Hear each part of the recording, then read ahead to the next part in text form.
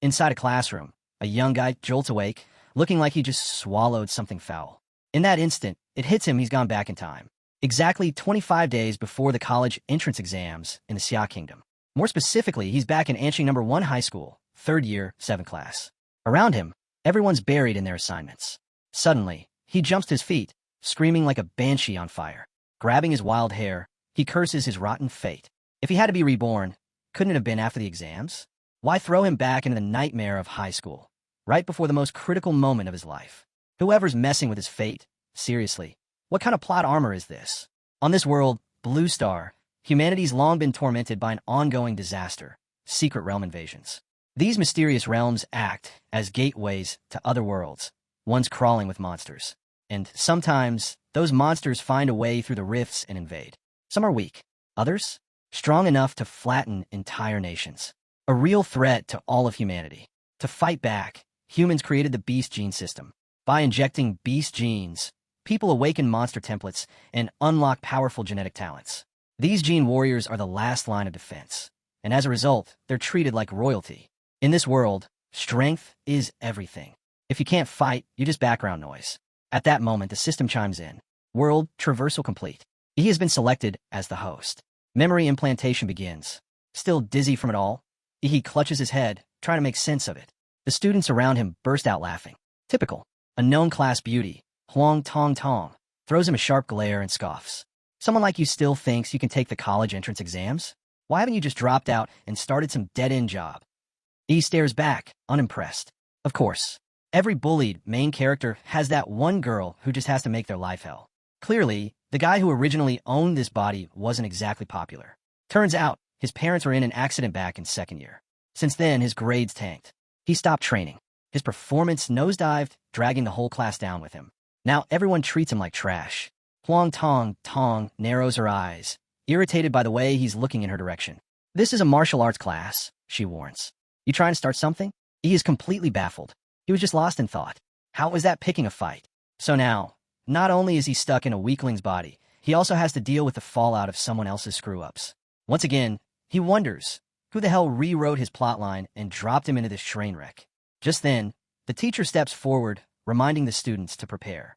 It's time to begin the genetic modification serum injections.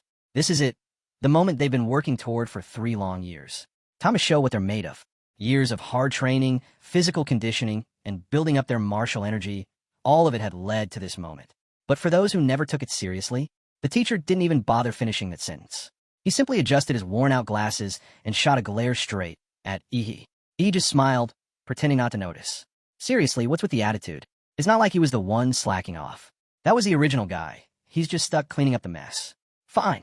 Since he's been handed this train wreck of a life, he might as well fix it right. Soon, the scene shifts to the gene injection hall, where all the students have gathered for the much-hyped genetic awakening ceremony. The room buzzes with excitement. Everyone's talking about which power they hope to unlock. Some brag about wanting a Tier 3 mountain splitter. Others dream big with a Tier 4 sea bridge dragon. One guy even joked about awakening a Tier 1 but beast. Amid the chatter, a huge machine roars to life. Cold air blasts from it as the doors slide open, revealing rows of test tubes, each one containing a glowing serum. These aren't just any serums. They hold the primal essence of magical beasts, collected and synthesized by generations of elite warriors. Once injected, each student would randomly bond with one of these beast genes. And as always, the stronger your body, the better your chances at awakening something powerful. Their exhausted-looking class teacher stepped up again, urging them not to panic. When the serum kicks in, stay calm. Let the power flow through you, he said. Easy for him to say. Names began to get called. One by one, students stepped forward, injected the serum, and instantly started screaming. Whether it was pain or pleasure, who knew? It sounded like a weird mix of both. He watched it all unfold. Yeah, he wasn't exactly thrilled about what was coming, but he didn't hesitate.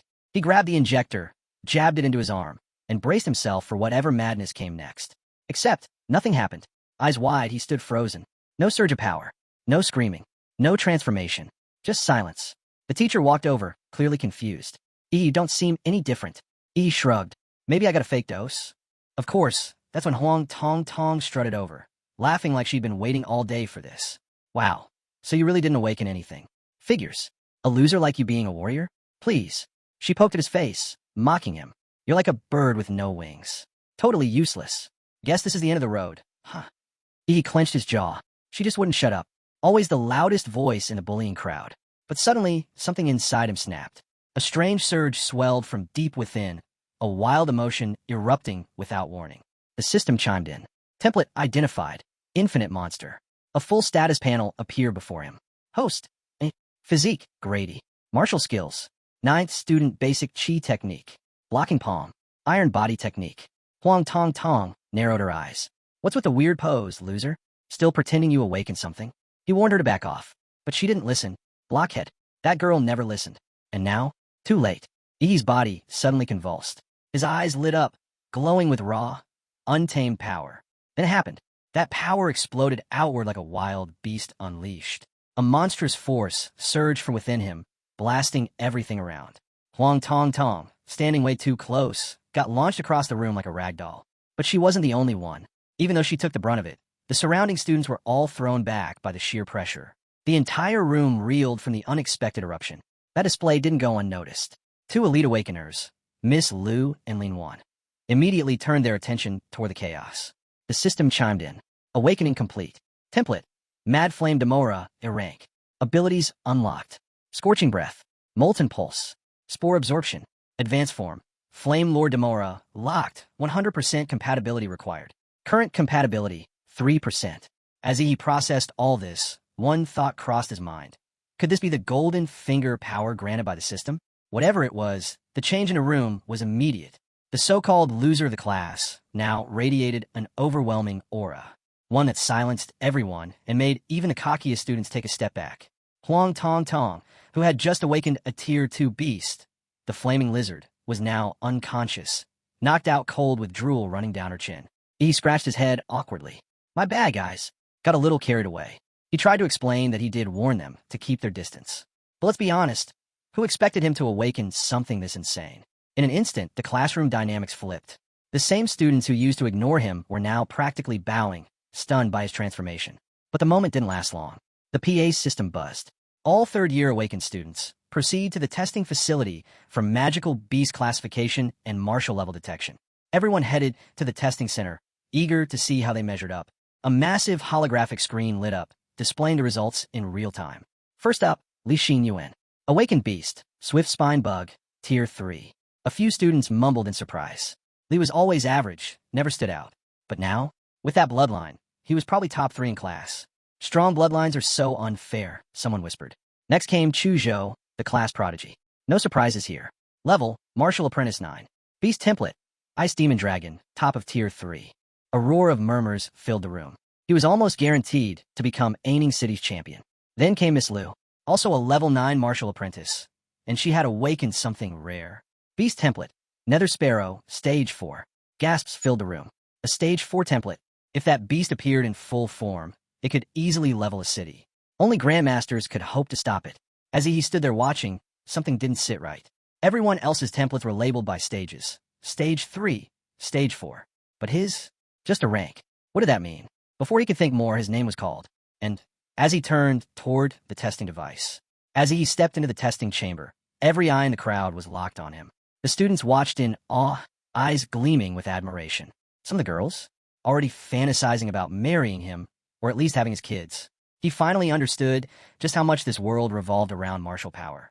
And now, with that attention aimed directly at him, it felt real. Carrying himself with newfound confidence, he walked into the tube chamber like he owned the place. The cheers behind him were deafening, like fans screaming for their idol. With an aura that wild, everyone assumed the same thing.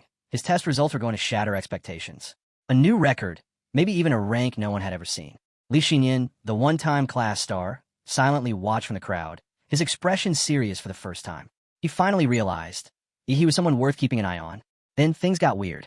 The moment Ihi's data popped up on the holographic display, it was underwhelming at best.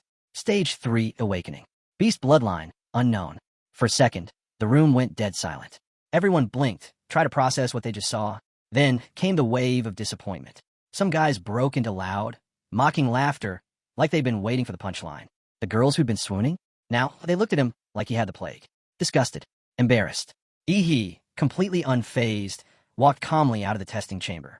This was what he expected. He knew full well his martial abilities and bloodline didn't follow the system's usual rules. The scanner hadn't even picked up his real template, but the system had. Infinite monster template activated. His template wasn't just different, it was limitless. As long as he met the conditions, he could keep unlocking monster forms endlessly. And with that, he set a goal, to become the king of monsters. Later that day, the awakening ceremony wrapped up. Classes ended. Inside the teacher's office, the old man raised an eyebrow. You want to take a break to study on your own and come back for the college entrance exam? Clearly, he didn't buy it. Do you honestly expect me to believe someone like you is going to actually study at home? But he was serious. I've fallen way behind. I need special training. If I follow everyone else's pace, I'll never catch up. The teacher stared for a moment, then said flatly, if you want to become a real warrior, college is the only way. Beijing University? That's no joke. Even with your bloodline, your foundation is too weak. You won't make it unless you're ready to fail and repeat the year. He shook his head. There's no time for that. I've got to move now. I know it sounds crazy, but I want to learn. I need this. Just look into my eyes. You'll see I mean it. The teacher paused, then sighed. Those eyes, they weren't the eyes of slacker anymore. They were sharp, determined. Fine, he said. But if you fail, you're coming back here next year. No excuses. A while later, he arrived at the Aining Warrior Center. He already knew his family's home had been mortgaged for 600,000 yen, and after the accident, the compensation totaled over $1 million. Now, he finally had the funds to head for the capital. But first, he had to get stronger. Now that Ihi had awakened his power, he was faced with two options. 1. Follow the traditional path and level up as a warrior. 2. Increase his compatibility with the Timura template. According to the Infinite Monster template data, every template starts with just 1 compatibility point. But Timura already had 3. That didn't add up. Where did the extra 2 come from? There was only one answer. Timura had absorbed energy from the gene awakening serum, boosting its compatibility, which meant something huge. Those expensive serums weren't just for awakening. They actually enhanced the model's abilities. If that was true, then grinding endlessly as a warrior might not be the smartest path. Instead, throwing money at compatibility upgrades? That might be the better move. And honestly, that plan suited Ihi just fine. He decided to head straight to the shop and get his hands on some genetic enhancement serum. But the moment he passed through the ID checkpoint and stepped into the building, his jaw dropped. His eyes widened in pure disbelief. All around him stood warriors, each one radiating power. Their awakened bloodlines were impossible to miss. The energy in the room was heavy, alive. But that wasn't what caught him off guard. Ever since awakening Mad Flame Demora, he had unlocked a unique sensory skill, magnetic field of life. Through this, Timura could detect living creatures by tracking their vital energy fields. Now, he could feel it, really feel it. The warriors in front of him were blazing with life force. He could sense their chi and blood, each body burning like a furnace. He could even hear the faint roars of the beast bloodlines within them. The power, the tension, the raw desire to dominate. It triggered something deep inside him. The blood of Mad Demora wasn't meant to stay quiet. That beast was a conqueror in its world, born to rule. But right now, he was still too weak. He could only hold that desire back for now. Still, he made a silent promise. Once he was strong enough, the world would know what it meant to face the king of beasts. Suddenly, a hand landed on his shoulder. Startled, he turned to see a young woman behind him. Don't stare at people like that, she said, casually. You're gonna make it seem like you want to fight. He blinked, a little embarrassed. Sorry, I didn't mean to. She laughed. It's fine. You must have just awakened. Huh? It's normal. Can't really control the instincts yet. Then she tilted her head. So, what brings you to the Warrior Center? I'm here to buy some genetic medicine, he replied. But this place is massive. I'm kind of lost. She smiled. I'll show you. But why are you looking for gene meds already? Is there something wrong with that? He asked. Not wrong, she said with a shrug. Just, gene medicine isn't cheap. Plus, if you use it too early, your body might build resistance. Most warriors wait until they hit a bottleneck to get the most out of it. That made him pause. How much does one cost anyway? At your level, she said, you're limited to the basic Solitai potion. That'll run you about 400,000 yen. He nearly choked. 400,000? For one, the Bro King of Beasts felt like passing out. Even with everything he had, he couldn't afford 5. But he needed it. Somehow, some way, he had to get that potion, hoping to save some cash. He casually asked the woman if she knew anyone who could help him get the gene potion at a discount. Turns out, she was a kind soul. She handed him a business card, a referral from a veteran warrior. If everything went well, he could get a solid discount. He thanked her and took off. Maybe fate would bring them together again. After draining his account, he headed straight to a warrior gear shop to grab the essentials. By the time he was done spending like a lunatic, night had already fallen. Back at his apartment, He was ready to upgrade. He prepped the injections, and the pain hit like a truck. His body trembled. Bones cracked. Blood boiled. But through it all, his compatibility percentage steadily climbed. From 3% to 4%, and then to 7%. At the same time, his stats spiked. From 8 to 10, then from 10 to 15. That officially put him at armed rank 7. When it was over, he collapsed onto the floor, drenched in sweat and gasping. So this is what leveling up feels like, he whispered. Each gene shot had enhanced his physique. But by the last one, the gains had already started slowing down. Clearly, as his body evolved, basic mutations became harder to trigger. Still, not bad at all. What took others 3 years, he pulled off in minutes. And this was without even using Demora's full power. If he tapped into the bloodline's strength, maybe, just maybe, he really could dominate the exams. If cheat mode can't crush the geniuses, then it's not much of a cheat, he muttered with a grin. Now, it was time for the next step, heading into a secret realm. For reference, secret realms are ranked from S-class to E-class. The higher the rank, the deadlier the beasts inside. S-class realms are pure nightmares. If one ever spilled in the real world, it'd be the end. Total apocalypse. But for now, he wasn't diving into an S-class. He was headed to an E-class rift, located at a third-rate site in Aining. When he arrived, he noticed the place was nearly empty. Made sense. The realm was old, already picked clean of valuable treasures. Only weak beasts remained, mostly for rookies to train with. At the checkpoint, he approached the front desk and asked about his reservation for the E-class realm. The lady behind the counter didn't even glance up from her TV show. She just slid over a death waiver and his entry ticket. Without hesitation, he signed the waiver and made his way toward the rift. The closer he got, the more amped up he felt. This wasn't just a dungeon. It was the first step toward his rise as the king of beasts. He took a running start, leapt into the air, and dove headfirst into the portal, landing with a full-on superhero pose. Because why not? Inside, the realm opened up before him. 3 stars floated across the sky. Conlin Star, Onway Star, and Taiyin Star. He'd studied all of this in textbooks. But seeing it up close? Totally different. The secret realm was breathtaking. Then, without warning, danger approached. A mutant rabbit crept up from behind. First-rank beast, Bladefang Rabbit. It was ready to strike. The beast struck fast from behind, but he was faster. He'd already sensed it coming. The moment the Bladefang Rabbit launched its sneak attack, he snatched it right out of the air by its ears. A slow, eerie grin spread across his face. Really? You thought I couldn't sense you? He activated Life Magnetic Field, and in the blink of an eye, crushed the rabbit's skull with a casual squeeze. Just like that, his first kill. The creature dropped a beast core. Average quality, probably worth a few thousand yen. Not bad for his first few minutes inside the dungeon. At this rate, he could easily rack up serious cash. To put things in perspective, most people would work themselves half to death all month to earn just 3 or 4 times that. But here he was, making it in minutes. That's the difference power makes. Still, hunting low-level beasts wasn't the plan. If he really wanted value, he needed to go after something tougher, at least second rank. As if the realm itself heard him, a new enemy appeared. Second-rank beast, Corpse Demon Bug. It crawled right into his path, practically asking to die. He wasn't about to refuse. Drawing his short sword, he moved in fast and slashed at the creature's lower abdomen. He'd studied the monster encyclopedia enough to know. The back was a steel wall, but the underside? Way softer. The bug curled into a tight coil and spun toward him like a deadly drill. He braced himself, slammed his sword into the ground, and activated Hyper Beam. A scorching blast shot out like a fire cannon, smashing the bug dead center in the gut. But it wasn't enough. In a flash, the creature countered, spitting out several spinning discs from its mouth. That attack caught Ihi off guard. Seriously? It can shoot. He dodged with swift, nimble steps, barely avoiding the barrage. But his outfit wasn't so lucky. One slash shredded his clothes. Do you know how expensive this was? He shouted, livid. But jokes aside, he was starting to realize something. His current martial level wasn't enough. Without solid martial techniques backing him up, even with strong chi and blood energy, he was barely using half his full potential. That was thanks to the body's original owner being such a bookworm failure. Time to cheat. He activated Mad, Demora's bloodline.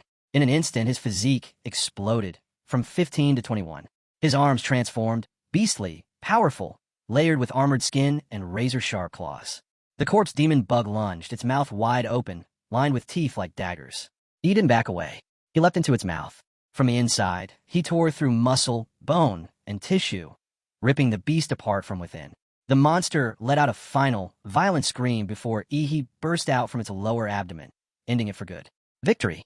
Now, with his physique at level 21, he had just crushed a second-rank monster like it was nothing. Still, after deactivating his bloodline power, his body had to vent all the excess heat. He felt like a living furnace, ready to melt the ground he walked on. And that sword he just bought? Corroded by the bug's venom. A weapon that cost 250,000 yen, trashed by one tier 2 monster. What a ripoff. He stared at the melted remains of his expensive sword and shook his head. Garbage quality. Total scam. Whoever sold this needs a 1-star review minimum. And if things couldn't get worse, his stomach started growling. The energy drained from his first real monster fight had left him starving. And of course, he didn't bring a single bite to eat. Then it hit him. A smell. Something fragrant. His eyes drifted to the green core sitting in the corpse of the demon bug. It shimmered slightly, giving off a faint scent. Was it tempting? Yes.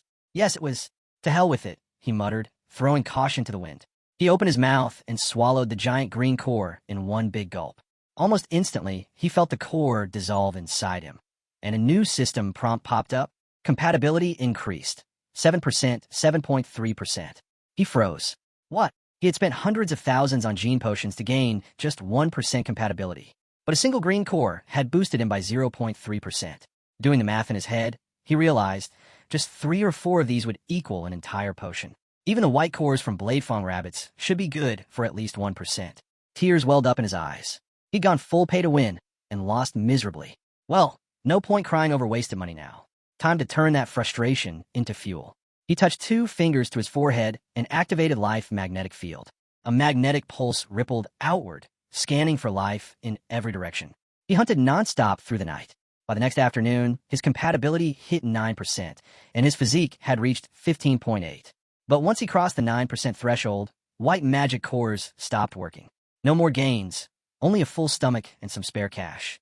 He packed up his loot, 20 white magic cores. For green magic cores. At the checkpoint, he casually dropped them on the desk. The receptionist's eyes widened. You're a high school student? She looked at the pile of cores like it was a miracle. According to government policy, martial artists had to turn over 1/10 of their haul. For every green core, he needed to trade in 5 whites. After doing the math, he still walked away with 200,000 Sea Kingdom credits. Not a bad haul for a rookie, but the clock was ticking. Only 9 days left until the college entrance exams. Meanwhile, over at a D-class secret realm, a squad of 6 warriors prepared to set out. Near the entrance, the team gathered for a quick briefing. The driver asked the captain, "Think we'll finally complete that Blood Jade Flower mission this time?" Captain Lin, a Tier 2 martial artist, replied calmly, "We already found the flower's general location last time. But with old Sheen injured, we're short a man." A young woman frowned. "So what now? We going in with 5? Another teammate chimed in. "The rules say we need 6 to enter a D-class realm. Are we just ignoring that?" Lin nodded behind him. "No worries. I contacted an agency. They sent us someone new." All eyes turned to Ihi, who casually picked his nose and said, "Sup. I'm Dadsla, level 9 martial disciple." Since Ihi was still technically a student and didn't meet the requirements to enter a D-class secret realm, he had no choice but to go underground. He used a shady agency to forge a fake identity. Cost him 100,000 credits. Total scam.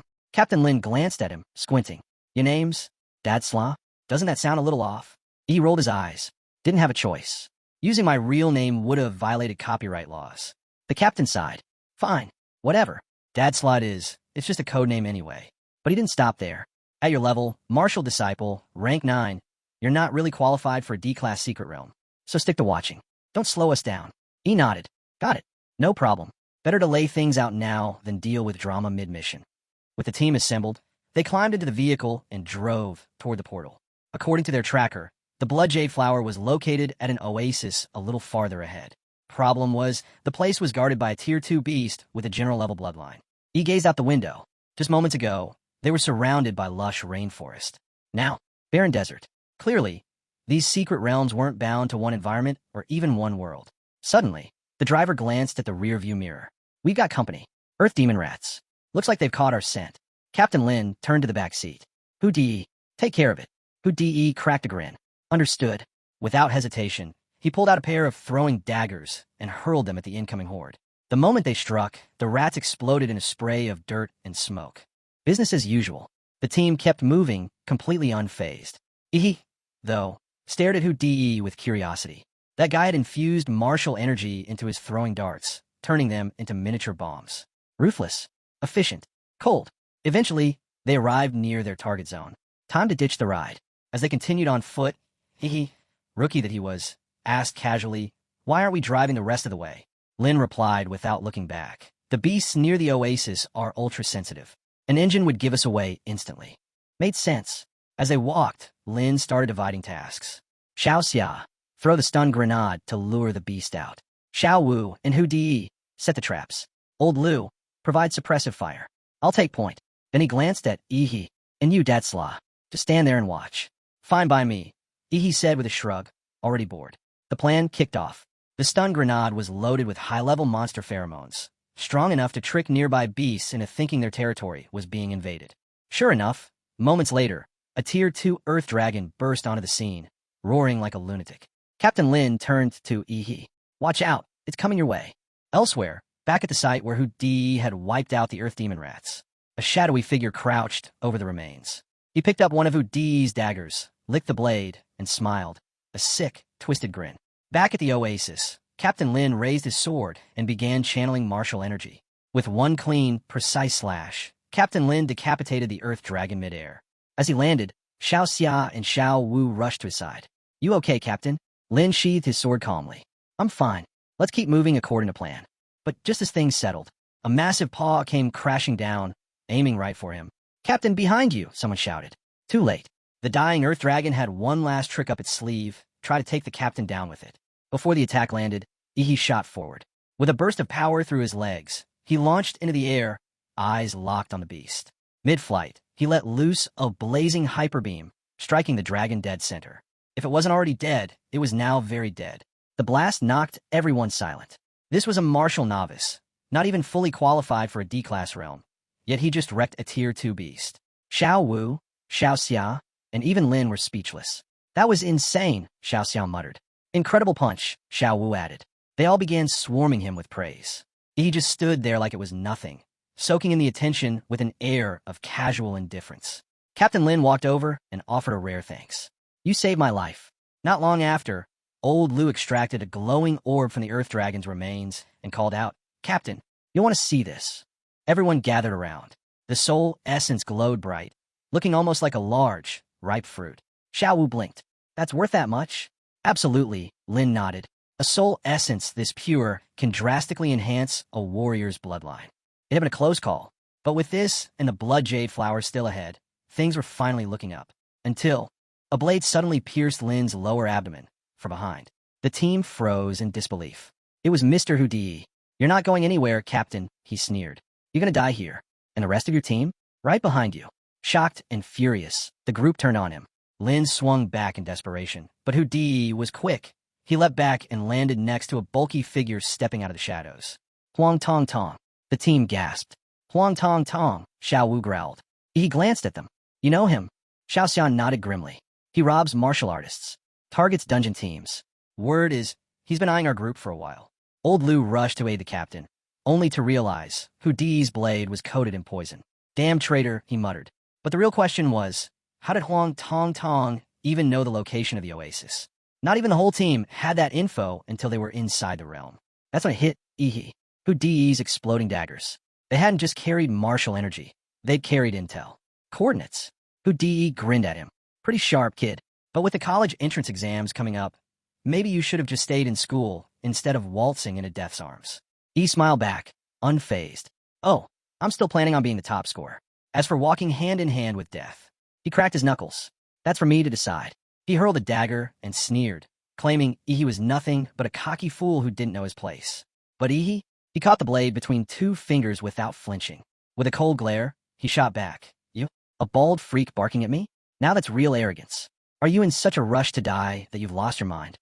The chaos around them only grew louder. He glanced around and said coolly, time to clean up the garbage. And by garbage, he clearly meant those two. Oh, Peng just chuckled, unfazed. In fact, he seemed amused. You're pretty interesting, he said, smirking. Then he turned to his man. Mr. Hu Di, go get me his head. Without hesitation, Mr. Hu Di, better known as Huda, pulled out a stack of throwing daggers and launched them all at once. They weren't just sharp, they were explosive. In a flash, he let out a roar. The shockwave alone was enough to obliterate the incoming daggers before they could detonate. But Huda wasn't done. In the blink of an eye, he vanished from sight, then reappeared directly above Yi. Watch out, someone shouted. But Yi was calm. With Huda's mountain splitter technique locked on him, he touched two fingers to his forehead. Perfect time to test this out, he muttered. In a split second, a beam of energy burst from his fingers, blasting straight through Huda's defenses and piercing his chest. One hit. That's all it took. Gasps rang out as Huda's body hit the ground with a lifeless thud. Could this guy really be a martial novice? He casually blew away the smoke curling from his fingertips. Another down. Huang Tong Tong's scalp clearly rattled. That gene technique of yours. What clan are you from? Ihi's eyes darkened. You want to know? Fine. I'm from the Deandra clan. He leaned in slightly. Why? You thinking of begging now? But Huang Tong Tong just growled. Even with the gene technique, there's no way you can close the gap between us. With a thunderous roar, he unleashed his bloodline power, tyrant terror, Black Bear. His body surged in size, now towering like a mountain. Then came his peak shaker technique. He didn't flinch. He lowered his stance, aimed low, and fired another hyper beam, right at Huang Tong Tong's legs. The massive man screamed as it connected, staggering from a hit. But he wasn't done yet. Huang Tong Tong raised a gigantic fist and brought it down with earth-shattering force. He had already leapt into the air, dodging it clean. Second-tier martial artists, huh? He muttered. Even my atomic beam couldn't crack that ankle bone. Then Huang Tong Tong jumped up, his titanic hands on either side of Ihi, ready to clap him in a paste. The shockwave from that clap alone could flatten a building. But Ihi vanished. He reappeared behind Huang Tong Tong, voice calm. My turn. Huang Tong Tong's eyes went wide. He activated another technique, core-fused, mountain-crushing fist. His hands expanded, glowing with martial energy. Then the fist came. They rained down like a storm. Relentless, unstoppable, pounding Huang Tong Tong over and over. He didn't even get the chance to defend. When the dust finally settled, he stood tall, steam rising from his fists. At his feet was what was left of Huang Tong Tong, a body covered in brutal, unforgiving blows. Even his face was unrecognizable. The others could only stare, speechless. From the wreckage, Huang Tong Tong groaned. Your gene technique, it releases toxic gas. He coughed, barely able to speak. You're despicable. You'll get what's coming to you, Henzone snarled, swearing vengeance as his aura surged with rage. He hurled another core-fused, mountain-crushing fist straight at Ihi. But Ihi, he didn't flinch. People could curse him all they wanted, from every direction, every angle. It made no difference. Their hatred would just keep stacking, and if Henzone wanted to join the queue, so be it. Remind me again, who the hell are you supposed to be? Ihi muttered. Just like that, the scene faded. 9 days passed. The long-awaited college entrance exams were now in full swing, and the Central Sports Stadium of Ant City buzzed with excitement. This wasn't just any event. It marked the beginning of this year's General Martial Arts School enrollment. Standing on stage, the host greeted the crowd, especially the students. Good luck, he said warmly. Let the competition begin. The entrance exam followed a knockout format. Students would face off in one-on-one battles, and only the winners would move forward. The event was set to last 3 days. The first 2 days focused on qualifying rounds. Each student had to fight 3 matches. Only those who advanced would get the chance to battle it out for the title of this year's top scorer.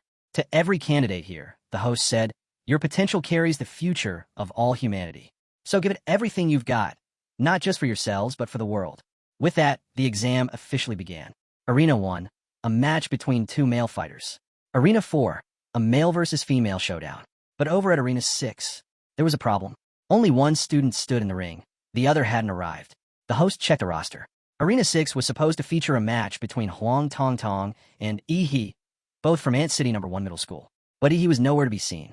As per the rules, if he didn't show before the match started, it would count as a forfeit. Huang Tong Tong stood there, arms crossed, looking smug. Her lips curled into a bitter smile. The humiliation from the Gene Conference still burned inside her, a scar she'd carry forever. She had planned to return the favor today, to put Ihi in his place using her flaming lizard. But that coward didn't even have the guts to show up. Pathetic. Whispers rippled through the crowd. Wow, he actually bailed? Seriously? He's scared. Cowards like him don't belong in high school. He should be out cleaning the streets or something. The referee raised his whistle and blew. Time's up, he began. Candidate, Ihi from Ant City's first high school. Suddenly, a powerful aura cut through the stadium like a knife. Everyone froze. Heads turned to the sky. Something was falling fast, like a meteor blazing toward Arena 6. Wait, was that a person? Gasps erupted. How could someone fly like that? The figure crashed into the arena with explosive force. The entire platform trembled under the impact. Dust filled the air. Huang Tong Tong squinted, confused. And before she could react, a foot came flying straight at her face. Boom! She flew off the arena like a rag doll, knocked out cold in an instant. He stepped forward, brushing off his clothes. Tisk, he muttered, watching her crumpled body. That was too close. Almost didn't make it. Come back next year. He muttered as Huang Tong Tong lay knocked out cold outside the arena. The host didn't waste a second. He is the winner, he announced loudly. He scoffed. That was the same girl who once bullied him? What a joke. The crowd erupted in cheers. They couldn't believe what they'd just witnessed. One kick, and it was over. And that entrance from the sky? Insane. Is that what they call a heavenly kick? Someone yelled. Right then, the system updated. He's total physique, 226. Compatibility, 20%. Not bad at all. A smug grin crept across his face. This boost was all thanks to Captain Lin and that blood jade fruit. Sure, it took time to refine, but now he could finally enjoy the ride. With Huang Tong Tong down, he wasn't done yet. He steamrolled his next opponents, Long Tao from A&N City's number 4 middle school, followed by another from the same school. 3 matches, 3 wins, all with a single kick. The audience went absolutely wild. The name they gave him? One Kick Superman. The host confirmed it. He from Ant City's first high school advances to the 3rd round. 3 wins, each in 1 strike. Back in the stands, a crowd swarmed him. Everyone wanted something, his number, his future plans. Some even tried recruiting him on the spot. Reporters shoved mics in his face. What's your dream university? Someone asked. He smiled, twisted into something proud, and just a bit unsettling. Huadu University. And just like that, the crowd fell silent. Then, they started to scatter. Too arrogant, they said.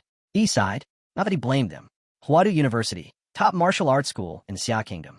Top 5 in the world. A place most students from N-City could only dream of. But hey, power speaks for itself. Let them laugh now. He couldn't wait to see their expressions when he claimed first place. Just then, a group of examiners approached. Excuse us, we'd like to retest your martial level. After a quick scan, the results made one examiner's jaw drop. Half a month ago, you were just a level 3 martial disciple. Now, level 9. Digging deeper, they discovered he had been sneaking into Itir's secret realms after school. Why risk the kind of danger before your exams? One of them asked. He shrugged. To find myself. He went quiet for a second. Before he died, my father left me a message. If I want to surpass humanity, I need to stop fearing death. I need to be brave and strong. Those words hung heavy. But what truly shook the examiners was what came next. He had been breaking through his genetic locks. They froze. This needed to be reported immediately. As they hurried off, he couldn't shake the feeling that all eyes were now on him, for better or worse. Inside the waiting room, he pulled out his phone. Dozens of live streams popped up, interviews with friends and families cheering on the examinees. He kept scrolling. No one was there for him. Not a single one. To Ihi, it was nothing new, being alone. Just an orphan no one cared about. Or so he thought. What he didn't know was that, back at home, his class teacher was watching the broadcast, fists clenched and cheering with everything he had. Back in the arena, Ihi stepped in for his next match. His opponent, Luo Xian, a level 8 martial disciple from the city's 3rd high, born of warrior parents, gifted with the bloodline of a rare 2nd-tier beast. On paper, a serious threat. He barely looked at him. Go on, he said, lazily motioning with his hand. You start. That casual tone? It hit Luo Xian like a slap. He snarled, rage building, and without hesitation, activated his bloodline. Dashing lightning claw. His body surged forward, blurring with speed, heartbeat thundering like a high-performance engine. Sparks flew behind him as the force of his martial technique broke the sound barrier. His claws were aimed straight for Ihi's throat, a blow that could take down even a level 9 disciple if it landed. But it didn't. Right as Luo Xian's arm reached him, Ihi calmly caught it midair. Not bad, Ihi said flatly. You've got speed, but are nowhere near Hong's level. Luo Xian's confidence shattered. Sweat poured down his face. Please have mercy. But Ihi didn't hesitate. He raised a palm and brought it down with thunderous force on Luo Xian's head. One hit. How cold. He looked around and scoffed. Is this it? Is there no one here who can actually fight? The host's voice echoed across the arena. Another win for Ihi. One strike again, this time against the seated player, Luo Xian. Dozens of cameras locked on Ihi, capturing every angle of his dominance. The live stream went wild. He made it look so easy. Luo Xian was strong, but he didn't even break a sweat. His strength, it's on another level. Even the women in the audience couldn't help but scream his name. Some joked they'd given their babies right there if he asked. In the crowd, Shun Guan stared as Luo Xian was carried off the field by medics. But instead of fear, his eyes burned with determination. He's the one I've been waiting for, Shun Guan whispered to himself. When we meet in the finals, I'll crush him. Elsewhere, inside the admissions office of Huada University, the head of enrollment had been watching closely. After seeing Ihi's performance, he snapped his fingers and ordered, "Get me everything on this student within the next 30 minutes." Meanwhile, the second group of qualifiers had begun. This match was intense and flashy. Two top-tier female fighters were facing off, and the crowd was eating it up. One of them, Kai Xiaoling, hailed from Anqing's second high. Petite frame, dangerous curves, and golden pigtails that she flipped with attitude. She shot a sharp look at her opponent, Lu Qingzhu. "I can't stand that deadpan face of yours." But Lu Qingzhu didn't flinch. She gave a polite bow, expression unreadable. She didn't need to talk. Her silence said it all. The whistle blew. In a flash, Kai Xiaoling moved. A level 9 martial disciple, she dashed forward and launched a sweeping kick aimed at Lu Qingzhu's neck, fast enough to knock most fighters to the ground in one move. Lu Qingzhu didn't even blink. She gently waved a hand, and the air around her seemed to warp, growing heavy and still. The air around Lu Qingzhu thickened, becoming dense and sticky, almost swamp-like. It was her martial technique in play, slowing everything down. Kai Xiaoling's powerful kick, sharp enough to cut through reinforced steel, hit that dense space, and suddenly felt like it was sinking into cotton. Even a high-speed camera struggled to track it. Her leg appeared to crawl in slow motion. Frustrated by Lu Qingzhu's unshakable calm, Kai Xiaoling doubled down. She cloaked herself in martial energy, eliminating air drag, and her figure blurred into a shadow. She darted around Lu Qingzhu, waiting for an opening. The moment she saw one, she struck, aiming a palm at Lu Qingzhu's side. But just 3 inches from landing the blow, her hand froze in place. She had walked right into a trap. A wave of suction burst from the air around Lu Qingzhu, powerful, inescapable. Kai Xiaoling tried to pull back, but it was too late. Then Lu Qingzhu finally moved. Her fingers extended, elegant and precise, glowing with a pale jade light.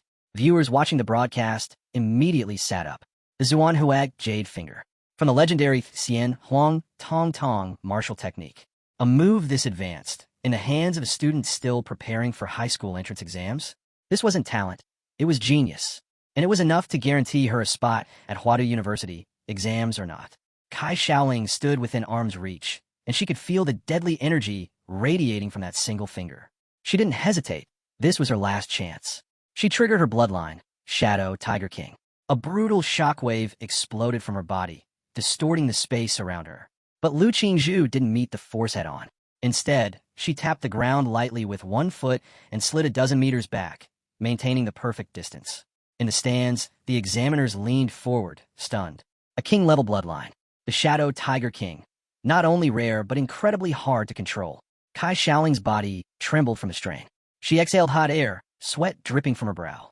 "Show me your phantom crow bloodline," she demanded. Lu Qingzhu finally spoke. Calm, crisp. "This is enough." Kai Xiaoling's fury ignited. "You think anyone beneath a warrior can challenge me?" With a roar, she charged again. Her blood energy spiraled into a raging torrent, her body moving like a tiger on the hunt. Her palms sliced through the air, aimed straight for Lu Qingzhu. But Lu didn't resist with brute force. Her hands danced, fluid and precise, like she was playing an invisible instrument. Her technique unraveled Kai Xiaoling's momentum, neutralizing it strand by strand until it vanished completely. Kai Xiaoling's attack had failed. Unwilling to back down, she pushed her blood energy to the limit, breaking through the subtle threads of Lu's defense. Midair, her small figure twisted into another devastating kick. Lu Qingzhu responded instantly. Zuan Huag, jade finger. The glowing jade tip met Kai Xiaoling's strike head-on. The moment they clashed, boom, the specially reinforced arena cracked apart, a deafening explosion erupting beneath their feet. Dust engulfed the stadium. Tens of thousands held their breath. All eyes on Arena 6. As the dust slowly cleared, as the dust began to settle, one figure emerged first. Kai Xiaoling, battered, her body streaked with dirt, staggered forward a few steps, then collapsed, completely drained.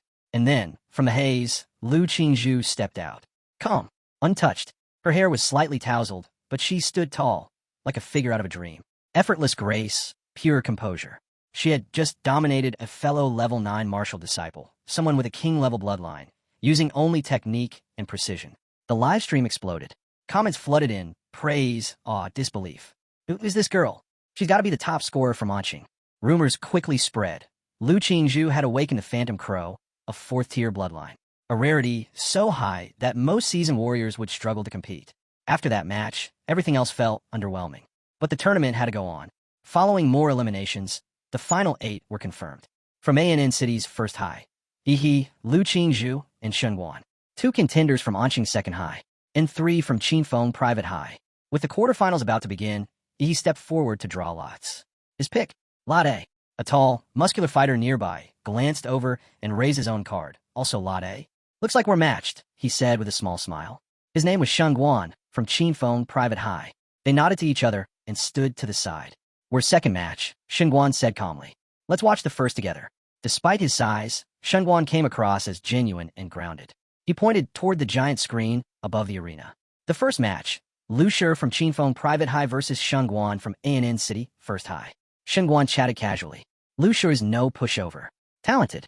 He's repeating this year just to get into Huadu. Mastered his bloodline pretty well. He glanced at Yihe. Shengguan's from your school, right? You must know him. Before Yihe could respond, the host's voice boomed through the arena. The winner of the first quarterfinal match, Shengguan, from ANN City, First High. In the stands, the principal of Qinfeng Private High slammed his fist on the railing. Damn it. First round, and we're out. Shengguan smiled. Lu Shi was our martial arts president. In terms of skill, even 2 of my classmates together couldn't match him. Then he looked Yihe dead in the eye. But you? I have a feeling you're different. You give off this pressure, like a volcano that hasn't erupted yet. A beast just waiting. He pointed to the stage. Our turn. With that, they both stepped into the ring. The host's voice rang out again. Second quarterfinal match. Shengguan from Qinfeng Private High versus Yihe from ANN City, First High. Tension crackled in the air. As the battle to decide the top 4 began, the 2 charged, fists meeting in a devastating collision. Boom! The impact blasted chunks of the platform into the sky. The solid stage beneath them cracked wide open, a deep pit forming at the center. The shockwave tore through the stadium, forcing the audience to shield their eyes from the blinding blast. Through it all, Shengguan sneered with excitement. The moment Yihe countered, Shengguan felt it. That strength, it was either equal to his own, or maybe even greater. A stream of blood trickled from Shengguan's nose. But instead of rage, his face lit up with wild excitement. Finally, a real fight. This wasn't frustration. This was pure joy. Someone who could stand toe-to-toe with him in raw power. And that made his blood boil in the best way. He quickly realized the nosebleed wasn't from the impact alone. It had to be from Yihe's bloodline. A technique that directly attacked his cellular structure. Subtle and dangerous. But no matter. Now that he understood the trick, he knew how to handle it. Shengguan's eyes narrowed with focus as he fortified himself. He summoned his martial energy to create a protective barrier around his body, enough to shield him from the mysterious radiation Yihe emitted. With a wicked grin, he nodded. You're a monster. That martial art of yours, it's incredible. But now was his turn. Time to show off the power that had been passed down through generations in the Shin family. With a sudden burst of energy, he activated the Shapewolf Fist, a feral, precise technique, followed by the Deer Peak. Swift as a snake, sharp as stag antlers, the double strike shot forward at lightning speed. He barely moved. Too late. The blows slammed into his lower abdomen, tearing through his defenses. The force sent him skidding backward, coughing up blood as he clutched his stomach. The one-kick Superman had just taken his first serious hit. Before he could even recover, Shengguan came charging again. Bear crash. This wasn't just brute force. Shengguan had embedded martial energy into every part of his body. His strikes hit twice as hard. And this time, Yi's previous opponents hadn't prepared him for this level of intensity. Neither had he. He tried to raise his arms to block, but Shengguan's limbs suddenly extended, becoming flexible and coiling. Like thick ropes, they wrapped around him, pulling him into a crushing hold. Turns out, he was only half right about Shengguan's martial arts. Yes, he infused his body with martial energy. But more than that, his technique allowed him to lock an opponent's energy.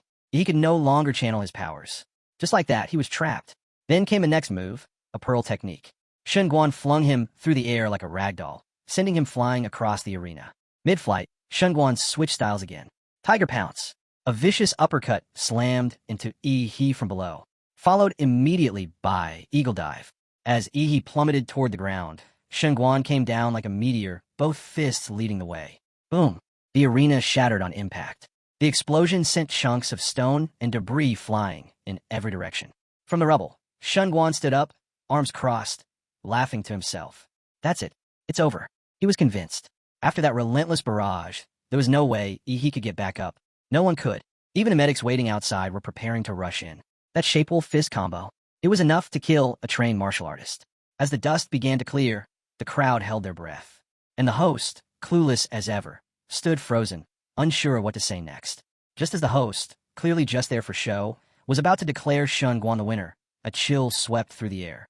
Shun Guan froze. Something was behind him, a monstrous presence, overwhelming and suffocating. He turned, and what he saw made his heart nearly stop. From the fading dust, a massive, scaled paw stepped forward, its surface coated in impenetrable armor, claws gleaming like blades. The aura? Immense, far beyond anything a normal martial disciple should possess. And then came the voice. Cool, calm, laced with quiet dominance.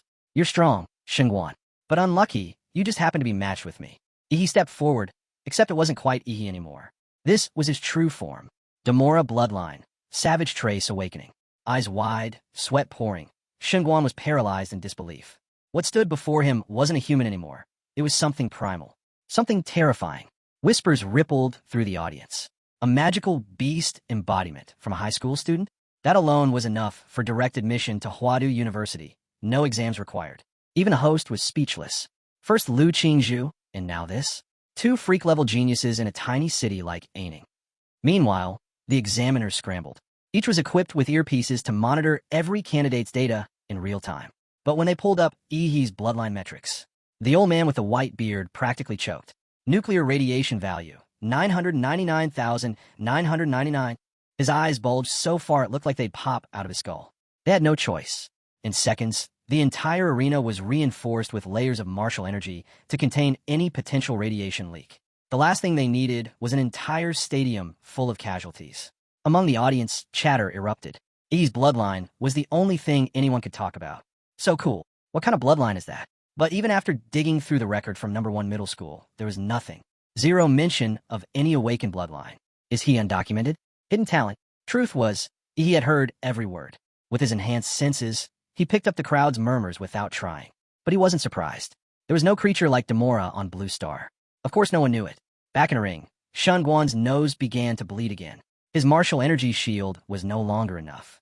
I's radiation had pierced through. Shun Guan knew this couldn't drag on. He needed to end it fast. Gritting his teeth, he activated his own bloodline, Golden Star Ape Demon. His body expanded, glowing with energy. Strength, speed, and durability all surged upward. Then came his formulous technique, Snake Strike, a high-speed, precision blow designed to finish things in a flash. But he was ready. He met it head-on with a devastating counterattack. Mountain Arresting Fist. It roared forward like a quake, an evolved version of his earlier Hyper Beam. Power condensed into a single, earth-splitting strike. The impact disabled Shun Guan's entire left arm. Had he not released his power in time, it would have been completely obliterated. Breathing hard, Shun Guan could only laugh bitterly to himself. So this is what it meant to go all out. And Ihi? He was no longer holding back. Eyes sharp, body radiating terrifying energy, he said to Shun Guan, calm and clear. You're impressive. But, unfortunately, Ihi said, this is where it ends for you. The outcome was sealed. No matter what Shun Guan tried now, nothing could turn this around. Meanwhile, the host, thrilled by the sheer level of talent on display, made his announcement loud and clear. In the second match of this year's top 8 qualifiers, a Third Order King bloodline has appeared. And not just that. The opponent possesses a mysterious and powerful magical beast bloodline, previously unseen. A rare showdown indeed. But Shun Guan knew better than to let the hype distract him. He exhaled slowly, calming his mind. Charging straight wasn't an option anymore. Ever since Ihi's bloodline awakened, his power had become unmeasurable. A head-on clash would be suicide. Shun Guan needed to rethink. Shift. Wait for his moment. As Ihi moved in, Shun Guan suddenly retreated, kicking off the ground in a controlled tactical withdrawal. But then he struck back. He activated Snake Strike again, his arms snaked out, wrapping tightly around Ihi's left hand, momentarily locking it in place. Ihi blinked, just for a second. That pause was all Shun Guan needed. He dashed behind Ihi and calmly said, I never intended to take you head-on. This was my goal all along. Then, without warning, he leapt high into the air, coming down with a brutal stomp, a move carrying the weight of what felt like 1,000 tons. Anyone else would have been crushed, but he stepped aside like it was nothing. Another leap back, Shun Guan retreated again, putting distance between them. He looked up and froze. He hadn't moved. Arms crossed, gaze locked. That terrifying aura hadn't wavered once. Then, Ihi spoke. My turn. He raised his right foot, and in an instant, he was in front of Shun Guan, ready to deliver another devastating mountain-arresting fist. But before the blow landed, Shun Guan dropped to his knees. I surrender, he said, steady and clear. He stopped mid-strike, stunned. He stood there, fists still charged, flames of battle still burning. He had been ready for another round, but Shengguan had surrendered? Damn it, he muttered. I was ready. He clenched his fists, frustrated. This is so freaking uncomfortable. Holding back this much energy is the worst. But rules were rules. Once a fighter surrendered, the match was over. The host raised his voice again, this time officially. Ihi is the winner. The crowd erupted. Deafening cheers echoed across the arena. Online, comment sections exploded with praise. Everyone was calling Ihi cool, insane, the future of martial arts. Clips of the match spread like wildfire. Ihi versus Shengguan became the #1 trending topic across multiple platforms. Ihi's fanbase grew by the second. Someone even created a fan group, Big Brother, filled with full videos, slow-motion breakdowns, and glowing praise. Inside the group, one message was unanimous. He's the top scorer this year. No doubt. Not even Xu Zhou or Lu Qingzhu can match him. Back at Qinfeng Private High, the principal sat trembling in rage. His top pick, Lu Shi, had already been eliminated. And now Shengguan, his last hope, had fallen too. The moment Shengguan showed his face again, the principal of Qinfeng Private High wasted no time unleashing his fury. You surrendered? Do you know how much money we poured into your training? You ungrateful brat. He spat out threats, demanding repayment. Don't even think about college if you don't pay off that debt. But Shengguan walked up calmly, placing his bloodied hand right on the principal's shoulder. What are you doing? The principal asked, clearly rattled. Shengguan looked him in the eye. I couldn't take that punch from Ihi. I surrendered so I wouldn't cripple myself. He leaned in slightly. Or, were you planning to take that hit from me? The old man's face twisted. And as for the support the school gave me, Shengguan added, I'll pay it back. Slowly, in my own time. But next time, don't threaten someone who's clearly stronger than you. The message was clear. The principal froze, his skin slick with sweat. His lips trembled as he muttered, fair point. Elsewhere, the dust of battle finally settled, and the top 4 of the year's college entrance exams were officially confirmed. Ihi, Lu Qingzhu, Shengguan, and one extra nobody that no one cared enough to remember. Meanwhile, over at ANN City's #1 middle school, the principal was on cloud 9. Grinning like a creep, he fanned himself smugly. Old Lou's been busting his back for years, he muttered to himself. Tommy got that promotion. The semifinal draw began. He stepped up and drew the first slot. Then, against all odds, Lu Qingzhu drew the other first slot as well. The crowd buzzed instantly. The first semifinal would be between the 2 biggest names of ANN City's #1 middle school, an internal matchup, and easily the most hyped battle in city exam history. The cold goddess Lu versus the so-called one-kick Superman. Fans were already debating who would win. Some were convinced Lu Qingzhu had the edge. She'd already crushed Kai Shaoling, who had a third-order king bloodline. Not to mention, she'd mastered not 1, but 2 royal martial arts techniques. And there were rumors of something even more terrifying. The awakening of her 4th-level Netherbird bloodline, still unrevealed. Yes, Ihi's Demora bloodline looked insane. But so far, the theory was he also had a 4th-level bloodline. And in terms of martial arts foundation, Lu Qingzhu's background was superior. Even Shengguan, a third-order king bloodline holder himself, had been forced to awaken his bloodline to stay in the fight. The comparison was intense. Finally, the moment everyone had been waiting for arrived. The semi-final match began. Cheers erupted. The arena shook with noise. Ihi and Lu Qingzhu stepped onto the platform, facing each other in silence. The referee wasted no time. Begin. The instant the words dropped, a thick cloud of dust and steam burst around Ihi, swirling violently and engulfing the entire stage. It was so dense, the audience could barely see anything. Lu Qingzhu narrowed her eyes. Her vision was completely cut off. The steam choked the air, clouding everything. She scanned the fog, and then up ahead she saw it. A silhouette, towering, unmoving, and radiating a terrifying aura. So, he was hiding in the fog. She steeled herself. Let him be strong, she thought. Stronger than the rest. From the audience's perspective, it was hopeless. They couldn't see Ihi at all. Lu Qingzhu was only a faint blur. No one could make out what was happening. At that moment, the crowd had no choice but to turn to the one person who could explain what was happening. The host. The tension was thick in the air as the crowd held their breath, watching every move unfold. The host kept the energy alive, firing up the audience with one burning question. How would Lu Qingzhu, the Lu family's prodigy, handle Ihi, the unexpected dark horse of this year's entrance exams? With steam billowing around him like a storm, was it possible Ihi had awakened his bloodline again? That remained to be seen. But in truth, what he had done was slip directly into a state of blood awakening. not to power up an attack, but to shroud the battlefield in mist. The purpose? To block Lu Qingzhu's line of sight, giving him those precious few seconds he needed to analyze and adjust his game plan. He wasn't expecting her to strike first anyway. That was never her style. He had studied her fight with Kai Shaoling in detail and shaped his strategy around it. He knew her martial arts were a league above his own. No matter how strong he got, brute strength alone wouldn't be enough to land a hit on her. She was a combat genius, sharp, adaptive, and deadly. The longer the fight dragged out, the more it would tilt in her favor. He had no choice. If he wanted a shot at winning, he had to go all in right now. With a thunderous boom, he launched forward, unleashing his mountain-arresting fist. The ground shook as he surged straight at Lu Qingzhu, his fist glowing and aimed for her like a missile. But Lu Qingzhu didn't flinch. Calm and alert, she raised her arms, manipulating the air in front of her like a flowing shield, ready to absorb the incoming blow. She believed if he wanted to throw the first punch, she'd be ready to block and strike back with precision. But he had something else in mind. At the last second, just before impact, he pivoted sharply, deactivating the fist technique mid-attack. Twisting his waist and hips in one fluid motion, he shortened the distance and called forth a phantom tail. Demora's thick tail, forged from pure martial energy.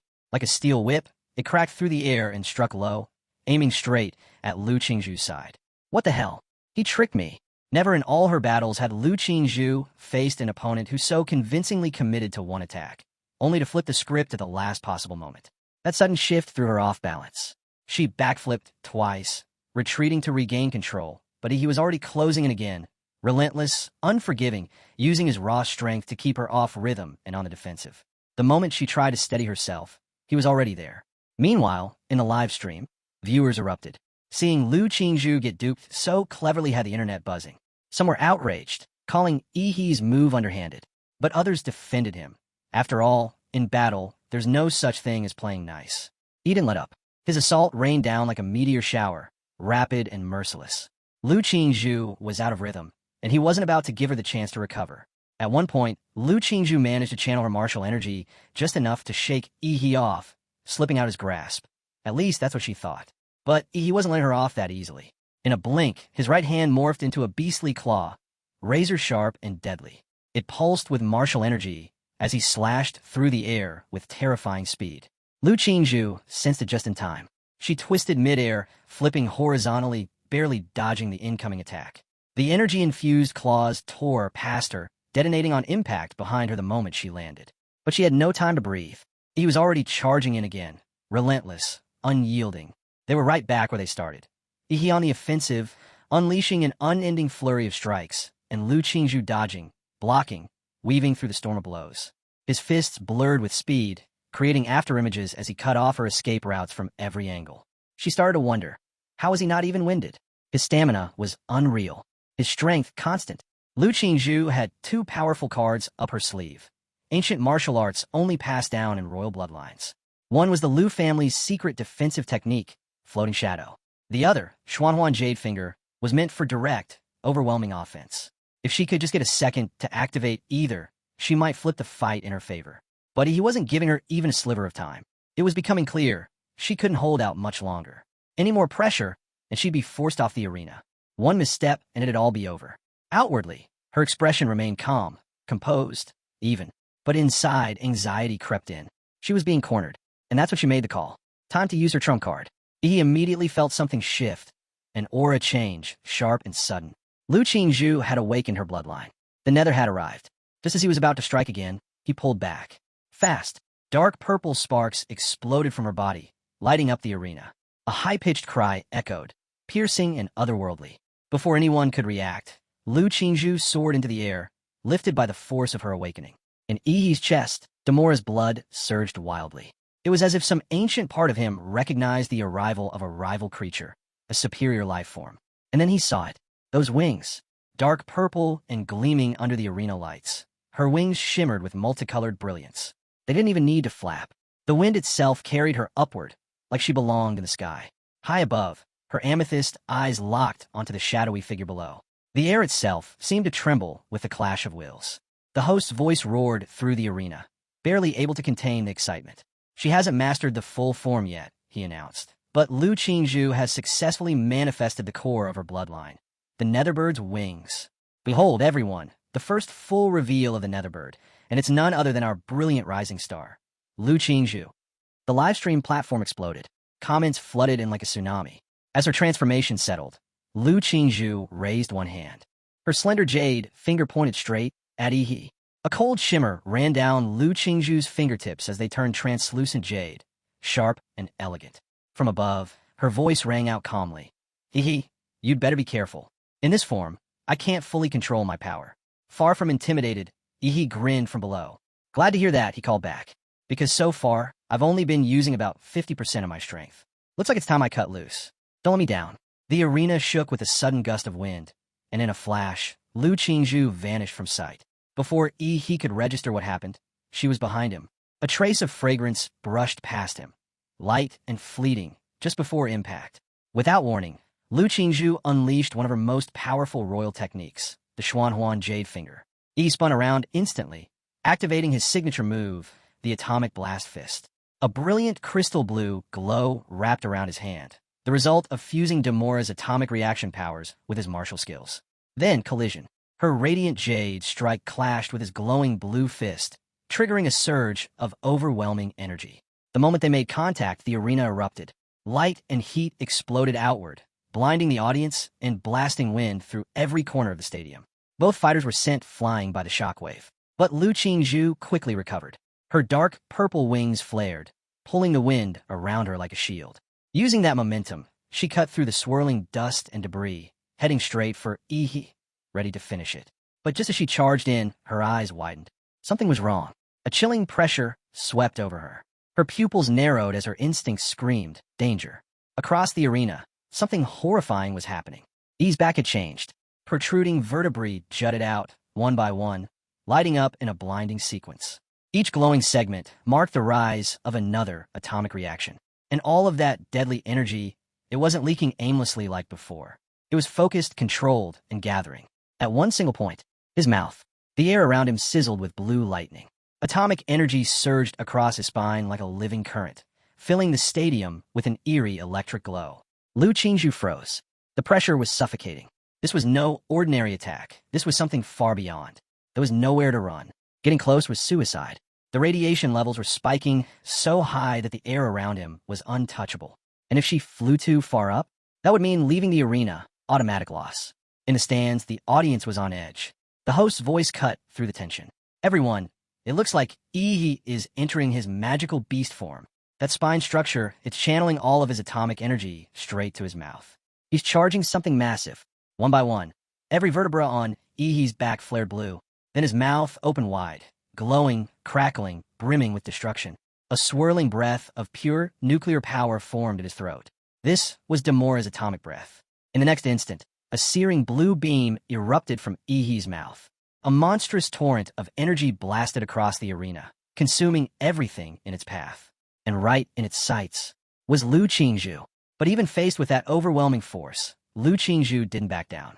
Instead, she braced herself and did the unthinkable. She folded her wings tightly around her body, locking herself in with steely resolve.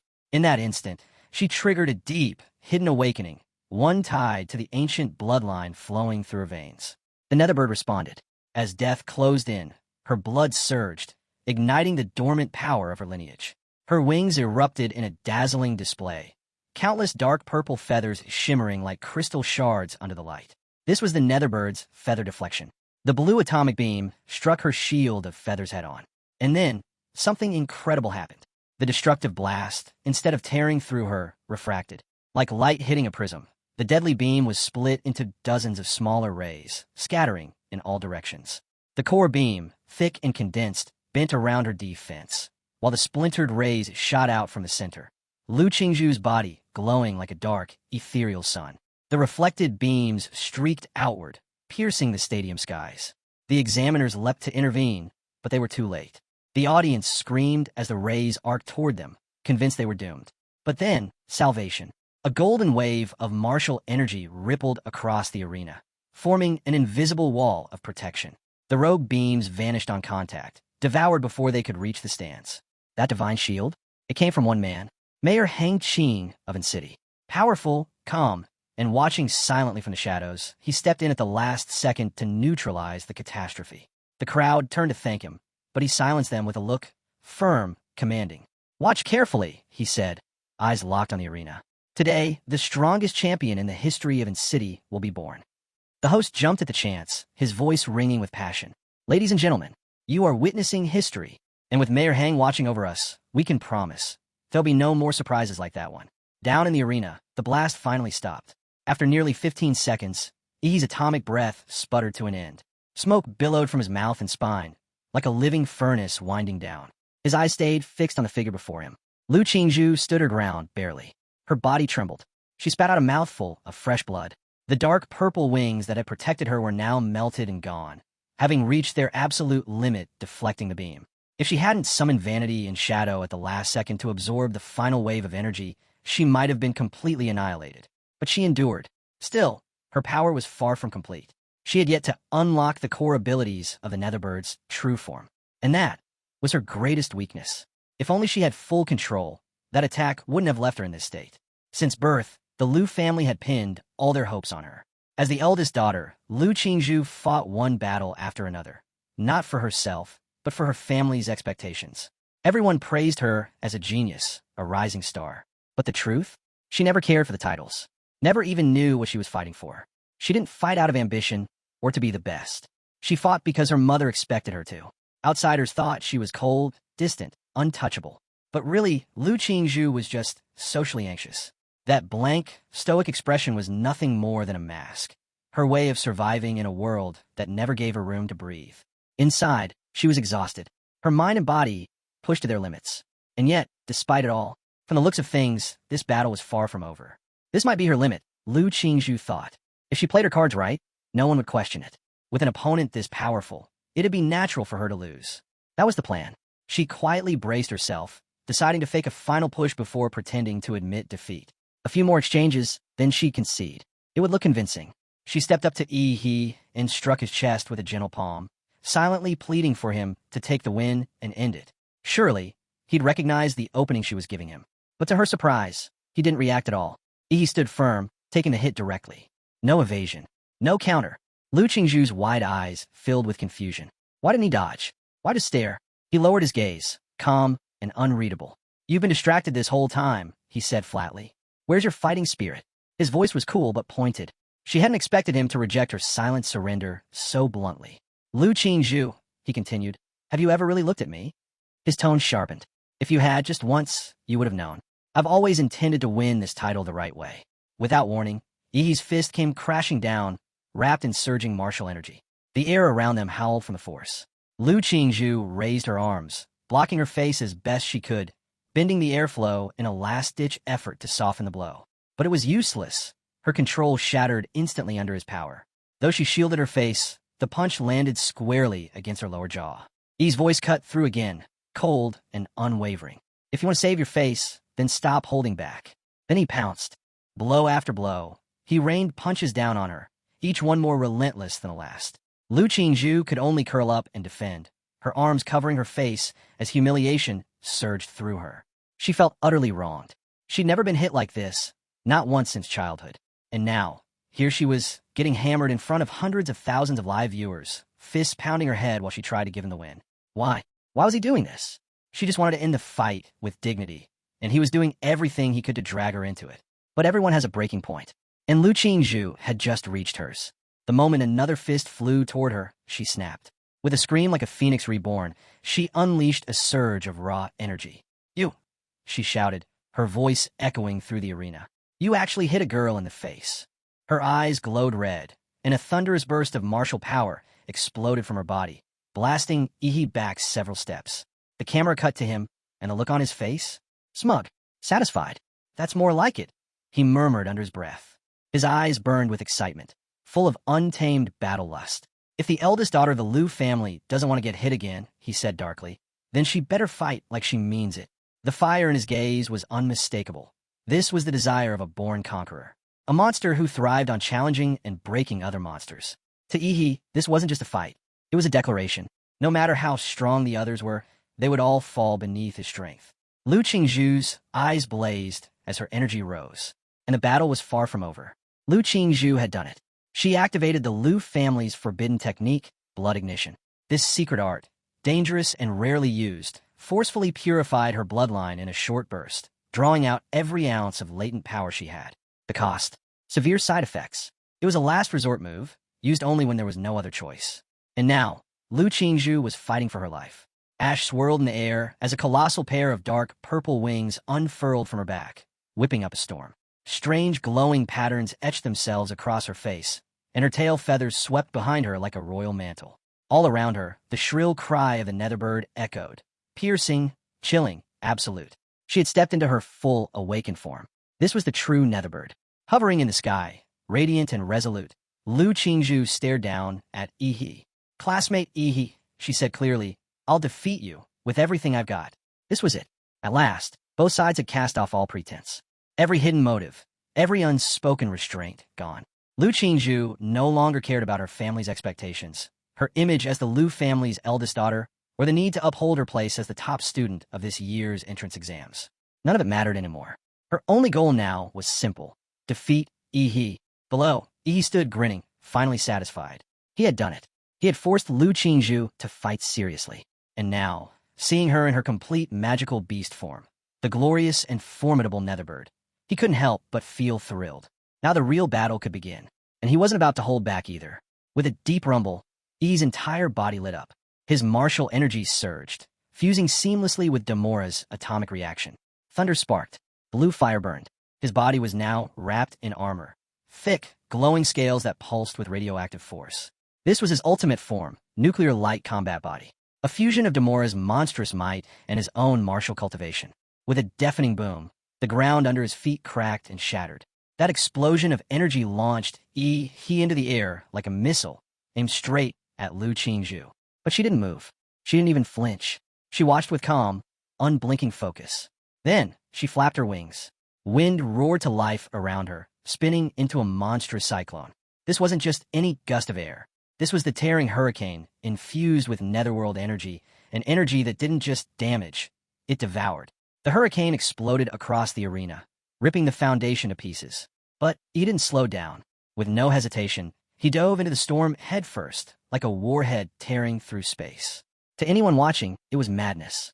Charging into the tearing hurricane was suicide for most martial artists. That energy would tear apart flesh and bone, soul and spirit. But he wasn't like the others. The moment he pierced the heart of the hurricane, he activated his atomic fist. Boom! A massive explosion of blue energy tore through the storm, punching a hole through the whirlwind of death. The blast shot forward with unstoppable force, straight at Lu Qingzhu. And then, she made her move. Lu Qingzhu tapped into the deepest core of her netherworld bloodline and unleashed its raw, explosive power. She activated the cry of the netherbird. The strange markings on her face instantly flared red and purple, burning like searing iron against her skin. She clenched her jaw, braving the pain, and then opened her mouth. A devastating sonic wave erupted. The air around her twisted and cracked as the visible sound waves swept toward Yi. The shock ripped through him, and the atomic energy in his body flickered violently, like a candle caught in a storm. Had Yi's Demora bloodline been even slightly weaker, his organs would have been torn apart on the spot by the netherbbird's roar. This attack could have killed him. But Yi, ever unfazed, chuckled. "You think you're the only one who can scream?" His atomic-charged eyes gleamed. Then, he roared back. One by one, the vertebrae on his back lit up with blinding blue light.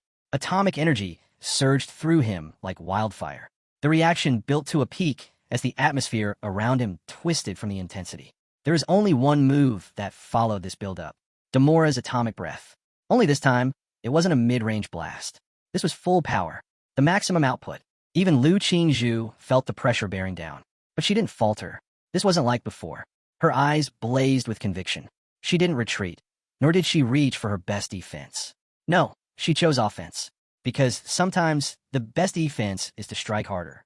She pressed her middle and index fingers to her forehead. A brilliant jade light shimmered from her fingertips.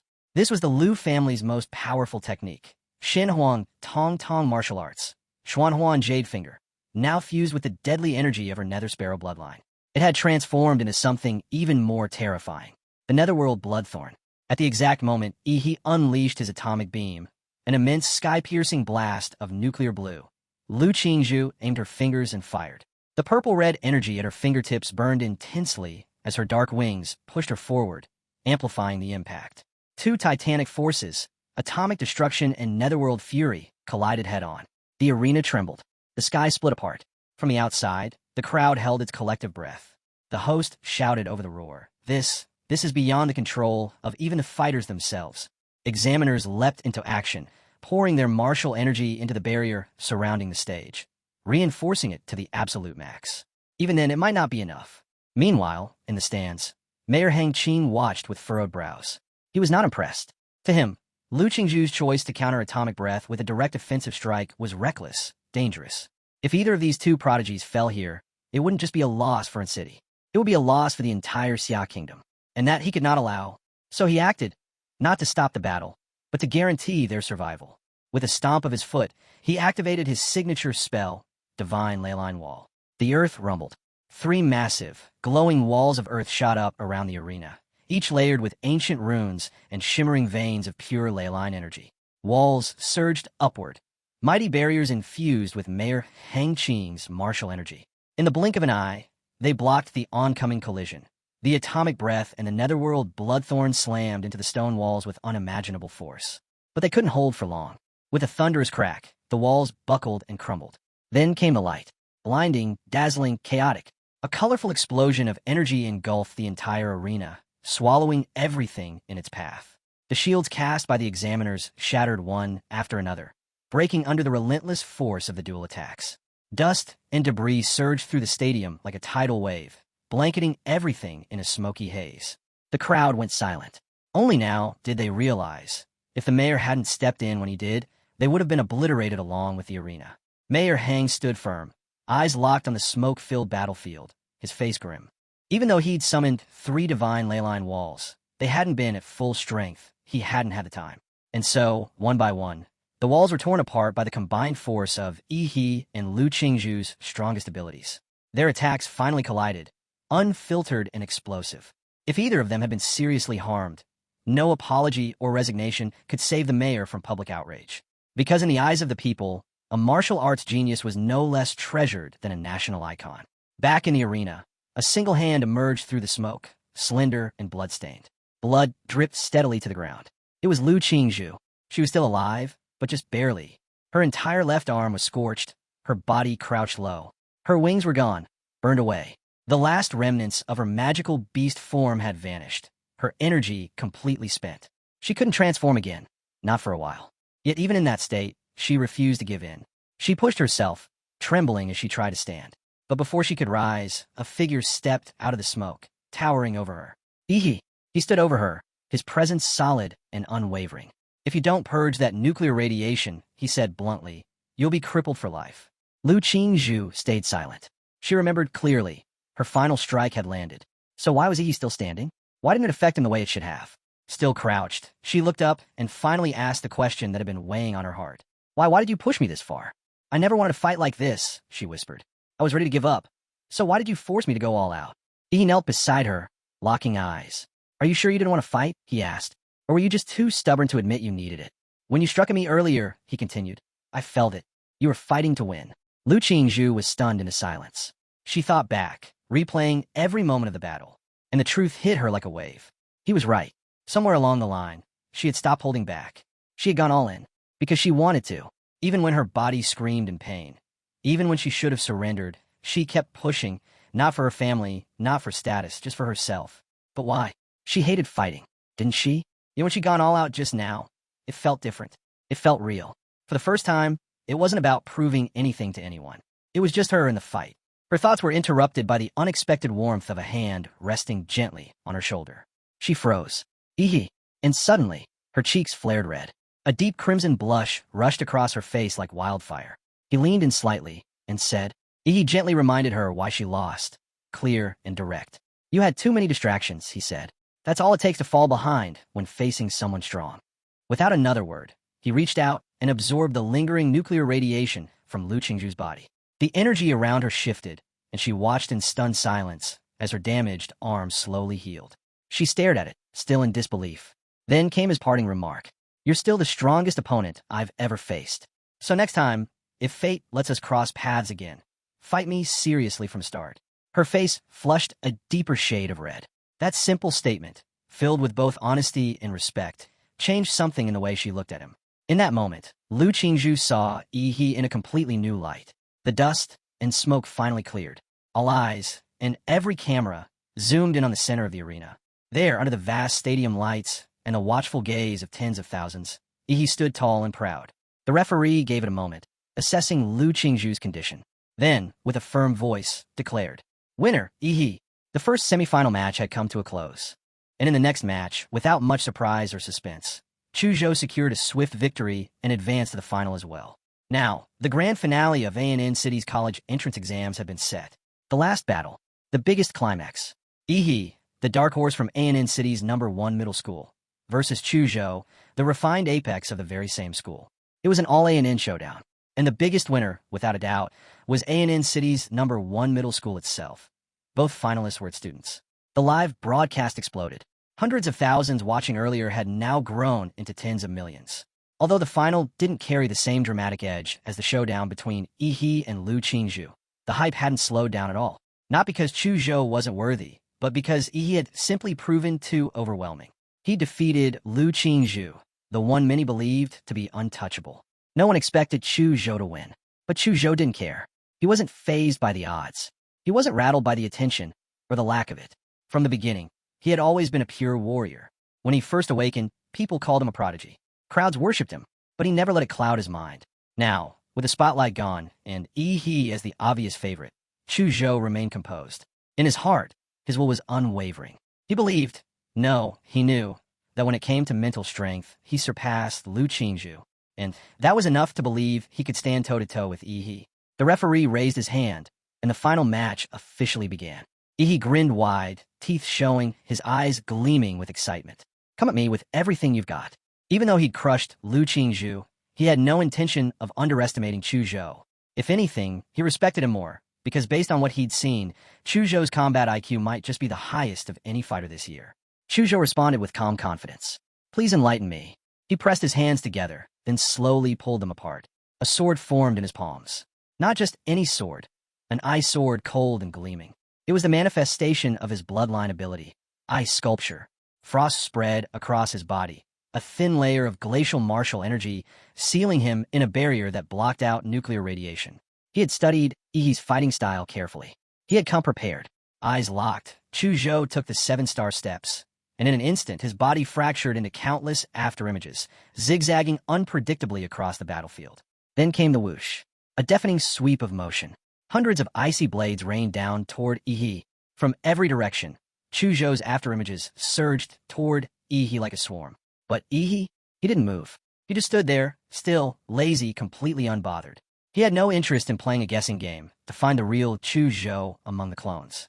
He had his own method to cut through illusions. With a deep breath, he clenched his fists. The muscles in his arms bulged, solid and rippling like steel.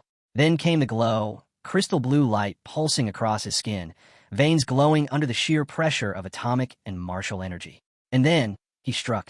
With explosive force, he slammed his fist into the ground. Boom! A nuclear shockwave burst outward in all directions, the floor beneath him erupting as blue energy engulfed a 10-meter radius. The entire arena quaked as though struck by artillery. Chu Zhou had no choice but to retreat. He looked at the ground in front of him, cratered, torn, like it had been pounded by a barrage of cannonballs. What kind of monster is this guy? There was no way he could take Yi head-on. Even Xinguan, the powerhouse of Qinfeng Private High, known for overwhelming physical strength, had surrendered when Yi's awakened bloodline came into play. That settled it. Chu Zhou knew what he had to do. Close combat was suicide. Time to strike from a distance. With a deep inhale, Chu Zhou activated his bloodline awakening. Ice element dragon energy erupted from within. Crystalline dragon scales coated his body, shimmering with frost. His eyes turned golden, slit like a beast's, and 2 black horns curved from his head like polished obsidian. The air dropped. His power surged. Ice pulse. A frigid wind howled across the arena. Massive spikes of ice burst from the ground, forming into a towering tsunami, dozens of meters tall, rushing straight at Yi with unstoppable momentum. The audience gasped. Even the examiners were stunned. The ice dragon might be a 3rd-tier magical beast, lower than king-level bloodlines like the Shadow Tiger King or Venus Ape Demon, but in Chu Zhou's hands, it was devastating. Stronger even than Kai Shaoling's bloodline. Stronger than Shengwan's. The icy wave crashed over the arena, drowning it in white. The blazing summer stadium dropped to sub-zero in seconds. The live stream, once filled with non-stop praise for Yi, fell silent. Then came a different voice, the haters. Chu Zhou is too cool. Yi's done for. Down with that devil. Chu Zhou exhaled, his breath misting in the freezing air. The sheer release of energy had drained him more than expected, but he kept his guard up. He wasn't foolish enough to think he would go down just like that. And he was right. Suddenly, the live feed comments exploded again. The iceberg began to melt. A glow formed deep within. Then from inside the frozen mass, Yi's mouth opened wide, blue atomic light burning in his throat. And the next instant, boom! A blazing blue beam erupted from the ice, piercing through it like paper and heading straight for Chu Zhou. His eyes widened in disbelief. How? There was no time to think. Chu Zhou flung himself back, manipulating the ground beneath his feet. A massive icicle shot up in front of him, imbued with martial energy, a last-second barrier. The beam collided with it. Crack, boom. A massive explosion shook the area, but thankfully, he unleashed his atomic breath just in time. It wasn't nearly as powerful as before, though. He'd only used it to break free from the iceberg, trapping him. Still, the display was overwhelming. His abilities were beyond terrifying. Radiation, nuclear blasts, atomic lasers. Was a high schooler even supposed to have this kind of power? The ice surrounding him instantly evaporated under the scorching energy radiating from his body. As he stepped forward, cloaked in that signature nuclear glow, the reactions inside him intensified. Flames of blinding blue clung to him, burning so hot that even mist turned to nothing within 5 meters. I've been holding back more than I should, he said, walking straight toward Chu Zhou. With each step, the ground hissed and sizzled beneath his feet. Chu Zhou launched every ice attack he had, his bloodline power fully activated, but nothing worked. The gap between them was simply too vast. So far, only Lu Qingyu had managed to go toe-to-toe with Yi in this form. Even Shengguan had surrendered without a fight. Still, Chu Zhou refused to back down. His golden dragon eyes locked on Yi. This is my final move, he said, a technique he had originally saved for Lu Qingyu. Chu Zhou closed his eyes, cut off all his senses, and pointed his ice sword skyward. Frost climbed over his body, and the dragon scale crystals shimmered brighter than ever. This was the full force of his bloodline, soul-cutting sword intent. The first to react was the mayor, stunned as if witnessing a miracle. Sword intent? At his age? It was on par with the legendary Xuanhuan techniques Lu Qingyu had used before. A chilling wind swept across the arena. Then came the roar, a deafening clash of dragon and blade. Chu Zhou's strike landed. Drops of searing blood fell from Yi's hand, burning holes into the ground. There was a clean sword cut across Yi's hand. But even that wound began to squirm and close up, glowing faintly with that same eerie blue light. You'll need a better sword next time, Yi said calmly. Maybe then you'll actually manage to break my skin. Chu Zhou stood frozen, staring at the shattered remains of his sword. He'd lost. That much was clear. But he had to ask, how close was I? Yi smirked, a bit better than begging like a dog. Chu Zhou sighed, raised his hand, and turned to the referee. I surrender. And with that, Yi was declared the champion of the city's college entrance exam finals. The crowd went wild. Every live stream lit up with cheers, and social media exploded. The so-called dark horse of the year had defied every expectation, right to the very end. Now, Yi's name and face were everywhere. Billboards, news, streams. He had become a legend overnight, and the city was ready to celebrate. Champion. Everyone knew it now. The level of competition in XIN City's college entrance exam had reached new heights this year. And the one who came out on top, he wasn't just the strongest of this batch. He was the highest scorer in the exam's entire history. A record breaker no one would surpass anytime soon. Back at the stadium, the crowd roared his name over and over.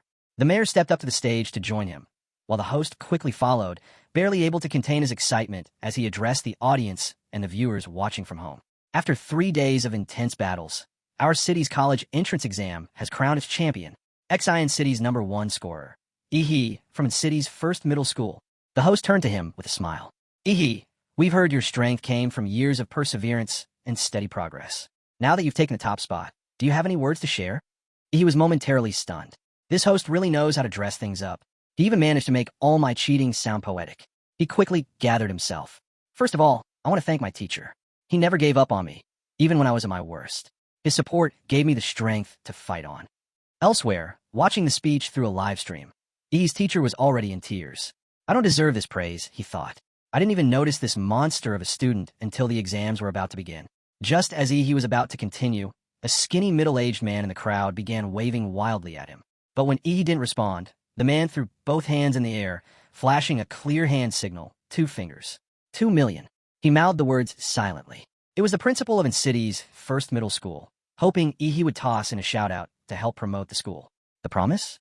A 2 million yuan scholarship. That was all it took. The money-hungry beast flipped his script immediately. Oh, right. And of course I want to thank my alma mater and our principal. His wise leadership brought us here today. He had no idea what to say at first, but the principal's not-so-subtle gesture cleared that up real quick. And finally, I want to thank myself. If it weren't for my own hard work and brilliance, I wouldn't be standing here right now. Not a trace of shame in his voice as he dropped that line. None. The crowd might have thought it was confidence, but anyone who knew him would call it exactly what it was. And then, right at that moment, the system's voice echoed in his head. Congratulations. You've earned the title of champion. A random template ability will now be awarded. His eyes widened. Wait, this template has an achievement system too. He wanted to check the new ability right away, but with tens of thousands of people watching, there was no chance. He'd have to wait. The mayor stepped forward to wrap up the ceremony, praising how smoothly the entire exam had gone and officially announcing its conclusion. But as soon as he left the arena, making his way through the corridor toward the exit, a mob of reporters burst through the doors like hungry hyenas, shoving cameras, microphones, anything they could get in front of him. And the moment he stepped out, Student do you feel any pressure now that you're the champion? The first prize winner. How did you improve so fast in just 6 months? Are you headed to Huadu University? Reporters bombarded him from all sides. He tried yelling at them to back off. He seriously needed to pee, but they weren't giving up. That's when some sleazy-looking guy squeezed up beside him, holding a phone inches from his face with a smug grin. Student real quick, who's prettier, Lu Qingzhu or Kai Shaoling? Or are you more into Xingguan? Maybe even Xu Zhou? He didn't say a word. He just took off, sprinting even faster. He had zero time for whatever kind of fan service nonsense this was turning into. After finally ditching the media mob, he slipped into an empty basketball court. Alone at last, he was practically buzzing with excitement. This new development with the system, it was wild. So he wasn't locked into just one template. He could actually draw more through rewards. That was insane, beyond anything he imagined. Just as he was soaking in the possibilities, someone appeared, interrupting his thoughts. A man in a black windbreaker approached him. Student congratulations on taking the top spot. Startled, turned, wondering if he was another reporter. But the man removed his hat with a polite smile and said, Relax. I'm not with the press. I'm from the imperial capital. He leaned in slightly. Let's talk about something a little more classified, like genetic locks. The moment those words landed, froze. He didn't know anything about genetic locks. His powers all came from the monster template system. Did this guy know something he shouldn't? Who even was he? Sensing He's hesitation, the man asked casually, Did your father ever mention the term genetic lock? He stayed calm and nodded. According to the original host's memories, that term had indeed come up once. Just once, and strangely enough, from his ordinary father. The man then pulled an envelope from his bag and handed it over. Aren't you curious how a regular taxi driver knew something like that? Doesn't add up, does it? E's eyes narrowed. Could there be something deeper going on? Was his father actually someone else entirely? The man continued. Because of your unique situation, the imperial capital has authorized access to a restricted file. Just for you. He opened the envelope, and what he read left his eyes wide. Project Prometheus, a major player in Blue Star's gene research world. Once a leader in the field, the institute had been blacklisted and chased down by nations everywhere after a major incident. Since then, its top researchers vanished, forced into hiding. One of their major breakthroughs? Genetic lock technology. As he read more, E's expression turned cold. So that's what this guy believed, that his so-called ordinary father had actually been a top researcher at Prometheus. And that he himself wasn't just some student with a lucky streak. He was a walking, talking secret result of one of their experiments. The man in the windbreaker quickly reassured him. Don't worry. The country has no intention of causing you trouble. I came here only to inform you. As the person directly involved, you deserve to know the truth. Clearly, he was worried he might freak out and do something reckless. After all, he was now a critical part of the nation's cultivation initiative. His safety had officially become a top priority. He said nothing. He just stared. He stared blankly at the man. If I told him I was calmer than he is right now, would he even believe me? But just like that, his attitude shifted. He suddenly felt like someone carrying a great responsibility instead of enjoying a convenient windfall. Man, being famous and important these days is such a pain, he muttered, smugly. Fame brought attention, and attention brought trouble. Society really did revolve around status, after all. With that, the man in the windbreaker turned and left the court. The second he was out of sight, Ihi's fake solemnity vanished. He rubbed his hands together, eyes gleaming. Money, fame, power. Not bad for a few days' work. He had made a fortune during these college entrance exams. Things were finally lining up for him. Entry into Hwada University, a 2 million yuan scholarship from his principal, and another 800,000 in bonus rewards. But more important than any of that, he'd earned the right to draw a new template ability. Sure, he knew getting another god-tier template like Mad Flame Demora would be rare. But still, there was always a chance. And he couldn't wait to see what came next. Without hesitation, he activated the system. A swirling vortex of deep purple opened in front of him, echoing with the roars of ancient beasts, like a cursed gateway filled with monsters lost to time. His jaw dropped in awe. Moments later, the results began to show. A thunderous stampede of footsteps rumbled through the air as the new template took shape. A D-rank Colossus-type humanoid. Bloodline ability, Gigantomachia. A 60-meter titan, cloaked in ultra-heated steam. Its evolution path, a fixed humanoid behemoth. Current compatibility, just 1%. He didn't look impressed. Compared to Demora's I-rank power, this titan felt underwhelming. But then, something clicked. His eyes widened. What if the abilities from different templates could be stacked? If he could combine the titan's powers with Demora's? Holy, the potential was beyond insane. This wouldn't just put him at the top of the food chain. This could make him the one and only true hybrid, king of all monsters. The apex of every template combined. Meanwhile, elsewhere, inside a dimly lit villa with a hauntingly elegant atmosphere, a massive man sat at a carved redwood table. His name was Huolong. He was on the phone, speaking to a business associate. Yeah, I've got personal matters to take care of. Cancel everything. He ended the call and let out a long, deep breath, tapping his finger rhythmically on the wood. The room was silent, save for the faint hum of a television broadcast in the background. Tap, tap, tap. Each strike left a deeper mark, until a dent formed under his finger. You see, Huolong's younger brother had been missing for over 2 weeks. The search team had come back with nothing. No body, no trace, except a bit of residue where the signal from his brother's device had last been detected. The tests confirmed it. Faint nuclear radiation. That was all Huolong needed. As a seasoned hunter of forbidden realms, he didn't need a full report. No explanation. No evidence. He knew. His brother was gone. And worse, whoever did it had cleaned the scene flawlessly. No blood. No clues. No mistakes. Huolong's eyes stayed fixed on the television. The footage replayed again. Ihi's battle with Lu Qingyu. That specific moment when Ihi unleashed his atomic breath. Huolong didn't need confirmation. He just knew. His gut screamed it. And the fact that Ihi was the only known individual wielding nuclear radiation ability sealed it. He closed his eyes, weighed down by sorrow and guilt. He'd warned his younger brother countless times to leave the underground world behind. But the kid never listened. And now, he'd failed. He'd made a promise to their mother before she passed, that he'd protect his brother no matter what. When Huolong opened his eyes again, he wasn't the same man. His entire aura had shifted, cold, terrifying, grotesque. He stared at the image on screen. Ihi standing triumphant, hailed as N-City's rarest genius. Hwada University would no doubt fight tooth and nail to recruit him, but it didn't matter. They wouldn't get the chance to see him enroll. Early the next morning, he was prepping for a secret realm expedition, eager to test out his new template and a few personal theories. That's when a courier arrived, handing him a letter. An actual handwritten letter. It was from Chuzhou. Apparently, the Huadu Central Research Bureau had detected a secret realm rift set to open at 3 p.m. that same day, right in N-City's Redwood Mountain. The estimated threat level? C rank? Maybe higher. Chuzhou wrote that he planned to join the team exploring the rift and asked if Ihi wanted to team up. Ihi blinked. His first reaction wasn't about the secret realm. It was about the absurdity of someone using a letter in this day and age. Seriously? What year does Chuzhou think this is? Could that guy be a time traveler too? 3 p.m., Redwood Mountain.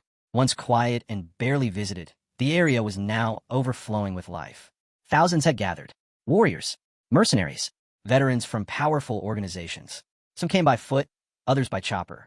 Military personnel had already set up base to prevent conflict. New secret realms meant danger, but they also meant untapped opportunity, chances to strike gold or shoot up the ranks. At the base of the mountain, Ihi finally met up with Chuzhou, now with a sword strapped to his side. Chuzhou took one look at him and raised a brow. You got stronger again. Ihi flinched. That creepy smile of Chuzhou's made it even more unsettling. Still, he was impressed. Chuzhou had a good eye. After all, he had just used part of his prize money to buy several gene serums. boosting his compatibility with the colossal humanoid template to 35%. Sure, it was a low-tier template, but its rapid growth made it highly efficient. Sometimes speed beat raw power. They chatted casually as they waited for the rift to open. Curious, he asked what university Chuzhou had applied to. Chuzhou's mood shifted for a second, but he still answered. Huadu University. He noticed, but didn't press. Maybe we'll end up classmates. Just then, the crowd erupted. The rift had begun to open, splitting wide into a glowing gap several dozen meters across. A rift shimmered open on the mountainside of Redwood Mountain, swirling like liquid stardust. Then, an ear-piercing screech ripped through the air. From within the rift, a massive three-headed bird burst halfway out, its feathers dark and laced with deep purple. Clearly a high-tier beast, it relied on its airborne dominance to try and seize the lead, forcing its way through the dimensional crack first. Too bad it picked the wrong crowd to show off to. Waiting outside were thousands of armed warriors, and the second they saw the bird, they roared in unison, a sound so thunderous it shook the entire mountain. The bird froze in panic. It turned to retreat, but it was already stuck, jammed halfway through the rift. Before it could even flap once more, a wave of warriors crashed into it like a flood. The poor thing was stomped into the ground within seconds, reduced to a pulp of feathers and shattered core. Ihi and Chuzhou followed the wave of warriors and stepped into the rift themselves. By the time they passed through, what was left of the three-headed beast had already been hacked to scraps. A pitiful end. Inside the Redwood Mountain secret realm, the scenery was surreal. Towering rainbow-hued trees stretched into the sky, each over 100 meters tall. It would take a dozen people just to wrap around one.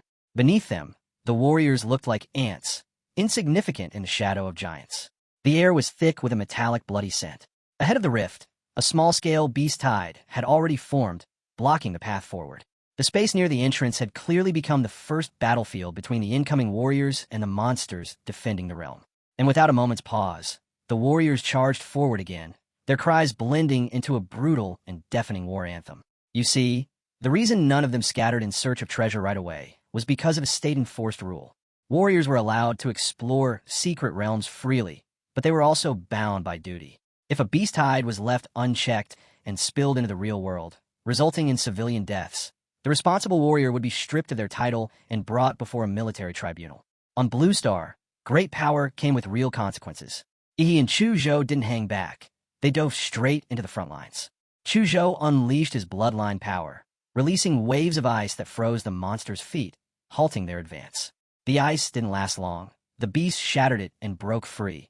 But even a few seconds of delay was enough for the warriors to strike hard and fast. Then, out of nowhere, a beast lunged at Chuzhou from behind. In the blink of an eye, it was obliterated. Ihi's atomic fist melted it into paste before it even landed. Chuzhou turned, nodding in gratitude. "Watch your back," he said dryly, completely unfazed. Then he added, bored, "None of these things are even worth fighting." And he wasn't wrong. A smoking trail of ruined monsters lay behind him, charred, disfigured, and motionless. Chuzhou just stood there, stunned. The scene was monstrous. He had already wiped out wave after wave of monsters with ease, while the other warriors were still carefully holding the line. It was obvious now. This was the sheer, devastating power of nuclear radiation. Silent, inescapable, unrelenting. What made it terrifying wasn't just its destructive force. It attacked life on a cellular level. The battlefield was now contaminated, and at the center of it all was Ihi, the walking embodiment of nuclear fallout, finally unleashing his radiation freely. The cries of beasts echoed constantly across the land. Bloody-mouthed monsters tried desperately to lunge at him, but as they approached, their flesh peeled, bones dissolved, and they collapsed into twitching piles of rot, melting before they could even touch him. Those few monsters that did manage to force their way through his radiation barrier were immediately met with a brutal atomic punch, obliterated on impact. Anything that tried to strike from the skies, obliterated midair by his iconic atomic breath, a beam of raw destruction that cut through anything. The only real difference between dying to his breath or his radiation field was this. One was instant, the other a slow, agonizing decay. Either way, the result was the same. He was terrifying, a literal death god on the battlefield. Wherever Ihi walked, life faded. The air itself grew toxic. His presence alone was enough to wilt monsters before they even realized what was happening. Even the warriors fighting beside him felt a deep, instinctual fear, thankful that he was on their side. Ihi, meanwhile, wasn't thinking about any of that. He simply stared at the pouches of harvested magic cores by his side, grinning like a farmer admiring a season's perfect harvest. That smile, disturbingly calm and satisfied, sent shivers through the warriors nearby. Their skin prickled with goosebumps. Honestly, he didn't even need his arsenal of atomic techniques. Just his nuclear field was enough to make most warriors think twice about ever standing against him. Elsewhere, on a nearby battlefield, several warriors struggling against waves of beasts looked back in confusion. Behind them, a large group of fighters appeared to be taking a break. One warrior scowled. What the hell? Why is it already quiet back there? Do they have a high-level fighter on their side? Nope, someone replied casually.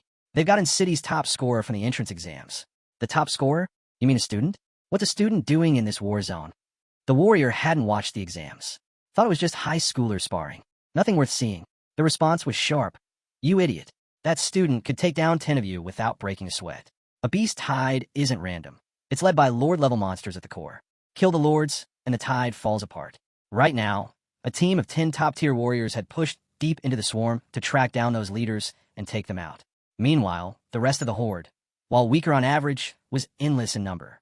And as the fighting dragged on, the warriors began to wear down. Then someone had an idea. Why not herd the beast straight toward their nuclear ace? No one knew who came up with it first, but soon a strategy formed.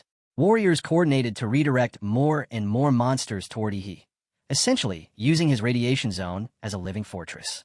Even high-tier magical beasts began appearing near his position. He didn't have to lift a finger. With the warriors shielding him from direct assault, all he needed to do was stand still, quietly, steadily, releasing death into the air. He continued to unleash lethal waves of nuclear radiation into the oncoming beast tide, turning the battlefield into a radioactive graveyard. Any excess radiation that happened to breach the martial energy shields of surrounding warriors, he effortlessly absorbed it back into himself. No harm done.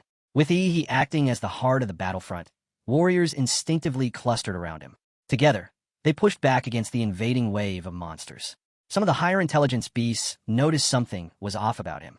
They sensed the danger, but unable to confront him directly, all they could do was rally more and more monsters to charge, hoping to overwhelm him through sheer numbers. The battlefield grew more intense by the second. Chaos roared from every direction. It was impossible to say how long the brutal clash raged on, until, suddenly, a flare lit up the sky. The signal, the decapitation mission had succeeded. Somewhere deep in the beast tide, the lord-level monsters had been slain. Across the battlefield, bloodied warriors looked up. Eyes dulled from the endless slaughter suddenly sparked back to life. The beast tide was breaking. They'd won.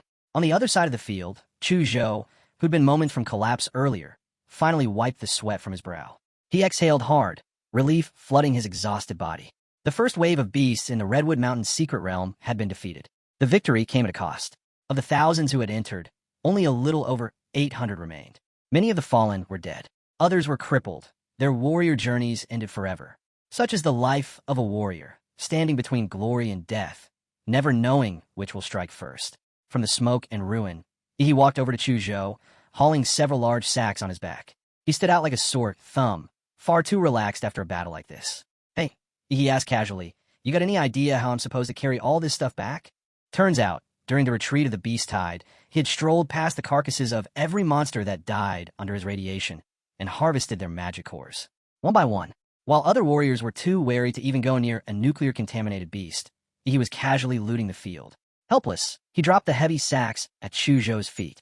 Without a word, Chu Zhou handed him a silver-black ring. A space ring. E's eyes lit up. Space rings were worth tens of millions. And this guy just handed one over like it was nothing? Damn, Chu Zhou, he said, grinning. Didn't know you were packing that kind of wealth. Before they could continue, a commotion rippled through the crowd behind them. The buzz of voices drew their attention. They looked up to see a large group parting like a wave. At the center of the formation, a tall man strode forward with deliberate purpose. The name was Wu Sun. He walked straight up to Yi. This was the man who, along with his elite group, had led the charge that brought down the Beast Tide's core. He was the leader of the famed Silver Wolf Martial Arts Group, one of the most powerful organizations in Aining. I heard about your performance from my team, Wu Sun said. You interested in joining us? He explained that joining Silver Wolf wouldn't interfere with Ihi's college studies. In fact, it would come with all kinds of benefits, subsidies, resources, even protection. To sweeten the deal, Wu Sun offered him an S-rank group contract on the spot. The surrounding warriors could hardly contain their envy. On Blue Star, few opportunities matched what Ihi had just been offered. On Blue Star, registering a martial arts group meant unlocking a world of opportunity. Sponsorships from major companies turned into funding and perks for group members. Without backing from a powerful martial arts group, even the most skilled warrior would struggle to afford the crushing costs of their profession. That's why the Silverwolf Martial Arts Group was such a big deal. They were one of the largest organizations in the entire Sea Kingdom. Even top students from the prestigious Imperial Capital University rarely qualified for S-level contracts. So Wu Sun offering one to he wasn't favoritism. It was proof of how much he valued his potential. Just then, the crowd stirred again. From between the warriors stepped a majestic tiger, its coat shimmering like polished obsidian. It wasn't a warcraft, but a genetically engineered beast from one of the leading biotech companies. Sitting cross-legged atop, it was a woman with a fierce presence. She glanced at Wu Sun, amused. So that's why he vanished right after the beast tied. He'd raced over here to poach a rising star. She turned to Yi. I'm from the Qingdao Martial Arts Group. We may not be as large as Silverwolf, but I can guarantee you this. If you join us, you'll receive 15% of our monthly training resources. Gasps erupted from the crowd. 15%. That wasn't an offer. That was practically an investment. Warriors exchanged stunned looks. Clearly, they had underestimated Yi's value. These groups were practically fighting over him. The other group leaders stayed silent. They wanted him too, but the offers from Silverwolf and Qingdao were so generous. They had to think hard about whether to compete at that level. But he didn't hesitate. He smiled politely and declined both. Thanks, but I'm not planning to join any martial arts group. At least not for now. Neither Wu Sun nor the woman from Qingdao seemed surprised. With talent like his, he didn't need backing to shine. To them, this wasn't about sealing a contract. It was about planting a seed, a connection for the future. More leaders stepped up, offered brief greetings, and left, content just to get on his radar. Interestingly, even Chu Zhou received an S-level offer from Wu Sun himself. And just like he turned it down. The crisis had passed. With the beast tide broken, the warriors began to scatter, starting the next phase, free exploration. He suggested heading to the treetops for a better view of the terrain. The secret realm was a sprawling forest of titanic trees, and mapping it out from above made sense. Chu Zhou agreed. They each had their own method for the climb. Chu Zhou bent his knees, gathered power, and launched himself upward. At the peak of his jump, he manipulated the moisture in the air to form a platform of ice beneath his feet, just enough to push off again with a second leap. Yi's method was far more direct. He activated his nuclear light combat mode, concentrated energy beneath his feet, and blasted off like a missile, rocketing to the treetop in seconds. He reached the canopy first, with Chu Zhou arriving right behind him. What they saw made Chu Zhou's jaw drop. What the hell is that? In the distance, slowly moving across the forest floor, was a group of black humanoid creatures. Massive, mountain-sized figures. Towering so high, they were visible even from here. Even from hundreds of kilometers away, the sheer scale of the black humanoid figures was staggering. Each one had to be over 1,000 meters tall. It was almost impossible to comprehend. Not really, he said, casually brushing it off. They're probably still young. In a few years, who knows, we might be able to take them down and maybe even uncover the secrets behind this place. Chu Zhou turned to him, silent. In his heart, he knew that if he were facing something that massive and unknown, he'd be afraid. But he was already thinking about conquering it. That was the difference between them. It wasn't just skill. He had an unshakable will. That's what made him a real warrior. Chu Zhou couldn't help but feel a little small in comparison. Meanwhile, he had no idea his offhand comment had triggered a 1,000-word self-reflection monologue in Chu Zhou's mind. In the poor guy's eyes, he was basically a life coach now. But he wasn't just sightseeing.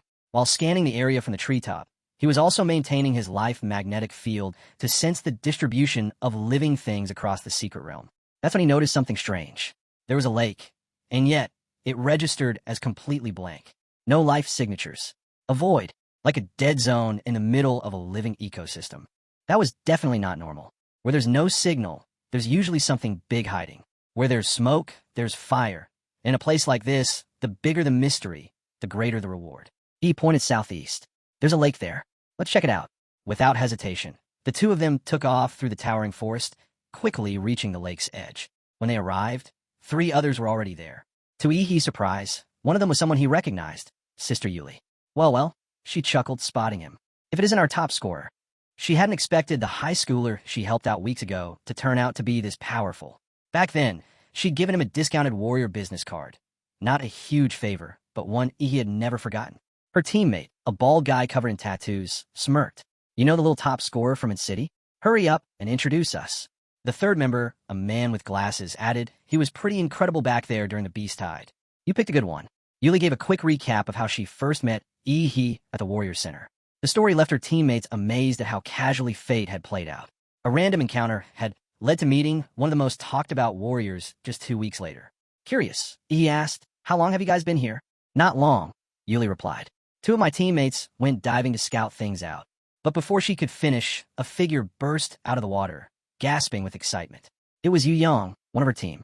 "Jackpot," he shouted. "Guys, we've hit it big. We're gonna be rich." Huang Tong Tong, Yuli's eyes lit up. "Wait, what do you mean?" "Slow down." Yong grinned wide. "There's a ruin under the lake." The moment he said it, the whole team buzzed with energy, everyone visibly thrilled by the discovery. Everyone except Yi, who blinked in confusion. He leaned toward Chu Zhou and nudged him. "Okay, what's so great about that? What kind of ruin are we talking about?" In this mysterious realm, ancient structures, the landscape, remnants believed to be left behind by a lost civilization hidden deep within the secret world. Scholars and experts have come to call them simply the ruins. These ruins are more than just relics. They house advanced technologies and strange artifacts, fragments of knowledge that, according to some, laid the groundwork for today's martial arts and genetic advancements. Chuzhou paused before continuing. "They say our modern fighting techniques, and even some gene tech, all trace back to discoveries made in these ruins." Yu Yang, maybe caught up in the excitement, shared this with his teammates, but forgot to check who was listening. His face tightened when he realized two outsiders, Yi and Chu Zhou, had heard every word. Regret immediately followed. His eyes turned sharp, his hand drifting toward the sword on his waist. Chu Zhou picked up on the shift. In places like this, where treasures lie buried, people often kill for far less. Bloodshed near ruins isn't rare. Greed makes monsters of men. Just as Yang was about to make a move, Yuli stepped in, shouting at him to stop. He leaned casually on Chu Zhou's shoulder, the two of them staring Yu Yang down with an amused smirk. "They're not just randoms," Yuli said. Yi and Chu Zhou ranked first and second in Ancidity's college entrance exams. They're miles ahead of your average warrior. If anything, we'd be lucky to have them on our side. That changed things. Yu Yang hesitated before asking, "So, how are we splitting the loot?" "Simple," Yuli replied coolly. "They get a cut based on how much they contribute. More effort, more reward." Yu Yang's eyes flickered. The rest of the team nodded in agreement. He kept quiet after that. With his future looking bright, he wasn't about to make enemies he didn't need. He took the lead as they made their way into the lake. Using their enhanced lung capacity, the six of them dove nearly 30 meters down. At the lake bed, Yu Yang spotted a familiar marker, guiding everyone into a submerged cave. A hidden tunnel lay inside. When they emerged from the water, they found themselves in a vast underground cavern. Yu Yang climbed ashore, frowning. "This is weird," he muttered. "Where's that guy? Wasn't Li Wei supposed to be on watch?" The tattooed man frowned. "He probably found something and bailed." Yu Yang pulled out a walkie-talkie and tried calling Li Wei. Nothing. Static. The silence gnawed at him. Something was wrong. Then, Yuli calmly asked, "When you first came down here, did you check for monster activity?" "No," Yu Yang admitted. "Li Wei and I dropped all the monster bait bombs. Not a single sign. Nothing came up." One of the female teammates looked uneasy. This cave gave off a bad vibe. With Li Wei missing, maybe they were walking into something far worse than they thought. Yu Yang snapped. "We have to go in. If we turn back every time things get risky, we'll be stuck as nobodies forever. Anyone scared can leave now." No one moved. Even a hesitant teammate stayed quiet. And then Yu Yang said it. If a mountain of gold was right in front of you, it'd go against human instinct not to reach for it. With that, the group pressed on. Yu Wang took the lead, but the air was heavy. Li Wei's sudden disappearance had everyone tense, alert for whatever threat might be lurking ahead. Yu Yang switched on an ultraviolet flashlight, sweeping it across the ground. Faint marks glowed, traces he and Li Wei had left behind earlier. They followed the trail deeper into the cave, the path slowly narrowing until only one person could pass through at a time. As they crept through the tight tunnel, Yu Yang's eyes darted about. He turned back, locking eyes with Chu Zhou, and silently mouthed a warning. "Something's off." Chu Zhou nodded subtly. "Yeah, the timing doesn't add up." They were both thinking the same thing. Yuli had said their group arrived at the lake just 10 minutes ago, tops.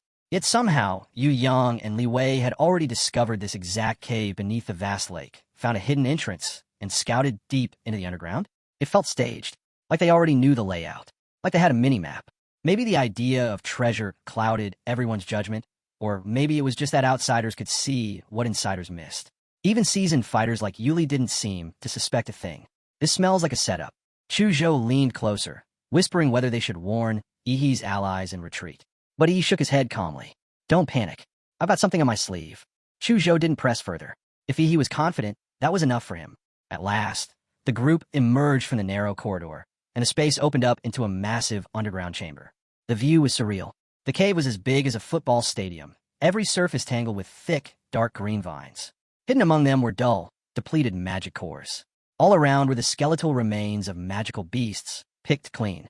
So that's why we didn't see any monsters on the way down, someone muttered. They were all eaten by something worse. Suddenly, a scream shattered the silence. One of the teammates pointed with a trembling hand. High above, suspended midair by piercing vines, was a dried-out corpse. The clothes were unmistakable. It was Li Wei. Yuli and the female teammate froze, eyes wide in horror.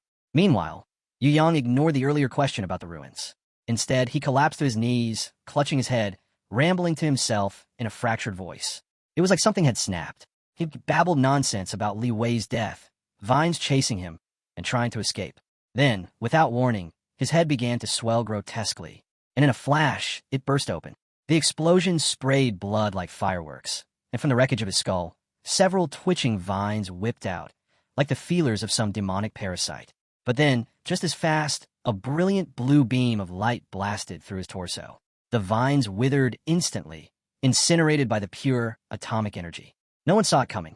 Who would have thought the monster was this smart? After killing 2 warriors, it hadn't just fed on them. It had hijacked Yu Yang's brain. It had used them, turned Yu Yang into bait, just to lure in more prey. Yi's eyes swept across the cave, locking onto the slowly writhing vines now creeping along every surface. His gaze was cold, calculating. Then, with a thunderous crack, a massive boulder, twisted with vines, dropped from the ceiling like a meteor. It slammed into the ground behind them, sealing off their only exit. Chuzhou stared at the monstrous vines, and suddenly, a memory clicked. He'd read about this creature before, hidden deep in some obscure monster guide. It was a second-order, king-class magical beast, the ghost demon vine. As soon as he spoke the name, Yuli and the other 2 froze in place. Fear gripped them. King-class blood beasts weren't just strong. They were on an entirely different level. 4 first-level warriors like them, this thing might as well have been a god. But he just grinned, teeth gleaming. Doesn't matter what level it is, he muttered. Just watch me tear it apart. He was just about to trigger Colossal Titan mode, when a deafening boom echoed behind them. The rock wall they thought was impassable, blown to pieces. A mysterious figure emerged through the dust and debris. The pressure that rolled in with him was suffocating. His blood energy warped the very air, trailing thick, bloody smoke with every step. That kind of aura, it could only mean one thing. 8th level warrior. His name was Ho Long. Funny thing, Ho Long hadn't even planned on entering the Redwood Mountains secret realm. But the moment he caught word that someone was using nuclear radiation-based powers to hold off the beast tide, he knew. That person could only be, once inside the realm, tracking, he wasn't hard. Tiny traces of lingering radiation marked the way, breadcrumbs only someone like Ho Long could follow. And just as Yang emerged from the lake, Ho Long had found them. From a distance, he heard the mention of ruins. His breath caught. So he waited, watching the shadows, as he and the rest dug beneath the lake. He didn't need to rush. He'd let them uncover whatever treasures lay hidden down there. In this world, murder among warriors wasn't rare. It was barely even prosecuted. Evidence was hard to come by, and authorities rarely interfered, which made this the perfect opportunity. He'd finally kill the man who murdered his brother. And if he could swipe some relics from the ruins on the way out, even better. With the right artifacts, he could flee the Sea Kingdom altogether, vanish into a country strong enough to shield him from consequences. Ho Long had followed silently, masking his blood flow, halting his breathing. He even entered a suspended animation state to remain undetected. But then, the group collapsed the tunnel, and Ho Long's heart sank. Had he been discovered? He couldn't be sure. He'd erased every trace of his presence. But still, something about he made him nervous. He knew, even without seeing him, Ho Long could feel it. He had sensed him. He was certain of it. And he was just as confused. Who was this 8th level freak chasing after him? He didn't even know the guy.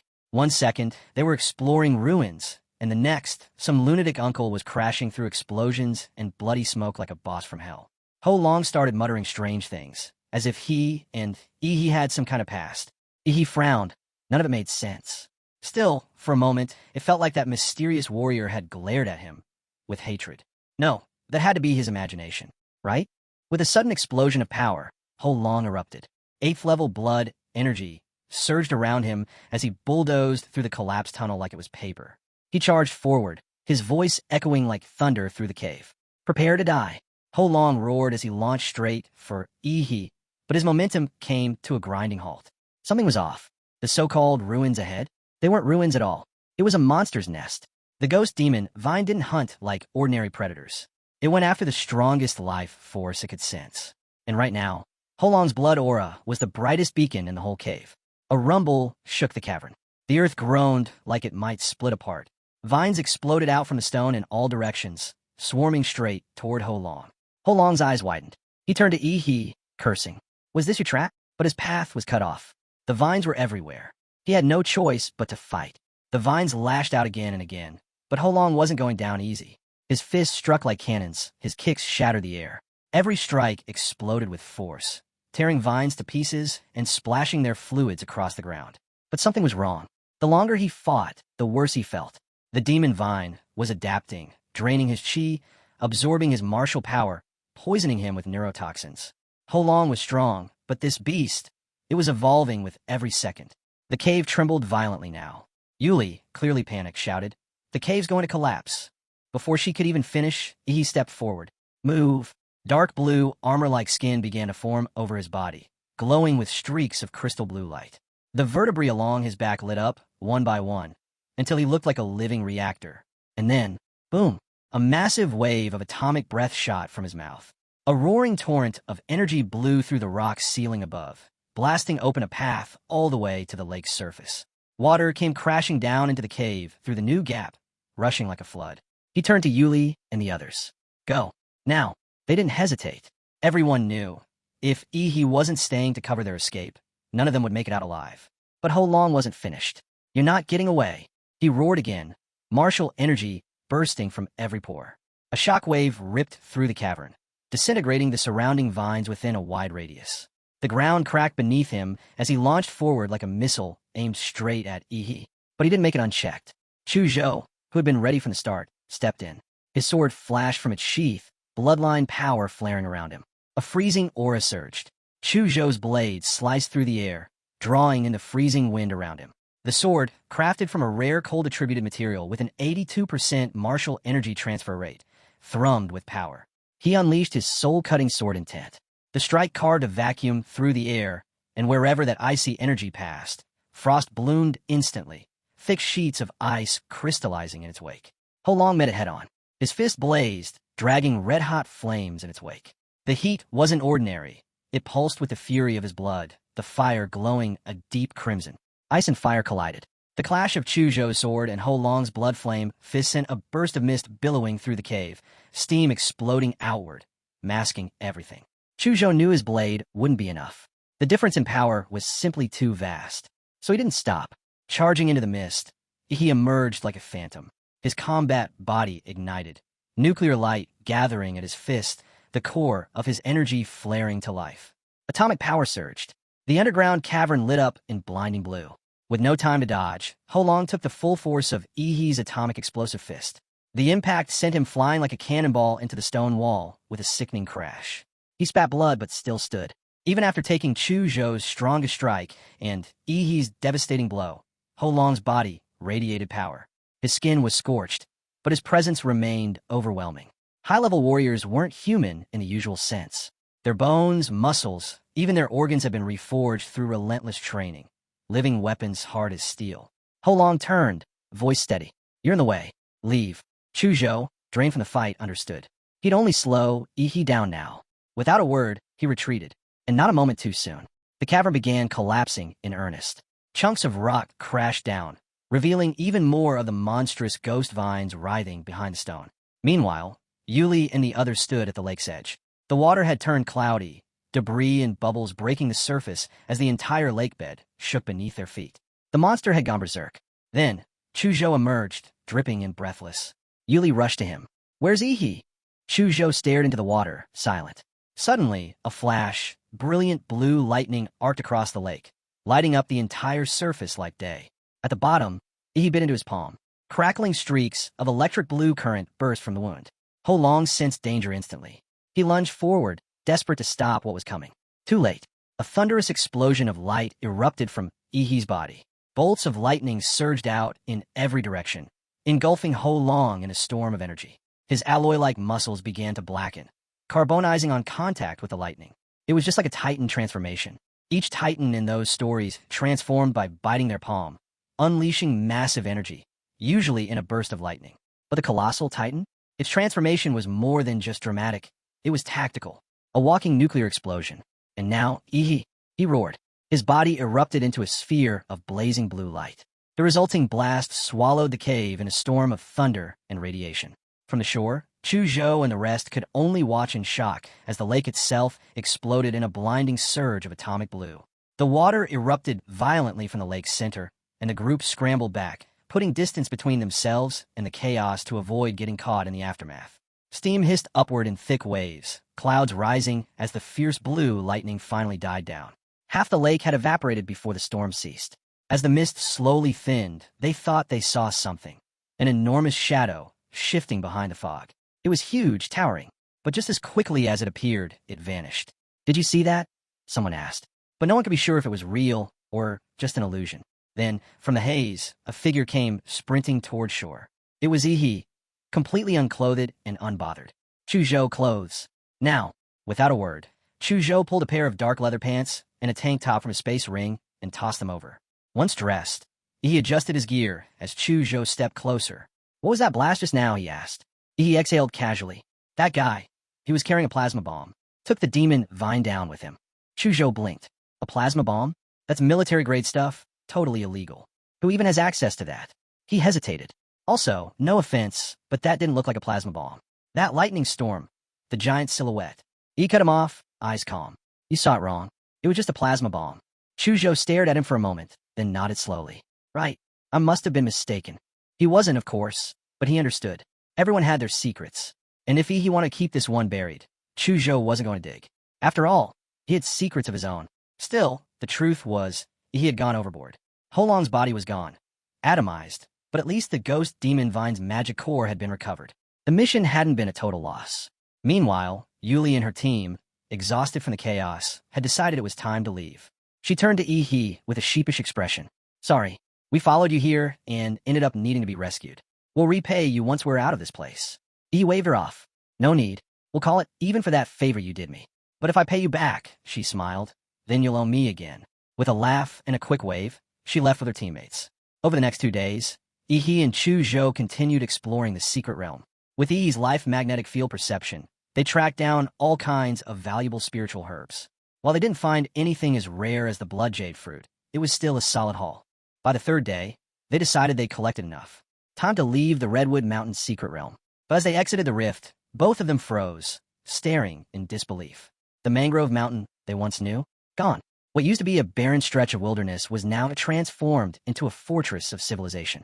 The trees and rocks had been cleared, replaced by a steel jungle of towers and reinforced structures. A hospital, an auction house, an armory, even a hot spring hotel. Off in the distance, a temporary airport buzzed with activity. And as night fell, the entire mountain shimmered under a sky full of artificial lights. The dazzling lights of Mangrove Mountain now stretched so far and bright, it felt like they could be seen from orbit. The sheer scale of ZA country's infrastructure left both Yi and Chu Zhou speechless. They could only marvel at how fast everything had changed. Sometime later, he made his way to the secret realm appraisal office to get his loot assessed. As required, he prepared to hand over 1/10 of his harvest as tax. Without hesitation, he summoned a large sack from his space ring and dropped it onto the table with a heavy thud. The staff behind the counter flinched. "Careful," one of them snapped. "If you damage anything in here, you'll be the one paying for it." Scratching his head, he offered an awkward apology. "Sorry, just have a lot of stuff. Figured I'd better hurry, or you won't finish by noon." The staff member gave him a cold look, but motioned for him to continue. He took out a second sack, this time more gently, and placed it beside the first. Then came a third, a fourth, a fifth. By the time the 6th bag dropped, the lady behind the counter had turned pale. Was this guy trying to move the entire Redwood secret realm? After nearly 3 straight minutes of hauling, she couldn't take it anymore. "Are you done?" He gave a small smile. "With the sacks?" "Yeah." She sighed in relief. "Still got a bunch of spiritual medicine, though," he added casually. Her soul left her body. She immediately transferred Yi to the Spiritual Medicine Appraisal Center. Compared to magic cores, identifying rare herbs took way more time, and now her entire department was facing an overtime nightmare. When he arrived, the appraisers stared in stunned silence at the spiritual medicines spread across the table. It looked less like a collection and more like a wholesale market dump. One of them muttered, "Since when were rare elixirs sold like cabbages?" With so many high-grade items, the entire appraisal team dropped what they were doing to prioritize Ihi's haul. And while everyone around him was losing their minds over the treasure trove, Ihi, completely unbothered. He barely even looked interested. The green and white quality magic cores? Useless to him now. He planned to sell them all. As for the 5 blue magic cores from third-level monsters he'd picked up during the Beast Tide, and the emerald green core with gold veining from the Ghost Demon Vine, those were staying with him. By the time he exited the magic core recycling station, his bank account had ballooned, over 27 million in ZA currency. Yet, staring at the long string of zeros didn't bring him any excitement. Maybe it was the sheer size of the number. It didn't feel real anymore. Or maybe his perspective had changed. At this point, he'd trade all that money just to boost his template compatibility by another 10%. Just as he was heading to collect the assessed elixirs from the center, a sleek luxury business car rolled up beside him. The door opened, and out stepped a smiling, well-dressed middle-aged man. He greeted Ihi warmly and introduced himself. "Li Yutian," he said, "owner of Pingy Pharmacy. I've heard quite a bit about you." He had walked away from the secret realm with a massive haul of spiritual medicines. He was already thinking about how to offload them when a sleek voice interrupted his thoughts. Li Yutian, the owner of Pingy Pharmacy, stepped forward with a smile. "I heard you picked up quite the collection from Redwood Mountain. Mind selling them to me?" He didn't beat around the bush, offering to buy everything at a rate 1 point higher than market price. He said nothing, just stared. So much for privacy. As expected, those old foxes at the appraisal center had leaked the details. Still, it didn't bother him. In fact, this saved him the hassle of hunting down buyers himself. If someone wanted to come to him with money in hand, he wasn't going to complain. The deal was quick and easy. Yushin even looked like he was the one begging to make the purchase. And honestly, that wasn't far from the truth. Despite taking a financial hit, Yushin was grinning ear to ear as he handed over the contract. The reason was simple. He could see talent when it walked into a room. He had managed to find more high-grade elixirs in one trip than most teams could in a year. For a businessman like Yushin, this was an opportunity to build a long-term relationship. One good deal now might open the door to exclusive access in the future. As the funds landed in his account, Ihi stared at the balance. Another mountain of money, but it didn't move him. No amount of cash could compare to increasing his power by even 10%. The truth was frustrating. Basic genetic potions, white and green magic cores, they were all meaningless to him now. They did nothing to push his template compatibility forward. He let out a quiet sigh. It turned out his template had a more demanding appetite than he did. What he really needed was high-tier genetic medicine, but that came with restrictions. Access was locked behind status and privilege, neither of which he had enough of. Money alone couldn't buy what he needed. That left one other path. Martial arts techniques. Back during the entrance exam, he had crushed Lu Qingzhu and the others. But it wasn't because of technique. It was all thanks to the overwhelming power of the Demora template. In pure martial arts skill, he didn't stand a chance against those seasoned fighters. Now that he realized it, he knew exactly who to turn to. Someone with deep connections, someone who could get their hands on the best martial techniques out there. Principal Old Deng. Without a second thought, Ihi sprinted toward the city's #1 middle school. When he arrived, the principal welcomed him like family. Old Deng poured a cup of hot tea, even gave Ihi's shoulders a friendly massage. Didn't expect the top scorer to pay a visit to his old school, he chuckled. Of course, with his experience, the old man could tell right away. Ihi was here with a request. Chuckling to himself, Old Deng pulled out a bottle of white medicinal wine. Inside, floating gently, was a rare ginseng elixir. "Got this just recently," he said proudly. From none other than Li Yushin, the boss of Pingy Pharmacy. Who could say no to a gift like this? A bottle that could strengthen the body, invigorate circulation, and boost vitality, especially when soaked with a rare medicinal ginseng. Principal Old Deng's eyes lit up the moment he saw it. Well, he grinned. Our top scorer isn't just smart and capable, but also knows how to respect his elders. He smiled, humble as ever. "Just doing my duty. It's a traditional virtue of our Xia country, after all." Touched by the gesture, the principal stopped playing polite. The gift was delivered. Now, it was time to talk business. He leaned in and got straight to the point. "I want to learn real martial arts." The principal's expression shifted, more serious now. He explained further. While the market was flooded with countless so-called martial arts techniques, most were low-tier knockoffs. True high-level martial skills were rare and tightly guarded. There were really only 2 legitimate ways to get them. First, through university. Students could earn access to top-tier martial arts via contribution points. Second, through legacy. Inherited techniques passed down in elite warrior families. For example, the Liu family's signature style, which only core members or specially recognized outsiders could learn. This was the reason why top talents like Lu Qingzhu, Chu Zhou, and even Yi He himself, despite being peak-level martial apprentices, hadn't yet broken through to warrior level. It wasn't about talent or physical limits. It was about access. The truth was all official methods to advance to warrior rank were restricted to college students. The government didn't allow civilians to possess or train with such knowledge outside the education system. That's why Yi He had come here, to Principal Old Deng, a man with enough connections to open locked doors. The principal raised a brow. Why not just wait? You've already applied to Huadu University. You're guaranteed to get in. He gave him the look, his most earnest, determined signature move. I can't wait. I need to improve. Seeing that burning determination, Old Deng sighed. This boy was different. Fine, he thought. Talent like this couldn't be boxed in by rules. As an educator, wasn't it his job to teach according to each student's needs? Rules are for the rigid, he added cheekily. Not for people like us, right? That did it. The principal was glowing. He was already halfway to cloud nine from all the flattery. You're lucky the education system has open-minded teachers like me, he said with a chuckle. The very next day, just past noon, he stepped out of the shower, fresh from training, when his communicator buzzed. It was the principal. I've arranged everything. You can head over now. He thanked him and casually asked which martial family had agreed to train him. The answer froze him in place. The Liu family. He stared at the screen, stunned. The Liu family? Willing to hand over their sacred martial arts? This was incredible, but also deeply suspicious. Why would they suddenly offer up their most guarded techniques, especially after what happened to their prize prodigy, Lu Qingzhu? He couldn't shake the suspicion. After all, he'd humiliated Lu Qingzhu, their pride and joy, in front of hundreds of thousands of spectators. And now, the Liu family was just handing over their secret techniques? Was this legit? Or was the principal setting him up? He had his doubts, but he went anyway.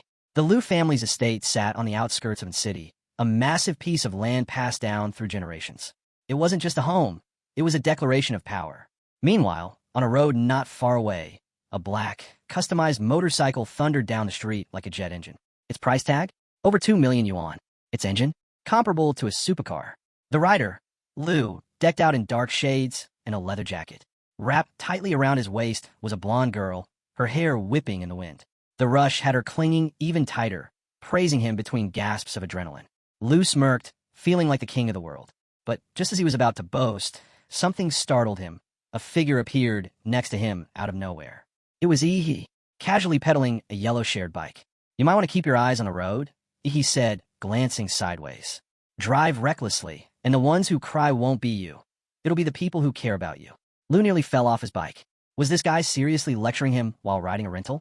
He clenched the throttle hard, and his steel beast roared with fury.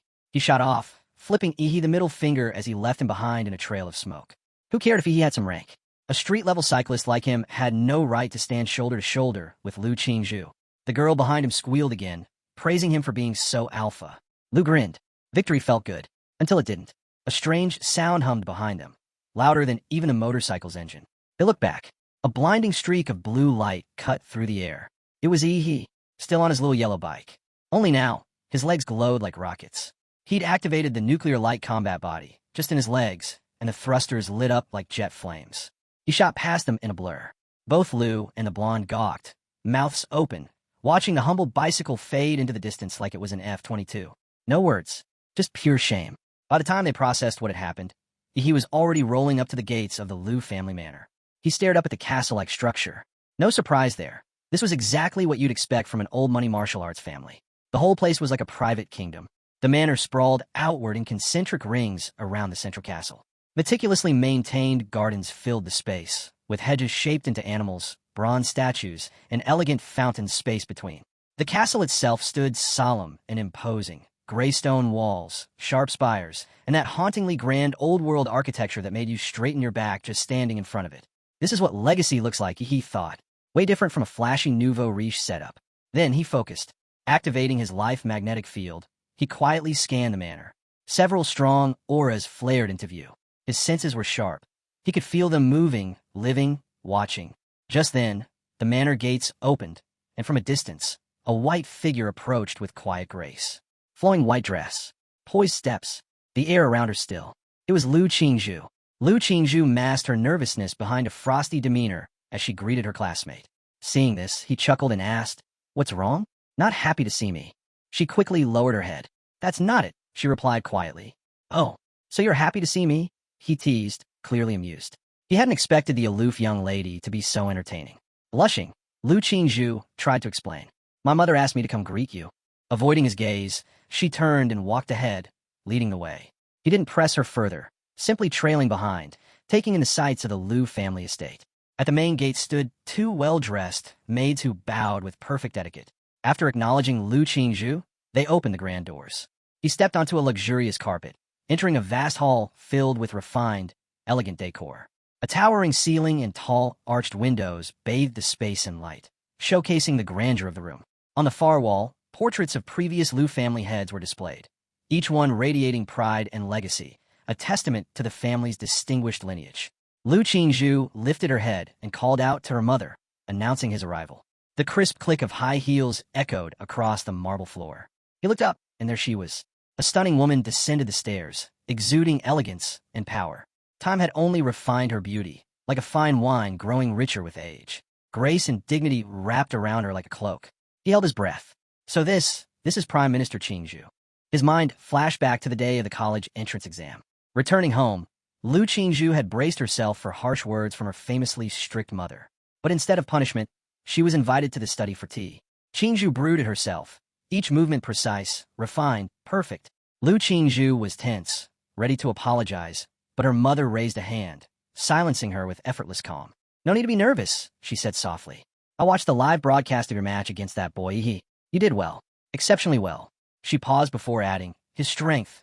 Even if you were taking the Imperial Capital's exam, he'd still stand out. You have nothing to be ashamed of. Still, Lu Qingzhu said nothing. She stood quietly, head bowed, not daring to sit or even touch the tea. Qingzhu let the silence linger, then continued.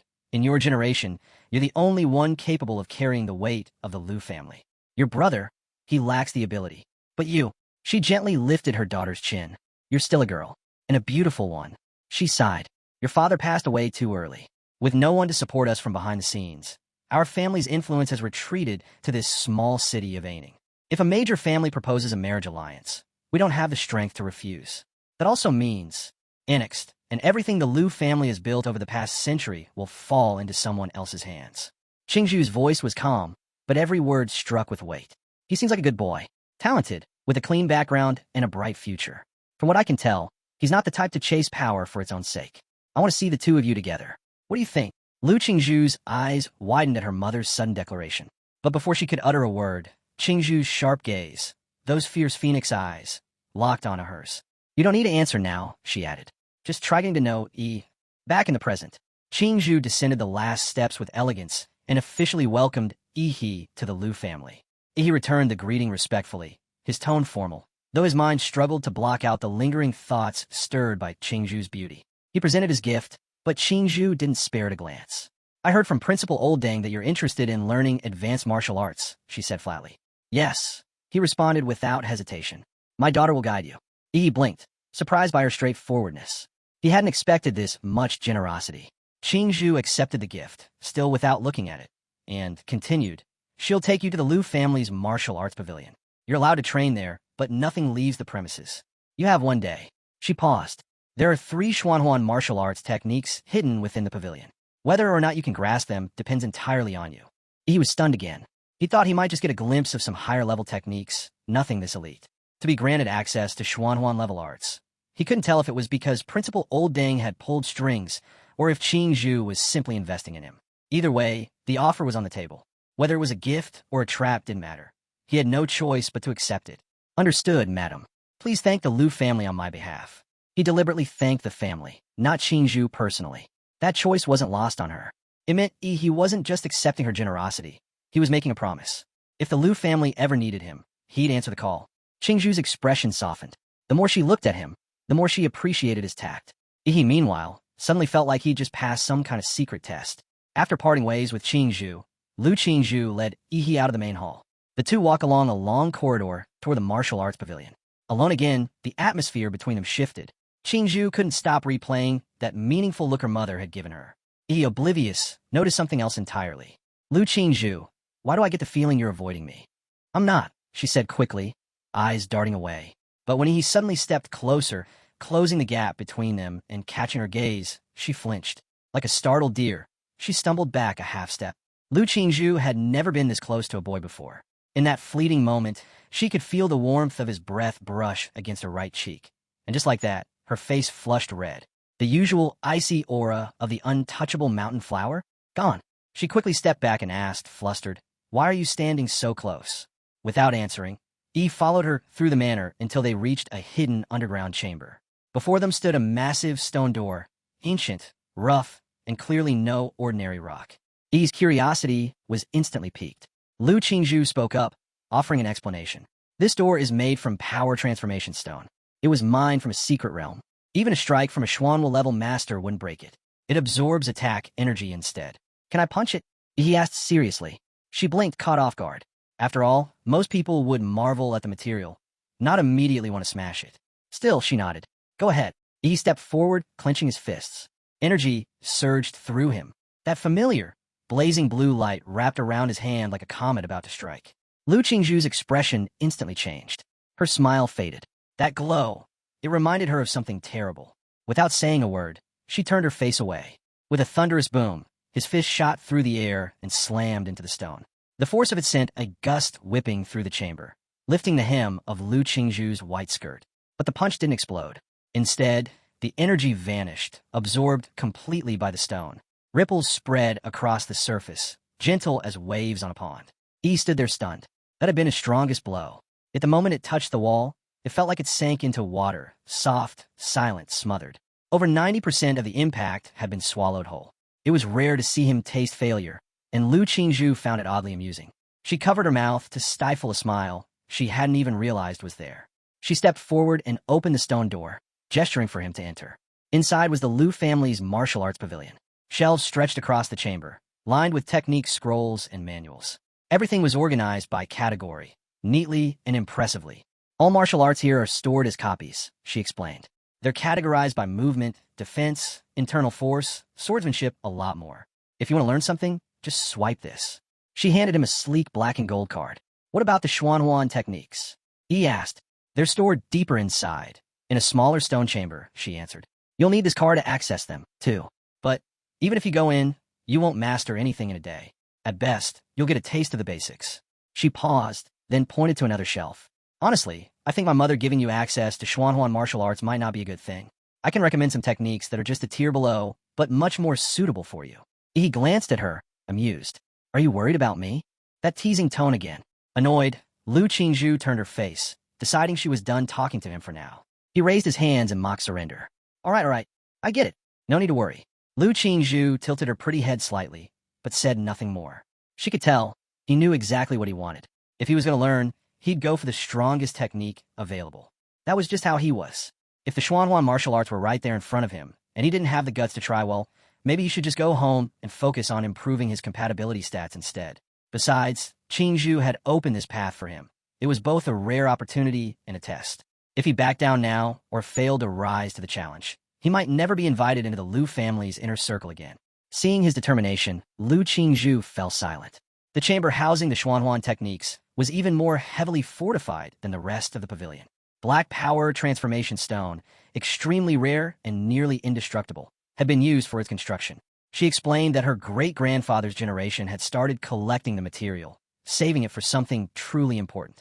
It was the first time she'd spoken this much in one go. There was no mistaking the pride in her voice, pride in her family's legacy. The Blackstone vault opened with a low rumble, revealing 3 heavily fortified safes. Each one was solid enough to withstand a direct tank strike. Lu Qingzhu warned him, "Enter the wrong code 5 times, and the Xuanhuan martial art inside would self-destruct. Gone forever." He looked at the names displayed. 2 of them, Floating Shadow and Xuanhuan Jade Finger, were familiar. They were the very techniques Lu Qingzhu had used in battle. But the third one was something new. Devil in the flesh. He'd never seen her use it before. Lu Qingzhu explained, "You don't learn Xuanhuan martial arts by reading. You feel them. The creators embedded their martial rhythm into each one. If you can't resonate with that rhythm, or if your martial attributes clash, you won't even be able to begin training." In other words, the Xuanhuan martial arts weren't passive techniques waiting to be learned. They were alive. It wasn't about choosing a technique. It was whether the technique chose you. Suddenly, he understood why Lu Qingzhu never used the third technique. It wasn't about talent. It was incompatibility. After all, How could a refined, graceful girl like her be a match for a brutal, savage technique called devil in the flesh? But him? He was a perfect fit. I'll take that one, he said confidently. Lu Qingzhu input the code, and the safe clicked open. Inside was no scroll, no book. It was a bronze statue. A towering, muscular figure stood frozen in a battle stance, every inch of his form radiating violent power. Muscles bulged under his skin with lifelike detail, and nestled in the grooves between them were the twisted faces of ghosts, screaming, writhing, trapped in eternal torment. This was the true face of the technique, a warrior so fierce he crushed evil spirits under his skin. The killing intent rolling off the statue was suffocating. He could almost hear the cries of the damned. This was Xuanhuan martial arts. Lu Qingzhu spoke again, her tone soft but reverent. Not all martial techniques are books or scrolls. They can be statues, paintings, weapons, anything, really. That's part of what makes martial masters so powerful. They can bind martial rhythm into objects, allowing them to pass their legacy down. She looked up at the statue, her voice tinged with awe. Only true martial masters can condense their rhythm like this. This is how their art lives on. If a martial technique fails to resonate with the user, not only does it become useless in battle, it can leave behind lasting injuries. That's why only Xuanhuan martial arts, forged by grandmasters themselves, reach such terrifying heights. The higher the threshold, the greater the power. Lu Qingzhu stepped out of the chamber, leaving Yi alone to face the rest on his own. He stood there, unsure. He didn't even know how to sense a martial rhythm. So he called out to Lu Qingzhu for help. Her reply was cool and short. If it's your fate, you'll feel it. That was it. He frowned. It almost felt like she was holding back on purpose, as if not telling him anything was her quiet revenge. Still, if destiny was the key, then fine. He'd wait. And how did he choose to wait? He lay down and fell asleep, without a word. Watching through the surveillance camera, Lu Qingzhu was stunned. She'd expected him to try something dramatic, kneel in meditation, spill some blood, anything. But this? Sleeping? Well, technically, sleeping near a Wuyin carrier is a method, she muttered, still speechless. When Yi next opened his eyes, he found himself somewhere entirely different. A crumbling old temple covered in dust and cobwebs. The floor creaked under his feet. The angry-faced Buddha statue at the altar had one arm snapped clean off. Was this the martial rhythm? Apparently, yes. He had entered the world of the third Xuanhuan technique. Yet something fell off. He couldn't feel any martial energy.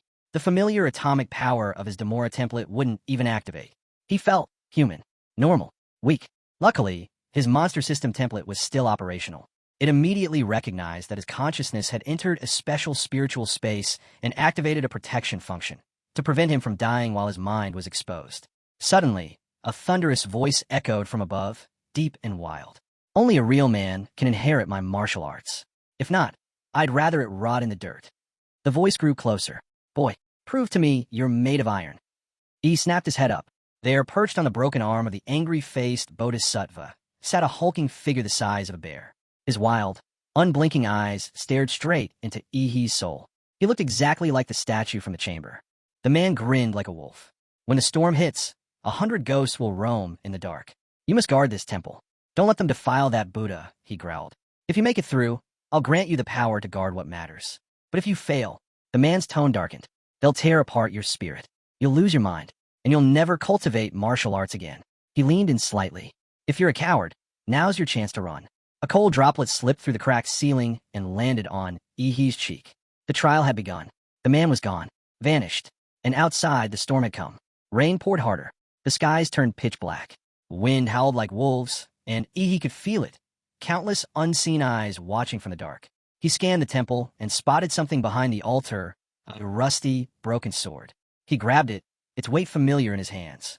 Then, with sword raised, he stood guard at the temple's ruined entrance, facing the night alone. Lightning cracked across the sky, casting a stark light on Yi's face. That thunder wasn't just weather, it was the signal. The world outside roared to life, and the night parade of 100 demons began. From the shadows, a dark figure lunged at him. Without hesitation, Yi swung his sword, aiming straight for its head. The moment the rusty blade connected, a golden light exploded from its surface. The ghost shrieked and disintegrated into ashes on the spot. So, it was true. The trial wouldn't leave him defenseless. The sword wasn't ordinary. There were hidden tools after all. His blood surged with excitement. No longer clinging to the safety of the ruined temple, he charged straight into the darkness, sword raised high. Unseen in the background, The burly man reappeared atop the statue's arm, watching the scene unfold. His eyes narrowed in scorn. Oomph. This brat actually ran out of the temple with a sword? Does he have a death wish? He scoffed, arms crossed. These spirits, all born from my evil energy. A little martial artist dares to challenge them head-on? Another idiot. Martial artists these days get more pathetic by the generation. He sighed and prepared to retrieve what he assumed would be Ihi's broken body. But then, he froze. Eyes widened in disbelief. What? Why aren't the ghosts touching him? Ihi, who barely knew the first thing about swordsmanship, was just swinging wildly. Every time a ghost approached, he'd lash out, and it would vanish in a flash of golden light. No form, no defense, no strategy. And yet, every slash landed. One ghost shrieked and lunged at him, claws extended, but its attack phased right through his body, as if he wasn't even there. He turned around and cut the creature clean in half.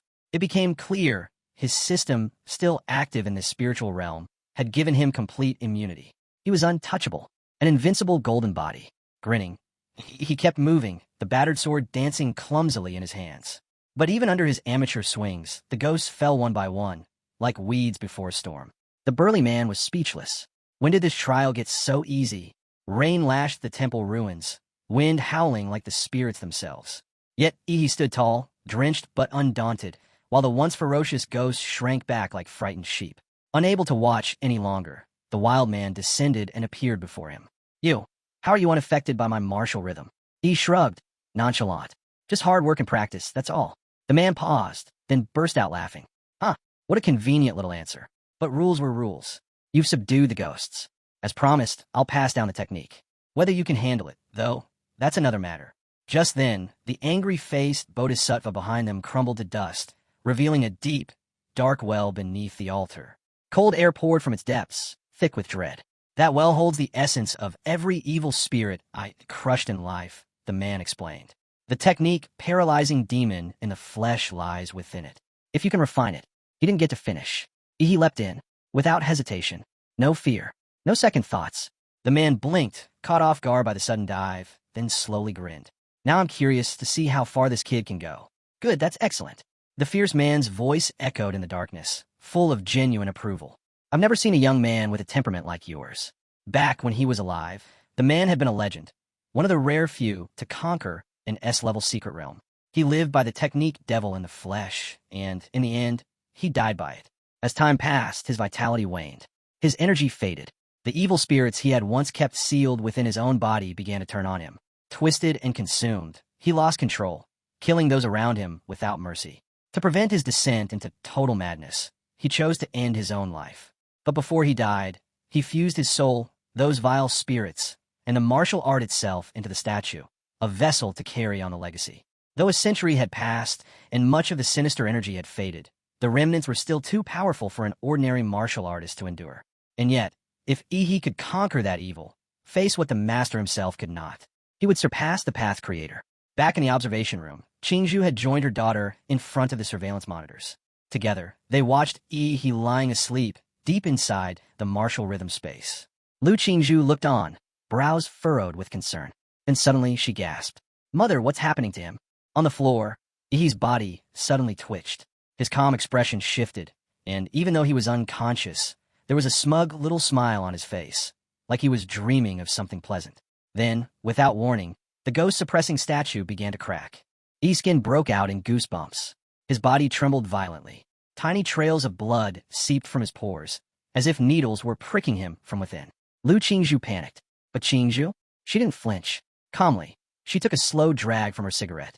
Smoke curled through the air as her eyes, hidden beneath long, dark lashes, gleamed with mystery. That third Xuanhuan martial art, she said, was found by your grandfather late in his life. He tried to practice it once. She paused, and despite his grandmaster-level cultivation, the technique rejected him outright. He suffered internal injuries on the spot. No one in the Liu family has dared attempt it since. Her voice grew colder. It's not just powerful, it's punishing. And power like that doesn't come cheap. If he wants the strength, he has to bear the pain that comes with it. She leaned closer to the screen, her tone soft but sharp. If he truly wants to wear the crown, he must carry its weight. But then, Qingzhu froze. For the first time, her confident eyes wavered. What? He was awake. Not just awake, he was stretching. Calm. Relaxed. Like he just had the best nap of his life. Lu Qingzhu glanced sideways at her mother, a nervous smile creeping on her lips. Mother, maybe Yi's trial wasn't quite as terrifying as you described. They looked back at the screen. The once majestic statue, which had radiated terrifying power, now sat dim and silent. The carving was still exquisite, but its spirit, its presence was gone. Because that power now lived inside Yi. He rose, standing tall, and offered a bow of gratitude. The fierce man's final words still echoed in his mind. Boy, you're the most talented person I've ever met. Maybe, the fierce man said, his voice fading into the shadows. You'll be the one to uncover the truth behind the secret realm, a task none of us could finish. I'll leave it to your generation now. To that, he could only respond with a smirk. Senior, you're mistaken. I was just cheating. Compared to the grand mission of uncovering ancient truths and bearing humanity's future, the raw, tangible power flowing through his veins felt far more real to him. He clenched his fists, a confident grin spreading across his face. Flesh and blood, binding the devil. This body is Azura incarnate. His system panel hadn't shown any stat increases, but he knew, deep down, that his strength had at least doubled. That was the terrifying power of mastering Xuanhuan martial arts. Just then, the stone door creaked open. Qingzhu entered first, her heels clicking against the floor, her usual poise replaced by urgency. Did you master it? He turned to her, smiling with sharp white teeth. Yeah, I did. Lu Qingzhu followed close behind and froze. Did I hear that right? Her mind raced. The title of genius had always belonged to her, but now, hearing those words, she felt a strange heat rise to her cheeks. Standing before her, that was what a true genius looked like. Qingzhu remained silent, studying him closely. Even with her daughter's talent, it would take a full week of meditation to resonate with that technique. Yet this boy what? Slept through it? In 1 hour? Did he really just sleep and figure it out? She wondered. He noticed the disbelief in their eyes. He had no choice but to prove it. He began circulating his martial energy, channeling it from his dantian into his palm. Normally, martial energy was invisible, but the power in Yi's hand pulsed with a dark crimson glow. It was the evil spirit energy he'd absorbed from the martial rhythm world. If he had to describe it, it was like a buff in a game, something that added explosive lethality to his attacks. With a deep breath, he unleashed his technique, mountain-blocking fist. His back arched like a drawn bow, and with power rooted from his core, he struck. The punch ripped through the air, cloaked in murderous red and black light. The impact echoed through the chamber, accompanied by a chilling, ghostly wail, as if 100 spirits had screamed at once. Lu Qingzhu's pupils contracted. The energy, the precision, the sheer pressure behind that strike, it was flawless. And she could hear it too, that haunting cry. That had to be the evil spirit energy he mentioned. Qingzhu, meanwhile, stared at him with an unreadable look. She had admired this young man before, but even she hadn't expected this. Not to this extent. He caught her gaze and instantly regretted it. Her eyes were intense, too intense. Madam, your daughter's right here. Can we tone it down? I don't want to be called Prime Minister's classmate again. Trying to steer things back to normal, Qingzhu cleared her throat. Since you've already mastered one Xuanhuan technique, would you be interested in learning the other two? You still have time left today. Lu Qingzhu, meanwhile, stood quietly. She wasn't overthinking his performance. Not really. Maybe just a little. At most, she felt defeated, because no matter how she looked at it, she was falling behind him in every way. Still, her heart stayed pure, and hearing her mother's offer, she listened. Qingzhu closed her eyes and rubbed her temples. Was my daughter truly this dense, or just pretending? She had clearly said she didn't want anything to do with Yi, so why was she basically handing the entire Lu family fortune to him? Yes, Qingzhu had intended to invest in Yi. She was even open to making him her son-in-law. But that was supposed to come after careful planning, not after throwing every family resource at someone who technically wasn't even part of the Lu family yet. Thinking back to the earlier conversation with Yi, Qingzhu felt a headache coming on. Letting him learn any martial arts in a day? What was she thinking? She'd completely underestimated him. Meanwhile, Yi politely declined Lu Qingzhu's offer. One Xuanhuan technique is more than enough, he said. It'll take time to absorb everything I've learned. Turning to Qingzhu, he bowed slightly. I'll be heading home. There are a few matters I need to handle. All right, she replied casually. My daughter will see you out. Then she paused, tapping her chin thoughtfully. All right, the housekeeper mentioned you came here on a shared bike. Do you drive? If so, pick something from the garage for your ride back. It'll be more convenient. He blinked. Is she giving me a car now? It was starting to feel like every conversation came with a surprise bonus. First martial arts, now a ride. But then he remembered the sleek black motorcycle he'd seen earlier. the one that guy rode while carrying the blonde girl. Cool. Flashy. Totally his style. Do you have any motorcycles? Of course, Qingzhu answered smoothly. So, student E likes motorcycles? Seems you share that hobby with my troublesome son. I just wish he could be half as capable as you. She made a call to the housekeeper. Bring out the best one in Lu Qingzhu's collection. At that exact moment, Lu Qingzhu was strolling through the garden when Aunt Hong approached. Your mother has invited a son-in-law over today, she mentioned casually. Lu Qingzhu's eyes widened. Who? His sister was a once-in-a-century beauty. Smart, talented, and untouchable. No ordinary guy would ever be good enough for her. Then a memory flashed in his mind. That guy. The one who ruined his day and scared away the blonde girl. His expression darkened. It better not be him. Then, vroom, something tore through the garden, fast as lightning. Lu Qingzhu blinked. He recognized the rider instantly. That guy. The one who showed up on a shared bike. What the hell is he doing, riding my motorcycle? Back at E's apartment, the lights were dim and the windows fogged up from the heat inside. He picked up a glowing monster core and dipped it in sauce. Last time, he'd eaten one straight, and it tasted awful. This time, he was going in prepared, with flavor. He popped it in. Heat surged through his veins. The power exploded inside his limbs and bones. He could feel it working instantly. Then he summoned his system. Inside the Redwood Mountain secret realm, he activated the superimposed, colossal humanoid template alongside the legendary Demora's template. After multiple core absorptions, their compatibility rates now stood at 85% and 21%, respectively. It was his first time using the super giant humanoid form. 50 meters tall, massive by normal standards. But in Redwood Mountain, where beasts moved like walking mountains, he was still small. Still, he was just getting started. Still not satisfied. He decided he needed to go bigger. He dumped all his available points into the Colossal Titan template, then grabbed a glowing green magic core etched with golden patterns. Dipping it in sauce like before, he tossed it into his mouth and swallowed without hesitation. This one was meant to boost the Demora template, a special enhancement he had been saving. The moment it entered his system, a violent surge of energy erupted inside him. Lightning crackled across his entire body, wrapping him in a blinding storm of pain and power. But just as the agony peaked, something unexpected happened. A prompt flashed in his vision. Warning: after absorbing the genetic sequence of a rare plant-based life form, the Demora template is exhibiting signs of mutation.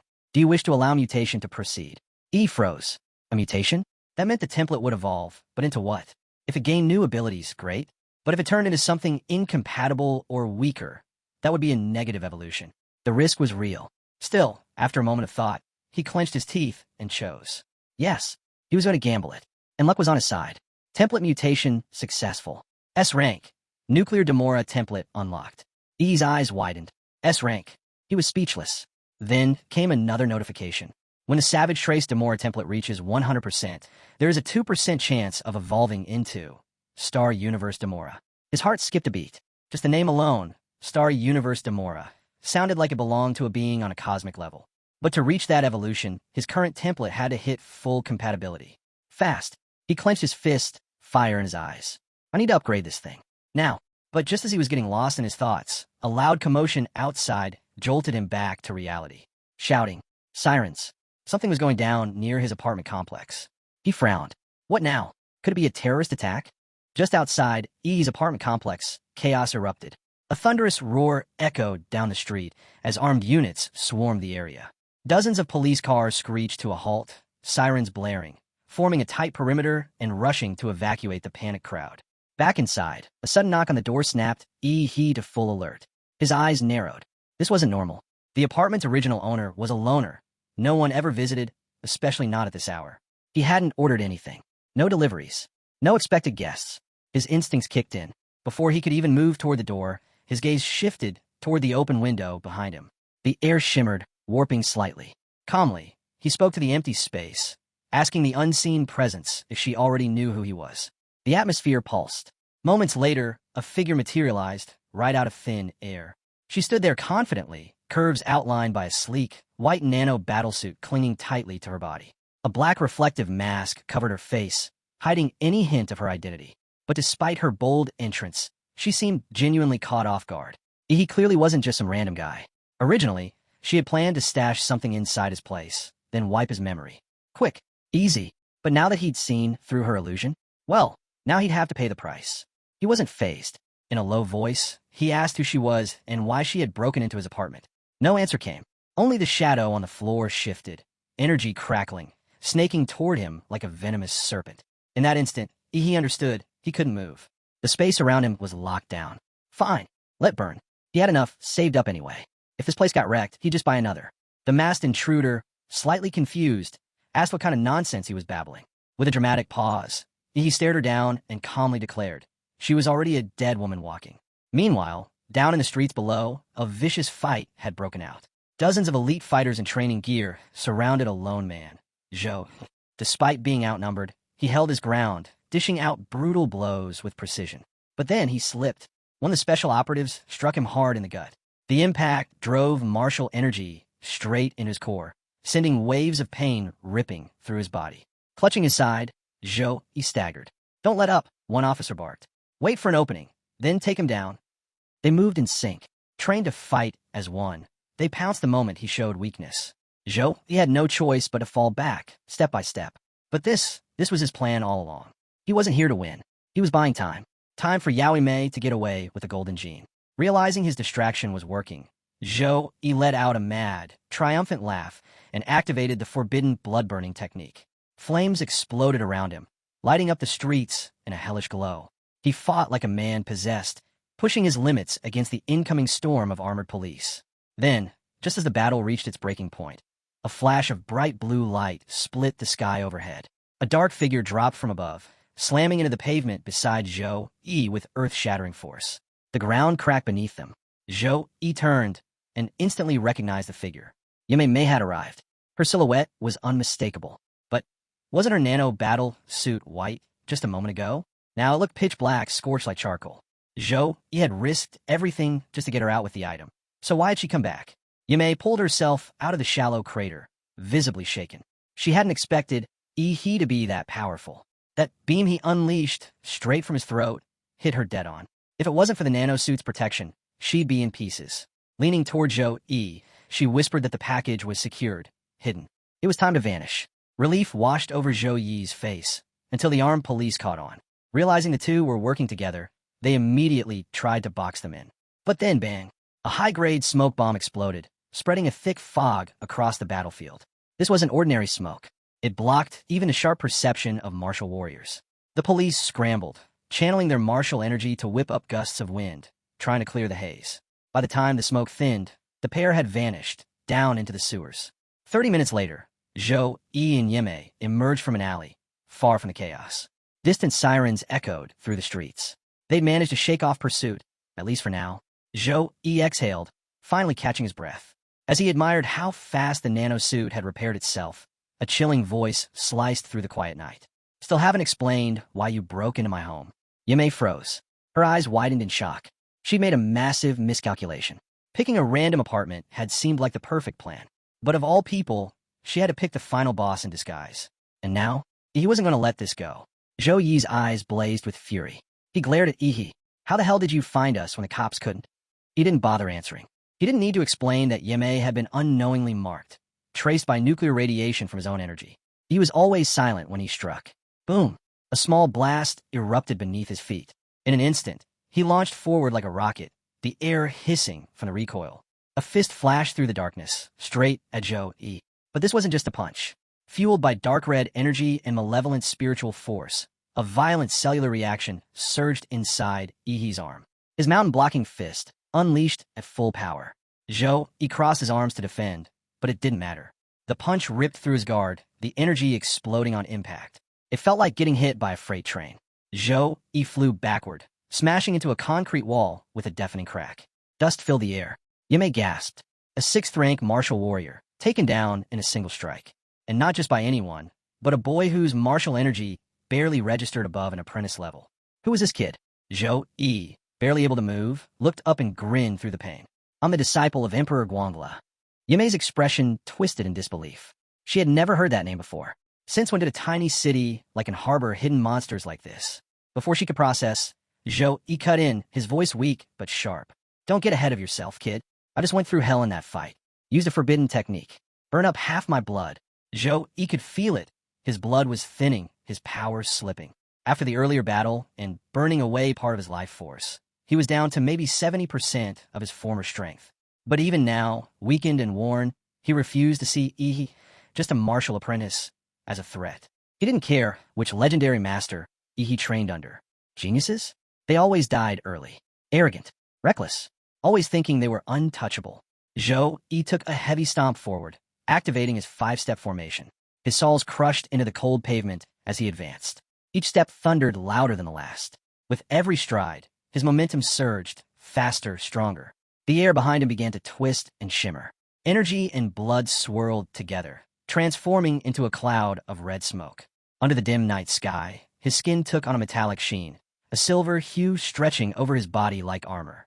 And on his forehead, a thick, brutal horn jutted out. This was his true form, the iron-crowned rhino bloodline, fully awakened. Seeing Zhou Yi gear up for a final clash, Yi's lips curled into a sharp grin. Deep inside, his cells sparked with atomic fusion. This was the kind of fight he lived for. But just as the air tensed, Yimei made her move. Believing herself the true threat, she used the stealth mode on her nano-battle suit, vanishing into the air. She lunged from behind, confident he wouldn't sense her. She was wrong. Without even glancing back, he fired a concentrated atomic beam directly behind him. It struck her mid-air, right in the abdomen. She was sent flying, crashing into the sidewall as he calmly warned, "Stay out of this." Zhou Yi watched the failed ambush, seething. His own sister couldn't even land a sneak attack. Furious, he exploded forward, legs bursting with force, launching him like a missile at Yi. Their fists collided midair. The impact twisted the very air into ripples, shaking the space around them. Lightning crackled from Yi's strike, bursting across Zhou Yi's body. But the silver skin of the iron-crowned rhino held firm. Only dark scorch marks remained. No wounds. Yi's eyes narrowed. Zhou Yi's defense had skyrocketed. And that grin, Zhou Yi's grin, said it all. His beast form could survive tank fire. What could he possibly do to break through that armor? But defense wasn't the only thing that had grown stronger. His offense had evolved too. He tried to leap back, but Zhou Yi didn't give him a second. He was on him again, close range, fists flying with unstoppable aggression. His eyes gleamed with madness. The thrill of crushing a so-called prodigy lit him up from the inside. And still, he remembered that blast. That single blue beam that nearly took Yimei out. Even as he attacked, a flicker of caution lingered in his mind. Then, just as his punch was about to land, he vanished. Gone. No flash, no signal, no afterimage. Just disappeared. Zhou Yi blinked. What has happened? No matter how cocky Yi was, he knew he couldn't take on the iron-crowned rhino head-on. But he wasn't dead. Zhou Yi had felt nothing land. He hadn't missed. He had moved. Then, boom, a massive surge of blue lightning erupted behind him. He spun around, and there it was, a towering giant, half-shrouded in mist, rising 30 meters into the night sky. Its form blurred by plasma, but the glowing, dark blue eyes locked onto him with unnatural focus. Zhou Yi felt it instantly, a pressure deep in his chest, a primal fear. He was too close. He couldn't move fast enough. And then the sparks surged, and the entire area was swallowed by blue plasma. The explosion wiped out everything within dozens of meters, vaporizing debris, shattering foundations. Thankfully, the battle had shifted to a half-abandoned urban zone, scattered with unfinished buildings. There were barely any civilians around. White vapor hissed upward from the blast zone. Zhou Yi staggered out of the smoke, battered but alive. His body was a mess, but he'd managed to tank Yi's self-detonation. Barely. The once brilliant silver of his skin had dulled, a clear sign that his blood power was nearly drained. If he hadn't been a defense-focused warrior, he would have been reduced to ashes. And yet, before he could catch his breath, something crept into his awareness. He felt it, that primal instinct, being watched. His eyes locked on the massive figure looming ahead. The giant hadn't moved much, just stood there, silent and terrifying, mist swirling around it. Its exposed flesh glowed faintly, blue blood pulsing through thick, muscular veins. Zhou Yi stared. What was this thing? Was it some monster? A summoned creature? No. Could it be that the brat, transformed? As if answering his question, the giant began to move. One massive arm shifted through the mist, skinless, raw muscle gleaming, reaching straight for him. Zhou Yi's body reacted on instinct, leaping back. Years of combat drilled that into him. But the other fist was already there, bursting through the fog like a cannonball. Zhou Yi couldn't dodge. Still airborne, teeth gritted, he activated the forbidden blood-burning technique again. His body screamed as he drained what little remained of his life force, reigniting the silver glow across his skin. Boom! The punch landed. The ground cracked. The air blasted outward. Zhou Yi was smashed deep into the earth, shaking the entire block. The wind roared, kicking up rubble in every direction. And that was just the first punch. The giant raised its fists again and began hammering down, blow after blow, like a meteor storm. Each hit cratered the ground further, pummeling Zhou Yi with terrifying force. He could do nothing but endure it. His armor, though incredibly tough, transferred every bit of the shock straight to his insides. He felt his bones shatter, his organs twist. Even his soul felt like it was being rattled out of his body. If this keeps going, I'm dead. Meanwhile, Ihi's system panel lit up with real-time data. One line pulsed to the top. Colossal giant physical power, 23.8, 29.4. Yamei, still struggling to stand, trembled at the sight below. Zhou Yi, her prideful, powerful sixth-rank brother, was being brutalized like a training dummy. Completely overwhelmed by a monster that looked like Yi, she felt a pang of regret so deep it nearly crushed her. Why? Why'd I mess with this freak? Escape? Pointless. He'd found them once, he'd do it again. And abandoning her brother wasn't an option. She had one chance left. With resolve, Yamei sprinted up the nearest high-rise. Reaching the edge of the rooftop, she leapt, diving straight toward the beast. In her hand, she held a razor-thin yellow thread drawn from her nanosuit. It was molecular grade, sharp enough to slice through high-tier alloys like butter. As she closed in, her eyes locked onto the giant's throat. If this really is his vital points should still be human. She wrapped the thread around his neck, tight, fast, multiple loops. Then she pulled. A flash of red burst forth. Shock surged through her. The giant hadn't resisted at all. Its throat split open, and burning blue blood gushed out like a fountain, spraying into the night air, unstoppable. A small pool of blood spread beneath her. Yamei slowly stood, breathing heavily, thinking it was finally over. She looked up, locking eyes with the giant's massive dark blue pupils, each one as large as a lantern. But something was off. Were those mocking? Then, the giant opened its mouth. Inside, blue light began to swirl, condensing in its throat. A deep hum vibrated through the air, growing louder by the second. Yamei's eyes widened. In the last second before everything went white, all she saw was a wall of brilliant blue light rushing toward her. Boom! The atomic breath engulfed her. Her body vanished, vaporized, blown through the side of a building, leaving a trail of glowing destruction that lit up the skyline. The beam sliced through concrete like paper, branding a luminous scar into the night. As the last of the exhale faded, the giant stood still, its body glowing like a furnace. Steam hissed from exposed muscles and torn flesh as it began to evaporate, disappearing bit by bit in the rising heat. And then he stepped out of it. From inside the giant's fading skull, he emerged, threads of blood and muscle still clinging to him, releasing clouds of hot air. His hands sat casually in his pockets, his face calm, almost bored. He glanced down at Zhou Yi. What remained of him, anyway? Bloodied, barely breathing, Zhou Yi coughed, trying to speak. His body twitched. He lifted his head and spat a mouthful of blood in Ihi's direction. You really are a monster. Ihi simply shrugged. Anyone who kills should be ready to die. The sound of sirens rang out in the distance. The cops were closing in. With the kind of destruction Ihi had just unleashed, there was no way it went unnoticed.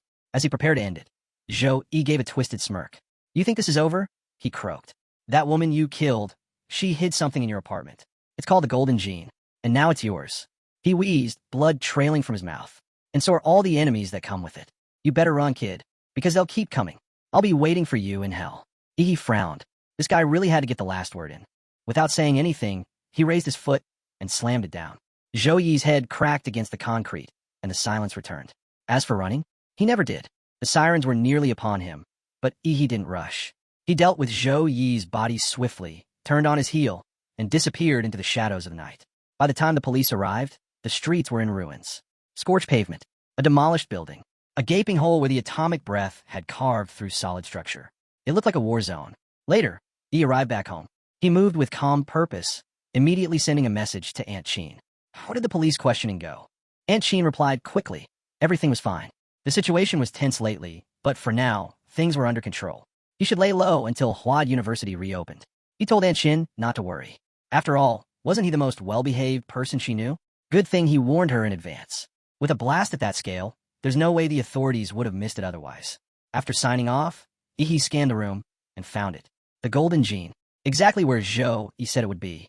A sealed, silver cylindrical container. On the side was a black emblem, an eagle with its wings spread wide, but the wings were nothing but bone. No flesh, no feathers. He recognized it instantly. Laserbird. one of the biggest names in the biotech industry. And according to the Golden Gene, a marvel of genetic engineering, born from Laserbird's labs after the company inherited fragments of Prometheus's biological legacy. He stared at it. Of all the things to land in his lap, what annoyed him most wasn't just the danger it brought, but the sheer stupidity of it all. The security team Laserbird hired to protect this priceless project? Total frauds. They'd stolen it, tried to flee, got caught, and now they'd dumped the entire mess on him. He tried twisting the lid of the silver cylindrical container. No luck. Sealed tight. With a sigh, he tossed the canister aside for now. Bigger problems were staring him in the face, like the state of his apartment, or rather, the crater where his living room used to be. He stared at the rubble and muttered to himself, "Yeah, time to find a hotel." 1 month later, the scene shifts. Welcome to Swan Lake, the only B-level secret realm in all of End City. Deep inside its inner region, a battle was drawing to a close. A powerful team, each member no weaker than a 5th-rank martial warrior, had just cornered and taken down a ferocious 3rd-class Heil Bloodwolf. As the team leader carved open the beast's belly and retrieved its magic core, a deep, thunderous rumble echoed through the forest. Everyone froze. "See, Captain," the red-haired woman on the squad whispered, voice trembling. She pointed. Something wasn't right. In the distance, trees were falling, snapped like twigs. The sound of countless footsteps pounded the earth like rolling thunder. The ground shook beneath their feet. And then they saw it. A monstrous tide of beasts surged forward, filling the horizon. There was no end. A sea of claws, teeth, and raw muscle trampled everything in its path. And at the center of it all, a monster like no other. Perched atop a crocodilian behemoth, taller than mountains, sat a throne, made entirely of bones. But not just any bones. These were Heil warrior remains. Skulls stacked into intricate formations formed the base of the throne, each one a testament to lives lost. And lounging atop it, a massive black ape, legs crossed like a human's, eyes half closed like it was dozing. But above its head, the sky churned. Dark clouds spiraled, lightning crackled, and thunder rolled. The heavens themselves responded to its presence.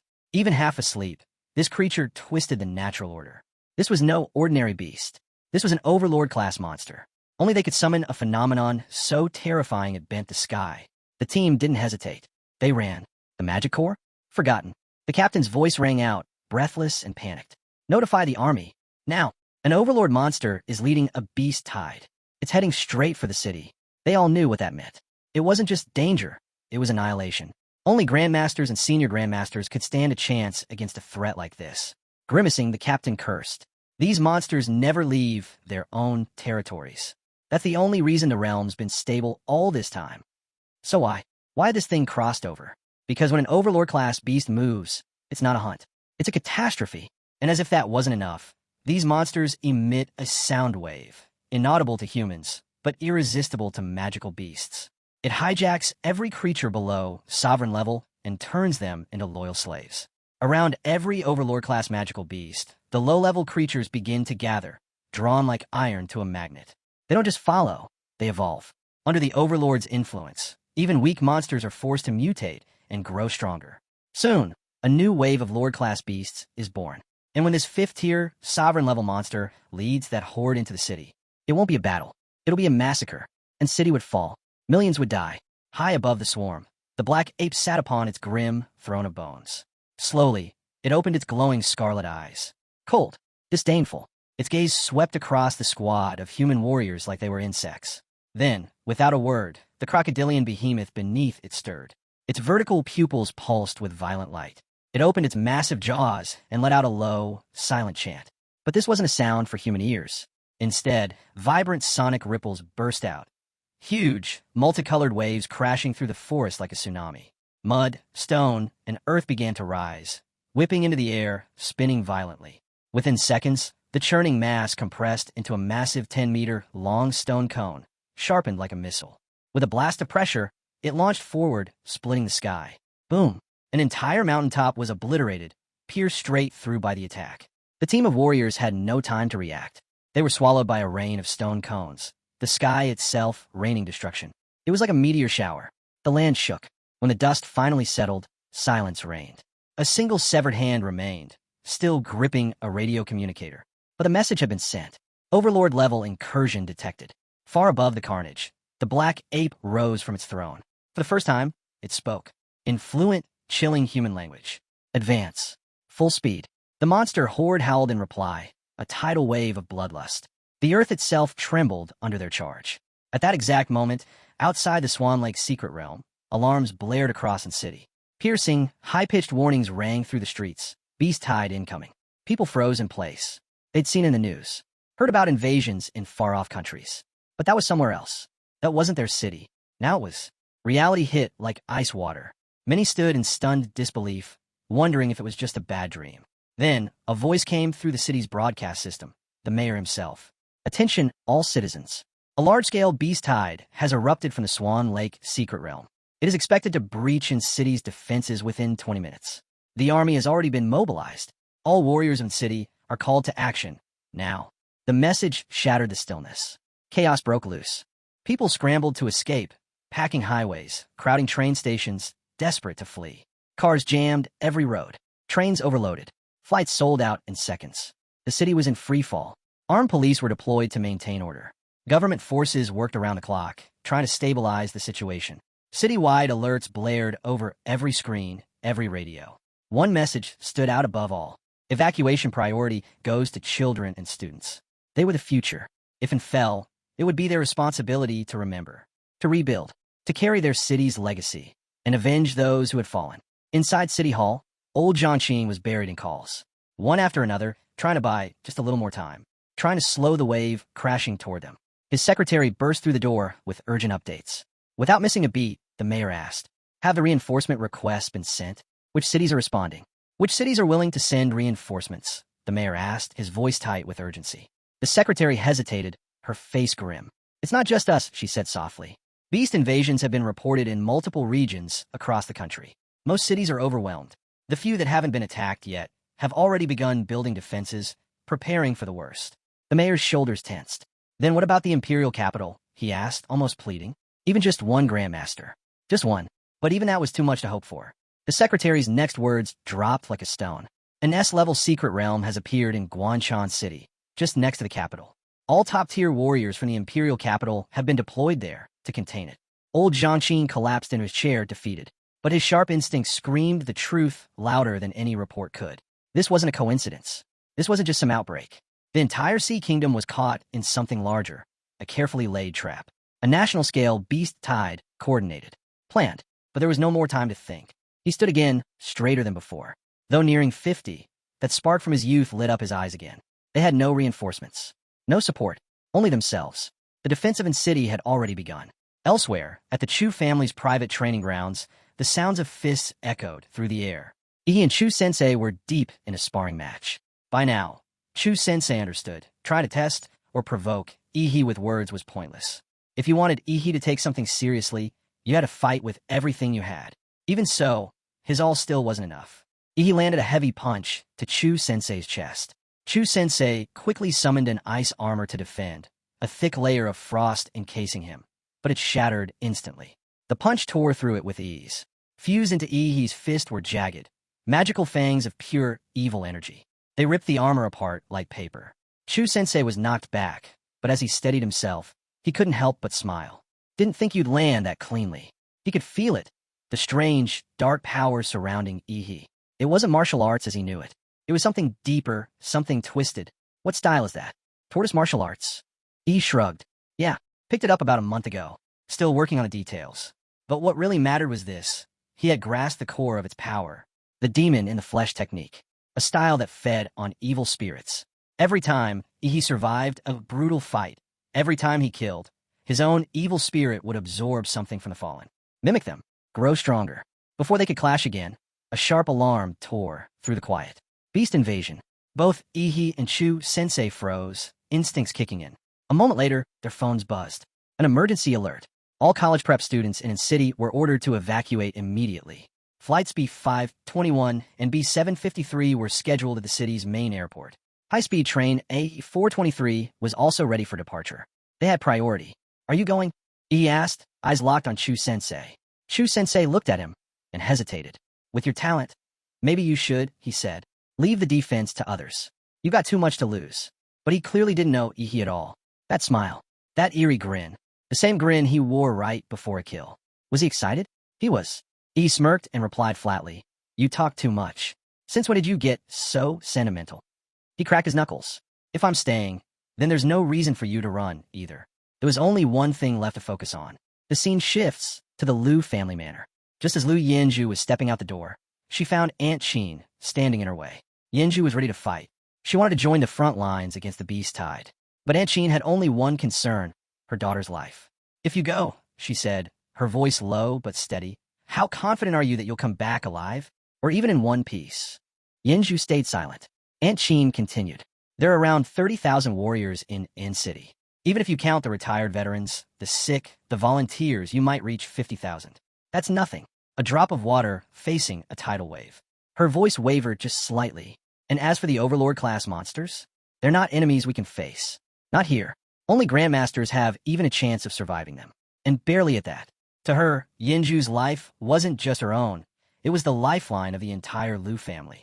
But Yinju didn't stop. She said nothing. She just moved past her mother and kept walking. That silence said more than words ever could. To her, if a warrior family can't rise to defend humanity from monsters, then what purpose does it serve? Aunt Qin didn't argue. She simply let the door shut with a deep, echoing thud behind her. As the latch clicked, a figure emerged from the shadows. Aunt Hong.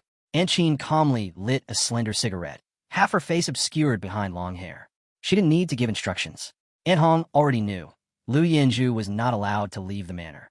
Still, Aunt Hong couldn't help but ask. The boy, is he leaving the city too?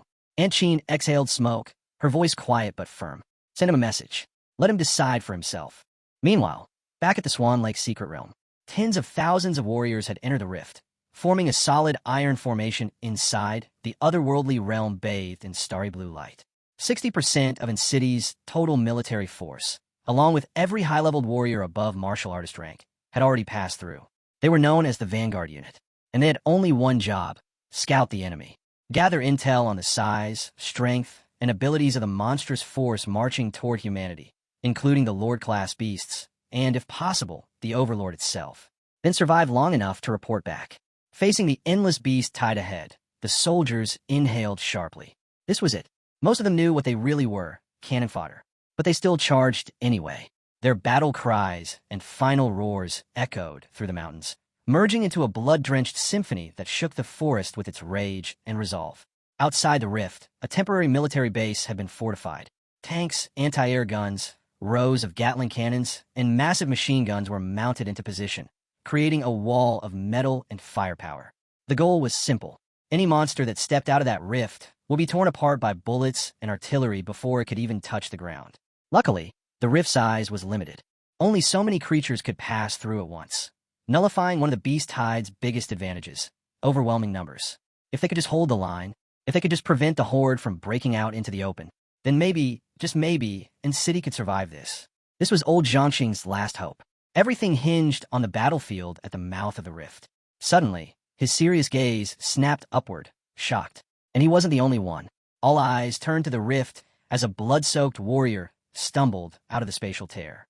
His arm hung uselessly, clearly broken, and his entire body was covered in gashes and dried blood. He took 2 steps forward, then collapsed. Like a lifeless sack of flesh, he dropped to the ground, gasping for air and barely holding on. Old Zhang, he croaked. Medics rushed in. Old Zhang was already at his side.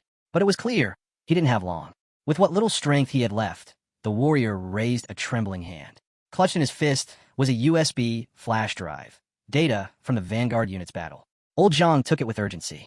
Where are the others? He demanded. The warrior's face contorted in pain. Then came the answer. They're gone. All of them gone. His voice cracked like a broken drum. The beast tide crushed everything. Not even the bodies. Nothing left. A hush fell over everyone. But then, the dying man's eyes suddenly widened, filled with a mix of rage and sheer terror. His voice was hoarse and shaking. Watch out for that black ape. It's not just strong. It planned everything. It set us up. If not for that thing, at least a few thousand of us would have made it out. Old Zhang leaned in, desperate to know more, but just then, boom! A massive stone cone burst from the rift, spiraling through the air like a drill missile. It pierced a building in the distance, exploding into rubble. Crack, boom! Another flew out, and another. The newly built fortifications around the rift were hit dead on. Buried landmines exploded in a chain reaction. The ground shook violently under a wave of detonations. The beast tide hadn't emerged yet. They were trying to clear the path first. Old Zhang's eyes widened with realization. The first wave wasn't just an attack. It was a calculated strike. The stone cones were aimed directly at the landmines under the defense grid. They were systematically wiping out traps before stepping into the battlefield.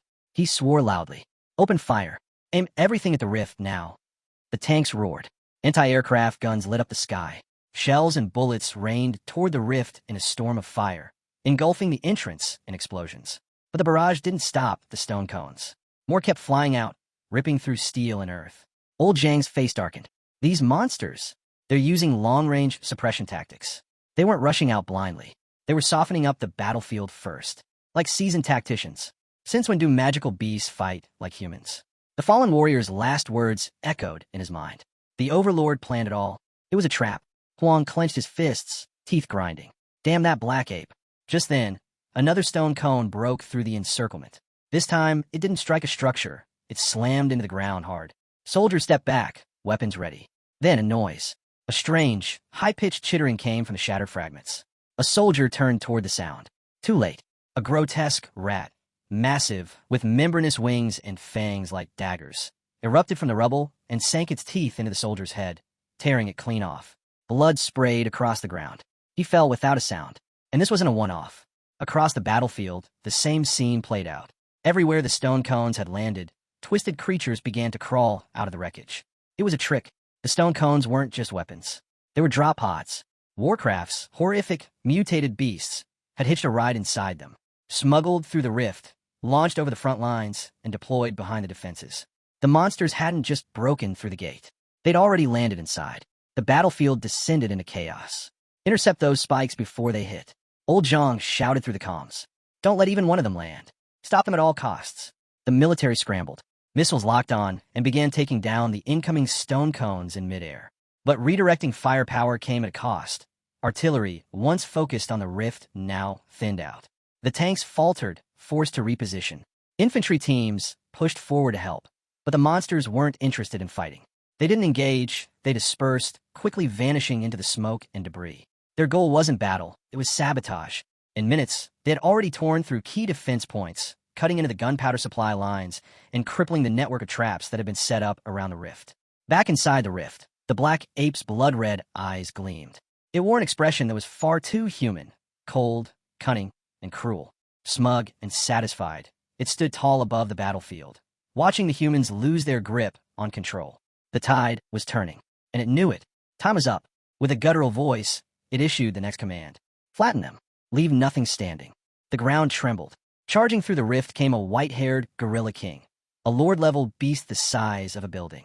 Its howl shattered the air as it pounded its fists and tore through the front lines. Behind it, the rest of the beast horde surged forward.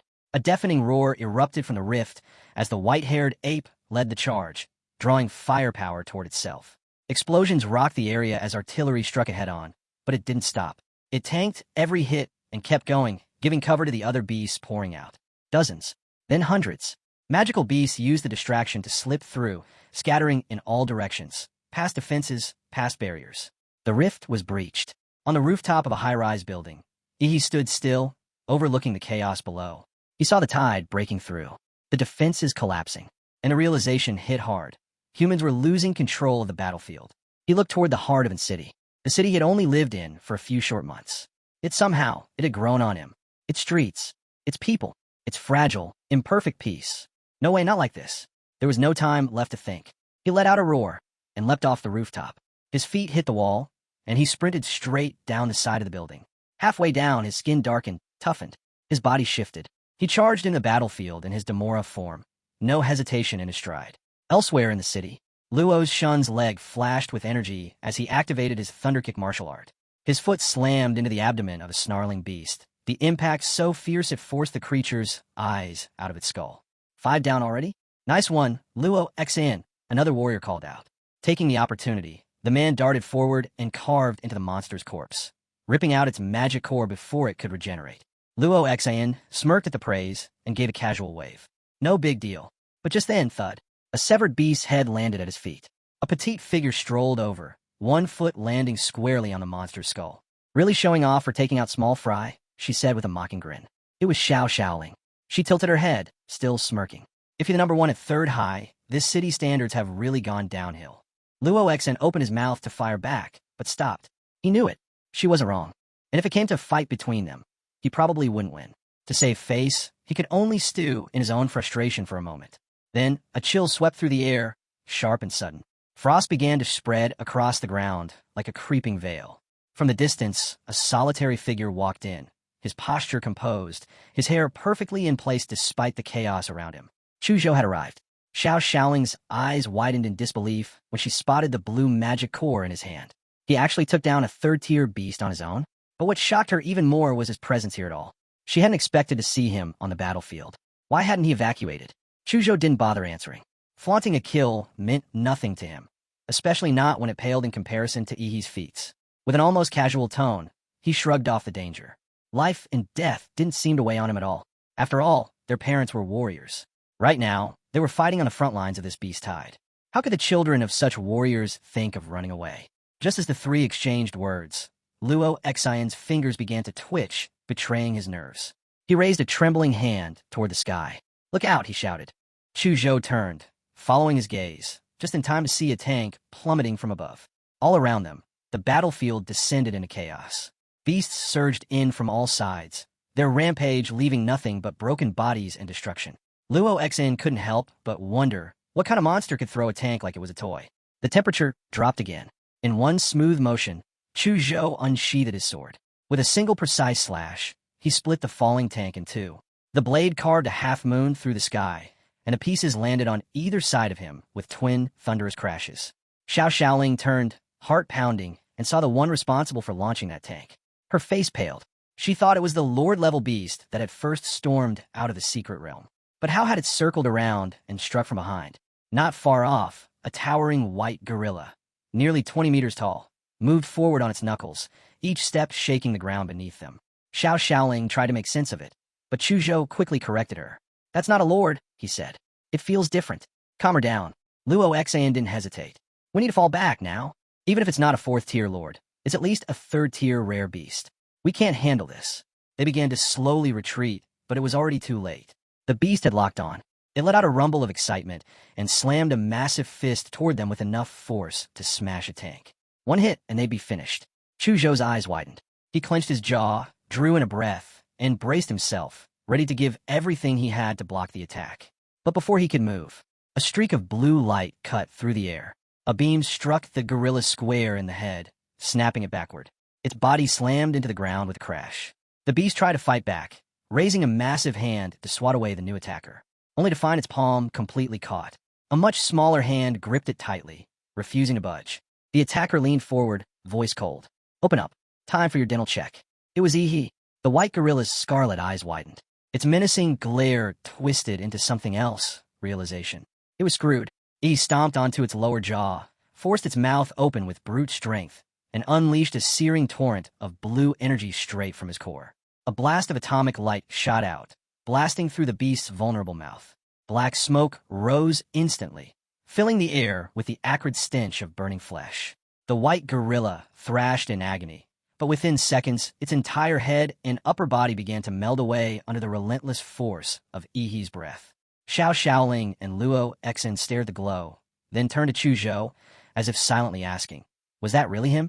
Chuzhou didn't look away from the figure standing atop the gorilla's smoldering corpse. "Yes," he said calmly. "That's Ihi. With him here, maybe, just maybe, this city had a fighting chance." He didn't stop to talk. He had no time for reunions. Other fronts needed backup. He triggered an atomic burst beneath his feet, knees bending just slightly before he shot skyward, launching into the air with explosive speed. As he soared through the sky, he scanned the battlefield below, searching for the worst of it. He focused, activating his life magnetic field, and his path shifted. The next flash of movement brought him to one of the most devastated strongholds near the secret realm's rift. The defensive line was barely holding. The outer walls had already crumbled. The martial warriors stationed there, some of the most powerful martial artists, had fallen from sheer exhaustion. But even so, no one was backing down. The remaining warriors, and even regular soldiers, dug in. If they were going to fall, they'd fall fighting. From the horizon, a mammoth-like monster barreled through artillery fire, untouched. It accelerated, charged straight through the barricades, and brought the last wall down like paper. Behind it, an endless tide of beasts followed. With no other choice, the soldiers dropped their rifles, pulled out their blades, and stood shoulder to shoulder with the warriors. They had one goal: hold the line, delay the monsters, just long enough for a counterattack. Faced with a beast immune to bombs and bullets, the warriors went with pure force, rushing it en masse, climbing over each other like ants. Even if they got crushed into paste, they'd do anything to leave a mark. The tide of battle was usually shaped by clashes between top-tier warriors and elite monsters. But in this brutal world, even ordinary people refused to give up.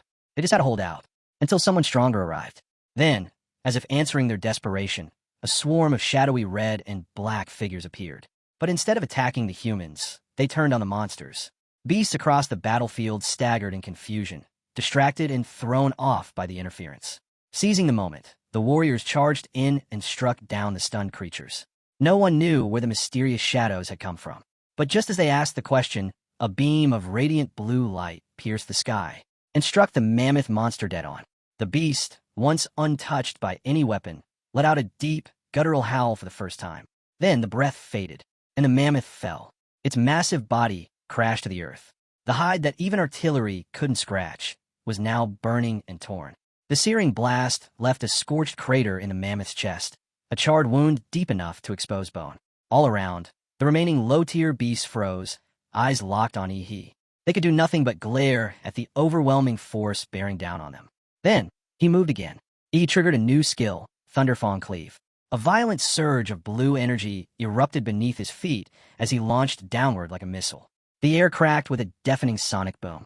In the blink of an eye, he crashed into the horde below, his descent carrying such devastating force that not a single monster in the blast radius survived. Elsewhere on the battlefield, warriors at other strongholds paused mid-fight, confused. Something strange was happening. The monsters were retreating. Instead of continuing their assault, they were shifting, turning and stampeding toward a single point. "What's going on?" someone shouted. A female warrior answered, breathless but clear. "It's Yi, the city's top scorer. He's entered the battlefield." The beasts were converging on his location. The realization hit hard. The monsters weren't retreating. They were calling for backup. Reinforcements. All aimed at taking him down. A man clenched his fists. Yes, he was strong. Unbelievably so. But at the end of the day, he was still just a kid. And their last hope. Without hesitation, the man turned and sprinted toward Yi's location. "We can't let him fall," he shouted. "Not like the others before him. We protect our top scorer, no matter what." As the scene shifted, a terrifying beast unleashed a sudden burst of blue energy from its eyes. The impact was devastating. Some were injured instantly, while others were killed outright. The surviving beasts sensed the danger and charged toward the source of the blue energy with frightening speed. At that moment, a boy who was rushing in to help froze in shock. He shouted for everyone to watch out, warning that a lower-class beast had locked onto Yi. His voice trembled with anger and grew louder as he declared that if the enemy wanted to kill, they would have to ride through the city and go through him first. Beside him, the girl who had accompanied him glanced around with teary eyes and muttered that they should kill the monsters, relieved that they were finally saved. The boy, now fully fired up, roared that humanity would win and the monsters could rot in hell. He urged everyone to hold the line, assuring them that reinforcements were almost there. The scene shifted again. Buildings were engulfed in flames, and the entire skyline glowed red with destruction. Amid the chaos, a deep voice echoed through a half-collapsed building. The speaker scolded another, calling him an old vest and accusing him of failing to protect a child. He warned not to wait until he was too busy to provide cover. If he had to go full force and the line broke, they would all be doomed. Without warning, a massive beast charged through the fire-scorched battlefield. Its sheer weight cracked the ground beneath its feet. Fire and energy erupted around it as it ran with terrifying speed. Then from the top of a burning structure, the boy appeared again. "Earth vein seals won't stop all the primal beasts," he said with narrowed eyes. "We need to take down the Sovereign to end this beast tide." Without hesitation, he launched himself from the rooftop and hurtled toward the monstrous creature. As he closed the distance, the beast bared its fangs and prepared to roar, but the boy raised his arm and clenched his fist as golden mana burst from his hand. The battlefield suddenly darkened, and only the eyes of the two opponents glowed in the shadows. Just as the tension thickened, another giant beast emerged and lunged at the boy. He turned toward it and said sharply, "Mountain-crushing python. 4th-tier king species, Lord class." The boy quickly analyzed the situation in his mind. Blood-Eye's strongest mount. If his sovereign's mount is here, then that damn monkey must be getting nervous. As he landed hard and sat briefly on the scorched ground, buildings crumbled around him and the earth trembled with the weight of the oncoming beast. Everything turned black again except for the glowing eyes of the monstrous threats. Then one of the boy's eyes flared to life and pulsed with golden energy. He shot forward with renewed determination, shouting, "You think I don't know you're good with Earth-type attacks? I'm using it for a reason." Suddenly, multiple glowing eyes appeared through the darkness, watching him. He gritted his teeth and gathered energy in his palm and said, "And you fell for the bait, bitch." Then with a surge of power, he thrust the golden energy toward the glowing eyes. Immediately, one of the monstrous eyes retaliated and fired back a massive beam of golden energy that struck the ground with such force it triggered a violent earthquake. On the other side of the battlefield, another beast emerged with its enormous mouth gaping open and metallic machinery embedded within its body, glowing faintly beneath the surface. Fire erupted from its joints as it burst through a burning structure. Yet the boy stood firm, his body braced, and his eyes steady. Good thing I had intel on the mountain-crushing python, he thought. The casualties would have been catastrophic if I hadn't gotten here in time. The mechanical beast lunged toward him, but the boy didn't flinch. Instead, he said coldly, "If you had entered the city completely, I might have struggled to weaken you. But just poking your head out, you're just asking to be slaughtered." With blazing speed, the boy activated his abilities and summoned multiple hands formed from energy, each glowing with golden light. He charged at the beast, which now had several shining eyes glowing from its armored head. Flames danced around them as the boy leapt forward and hurtled toward the creature. The beast was terrifying. Sharp horns protruded from its entire body, and it moved with unnatural speed. As the boy soared through the fire-locking eyes with the creature, he murmured, "As expected of a king species beast, you can even grow stone spikes from your body." Suddenly, another massive beast appeared with eyes glowing with an ominous red light. The boy's eyes narrowed as he studied it. As he prepared to advance, the beast struck first and slammed an attack toward him. The beast growled menacingly, "Foolish human, what do you think you're doing to my mount?" The boy immediately realized. Blood-eyed black ape. It was hiding inside the stone spikes. The red-eyed beast roared, "Now let me crush your skull so everyone can witness how insignificant humans are before me." With a deafening howl, the beast raised its arms and with overwhelming force unleashed a massive surge of energy. The battle was only just beginning. The buildings crumbled one after another as the earth shook violently beneath them and sent clouds of dust and stone into the air. Amid the chaos, a massive beast raised its paw high and sneered. It coldly stated that the explosion had torn its target's breast in a flash and confirmed that the city no longer had any strong martial artists left. According to the beast, it could now kill everyone without restraint. From the trembling, debris-covered ground where dust thickened the air and the foundations of buildings groaned under pressure, a boy stood up. Despite the tremors, he launched himself into the air. Rising higher and higher, he looked down at the beast with a piercing gaze. Once he reached a sufficient altitude, he began to channel his energy and summoned golden light that gathered and surged toward the enemy. What emerged was not just a blast. The boy conjured a beast of golden energy, towering in size and even larger than the monstrous creature it targeted. The beast below scoffed, declaring that the human's resistance was meaningless and that he was only delaying the inevitable. At that moment, an ominous voice echoed across the battlefield. Though disembodied, it was unmistakably powerful. The voice declared that there were no longer any neutral enemies on the battlefield. It claimed the conflict had become a game designed to drown humanity in fear and despair. The speaker expressed twisted delight at the thought of seeing the strongest human wear an expression of hopelessness and fear. A cruel, booming laughter followed, sending a chill through every soldier's spine. As shock gripped the hearts of many, another beast raised its paw to attack, but it was suddenly intercepted by a punch from another creature. The second beast growled that the first had been fast but still too slow, while the surrounding buildings collapsed in thunderous ruin. The first beast tried to flee, muttering powerful but still too slow. At the same moment, the boy jumped from one collapsing structure to another. First the second, then the third and fourth, until finally he soared high into the sky. He hovered there looking down at the beast who glared up with burning red eyes. "I don't tolerate lower creatures looking me in the eye," the beast snarled. But the boy didn't flinch. He maintained his gaze, unwavering and sharp. The beast released a sharp, violent energy that detonated in a heavy explosion aimed at the boy.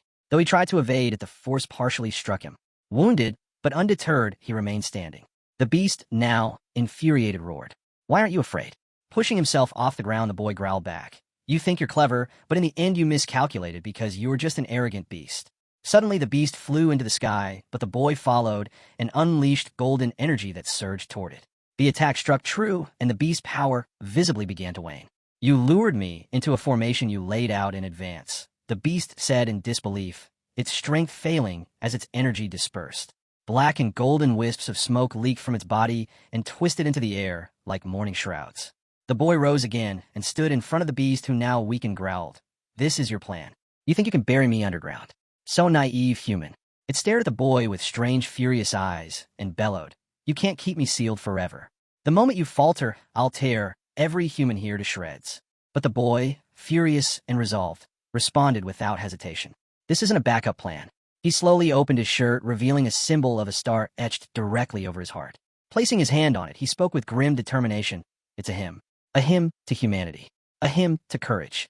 The beast, sensing something ominous, shouted, "What are you doing?"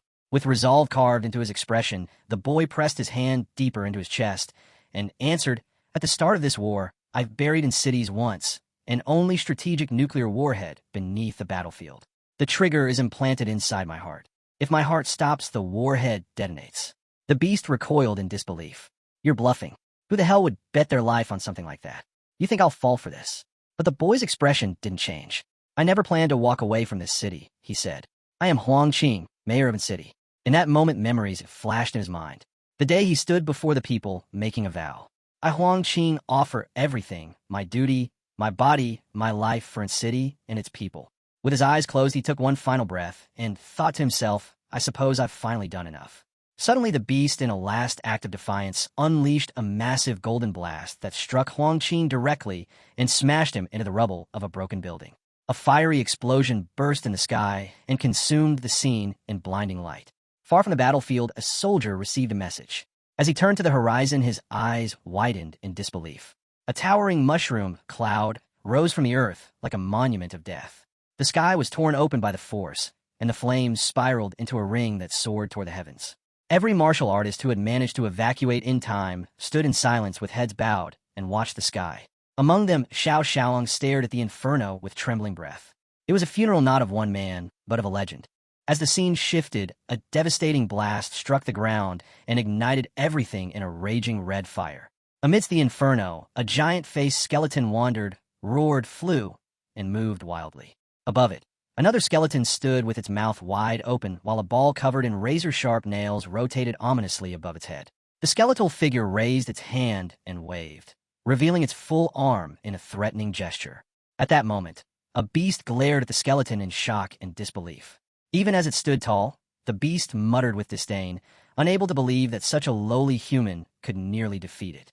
Enraged, it roared its intent to slaughter every last person in the city and to torture every human to death in the most brutal way imaginable. With those cruel words, the beast turned away and stepped onto the dusty ground, announcing its retreat to the Sin domain. It needed to recover its blood and qi, and once restored, it vowed to reduce the entire place to ruins. However, just as the beast began to depart, a chilling voice echoed through the air, asking where it thought it was going. Suddenly, a human-like figure appeared, radiating intense blue energy from his shoulders with his tail swaying with power. The beast froze in fear, its eyes widening as recognition dawned.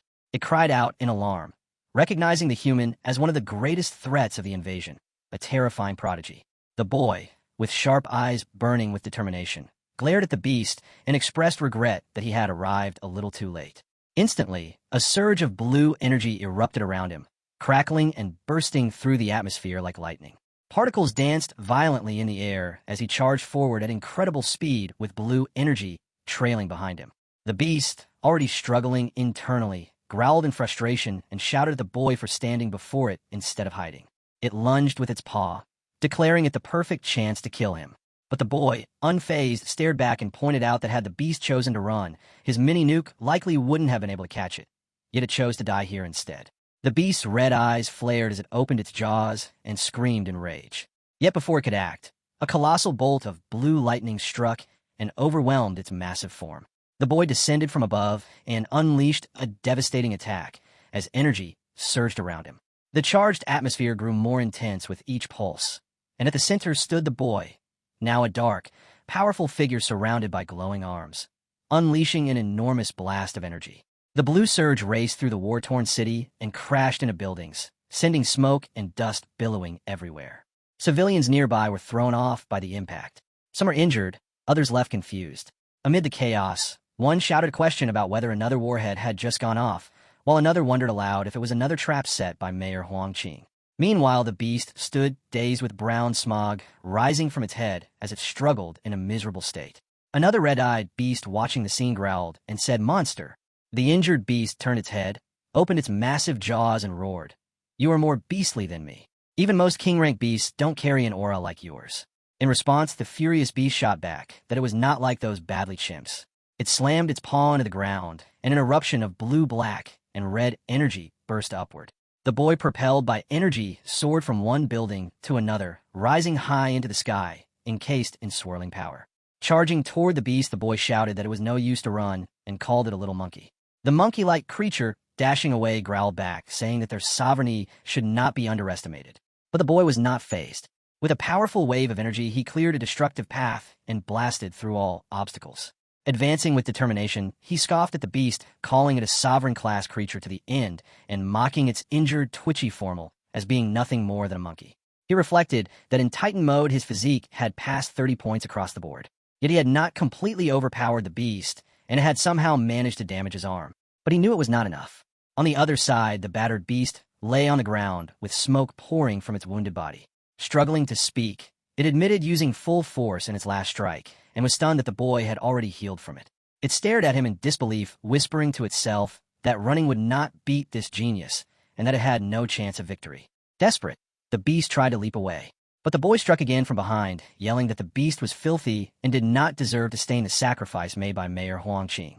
He then launched a final massive blast of piercing blue energy. The strike crashed into the beast's back as it fled and tore through its body with unmatched power. As its strength faded and its body trembled, the beast cried out in agony, cursing the human genius one last time. The boy with the body of a beast stood near the collapsing ruins of a shattered building and stared into the broken earth. He growled with fury and said that the filthy monkey had gone underground to act dead. As a burst of energy erupted from him in a glowing circle, he declared that playing dead meant only one thing. It meant fear. Fear of being discovered. He knew it was more restricted than ever, and he realized this might be his best chance to kill it. He muttered that sovereign-class beasts could suppress their life force completely, and his eyes burned with regret as he added that if he had found it sooner, Mayor Huang might still be alive.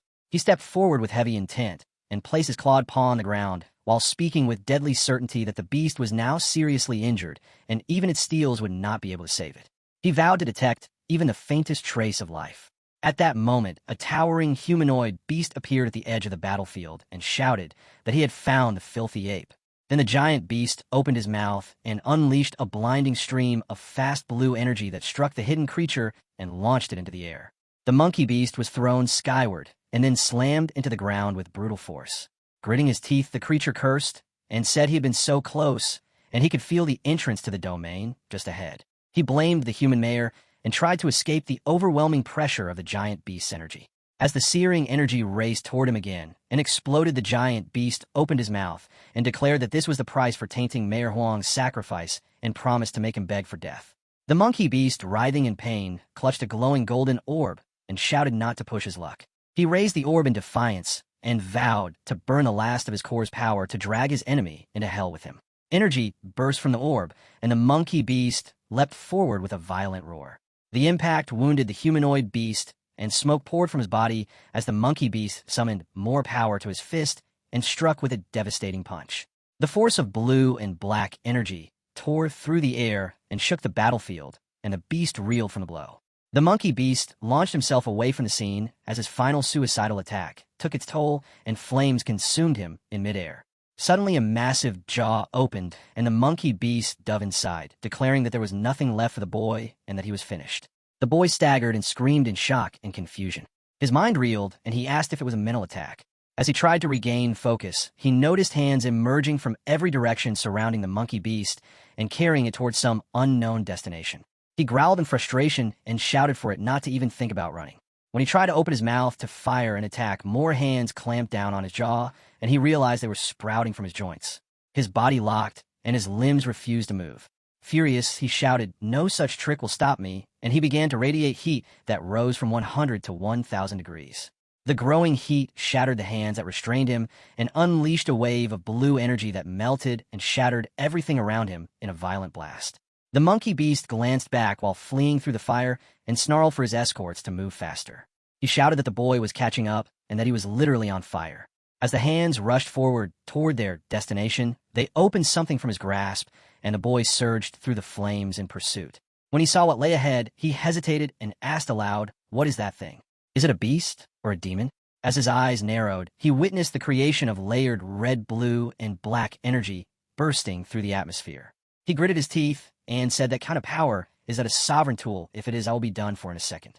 Suddenly, the scene shifted to a devastated city where buildings were collapsing, smoke filled the air, and chaos reigned.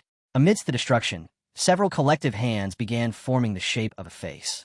One of the hands opened an eye, revealing a red and golden circle with layered lenses, and in that moment, blue energy spread everywhere, causing the partially formed body to glow brightly. On the other side of the battlefield, the boy placed his hand on his head and murmured that although he had blocked the giant anthropomorphic creature's hearing, its eerie screams still echoed in his mind. Then, a massive figure emerged from thick smoke and, while standing still, accused the boy of slaughtering countless lives and attempting to walk away from it all. He shouted that the boy was dreaming and, with a surge of energy from his hand, blasted forward while emerging from the jaw of a giant beast. Mocking with a twisted grin, he sneered, "Here's a local speciality from our hometown, a nuke. Hope you like it, bitch." Another wave of intense energy exploded, and a strange figure with unusual eyes appeared as the energy shot at an incredible speed and slammed into the ground. Somewhere nearby, a group of people observed the chaos and noted that the rift in the secret realm had exploded. Concerned, they speculated whether Mayor Huang's plan had succeeded and warned each other to stay alert so his sacrifice wouldn't be in vain. They confirmed that the carcass of the blood-eyed black ape had finally been obliterated by the nuclear blast. Aid workers rushed to carry away Xiao Xiaolong, who had been injured in the battle. Meanwhile, Chu Zhou sat deep in thought, realizing that although the siege on the city had been won, it came at a devastating cost. Nearly 8% of fighters and soldiers had been killed or wounded. The scene shifted, and I found myself lying unconscious in the Swan Lake secret realm. As I slowly opened my eyes and sat up, my mind felt hazy. I wondered how long I had been out. I had poured every bit of my energy into activating the giant anthropomorphic nuclear template, yet the entire area was already soaked in radiation and leftover fission energy. In a strange way, I had ended up recharging myself just by lying there in the aftermath. The battle had been brutal, far more than I expected. Mayor Huang had sacrificed himself to lure the blood-eyed black ape into the blast zone, giving me the one chance I needed to turn the tide. Using the radiation zone's home field advantage, I self-destructed again and again, finally managing to obliterate that beast before it could be rescued. Even as I closed my eyes for a brief moment, I had to admit, my Infinity Monster template was powerful, but not enough to match an Overlord-class beast. Victory this time had come down to luck, opportunity, and a touch of fate. Still, deep down, I believed I could one day reach the pinnacle of martial power in Xia Nation. The problem was this secret realm left no room for slow, steady growth. It was chaos, and it was now or never. As I stood up, I couldn't help but wonder when I'd next have a chance to draw a rare template. If I could merge with the Comic Emperor template, that would be my fastest path to the top. But to do that, I had to act quickly. I needed to gather plant element magic cores and fuse them with my template. Beyond that, I knew I had to master the comic martial arts skill. My Infinity Monster template let me cheat a bit in the martial resonance space, but the comic martial arts came from an entirely different system, one that originated in a high martial cultivation world. Their growth might be slower than template abilities, but the potential was staggering. I looked back at the broken city. The sun rising behind the shattered buildings cast a strange warmth over the ruins. Maybe, just maybe, being transported here was part of something greater, part of my destiny. A month later, a statue was erected. Crowds gathered around it, taking pictures and remembering what had been lost and what had been won. I sat nearby, thinking back over everything that happened. Across Xia Nation, 18 cities had suffered attacks from beast tides, and 12 of them had been completely sealed. Guanshan City had become the heart of it all, the site of an S-class secret realm buried in thick, impenetrable gray mist. The National Martial Organization, Great Xia Dragon, had sent 30 barriers and 5 grandmasters led by Du Jingming to investigate. As I scrolled through my phone, my heart sank. Fu Hongsheng, the strongest guardian martial artist in Xia Nation, had personally entered Guanshan City. 8 hours later, he came out barely alive, accompanied by only 2 surviving grandmasters. The nation had declared Guanshan the 11th life-prohibited zone, and the confirmed global death toll reached 1.8 million. I stared at the screen in disbelief. Was humanity's survival on Blue Star really hanging by a thread? I didn't have time to wait anymore, so I contacted Aunt Sheen. She assumed I wanted to learn the last two comic martial arts skills from the Liu family, but I told her I had a different favor to ask. I needed high-quality plant element magic cores, ideally blue grade, or if possible, even the rare purple lord class ones. She was shocked. Plant-type magic beasts are rare as it is, she said, and lord class cores are extremely precious. What are you offering in return? I explained that during Huadu University's freshman opening, there would be a secret realm exam. I could team up with Lu Qingzhu and help her take first place. Aunt Qin didn't seem convinced. She reminded me that prodigies from other provinces would be competing too, and even though Qingzhu was talented, she only ranked mid-high among past Imperial Capital University freshmen. I had beaten her in sparring, yes, but I was still far from being at the level of a top-tier genius. I smiled and said, "But you entrusted the revival of the Liu family to me, didn't you?" Then I made my offer. If Qingzhu and I failed to win first place, I'd sign a 10-year contract.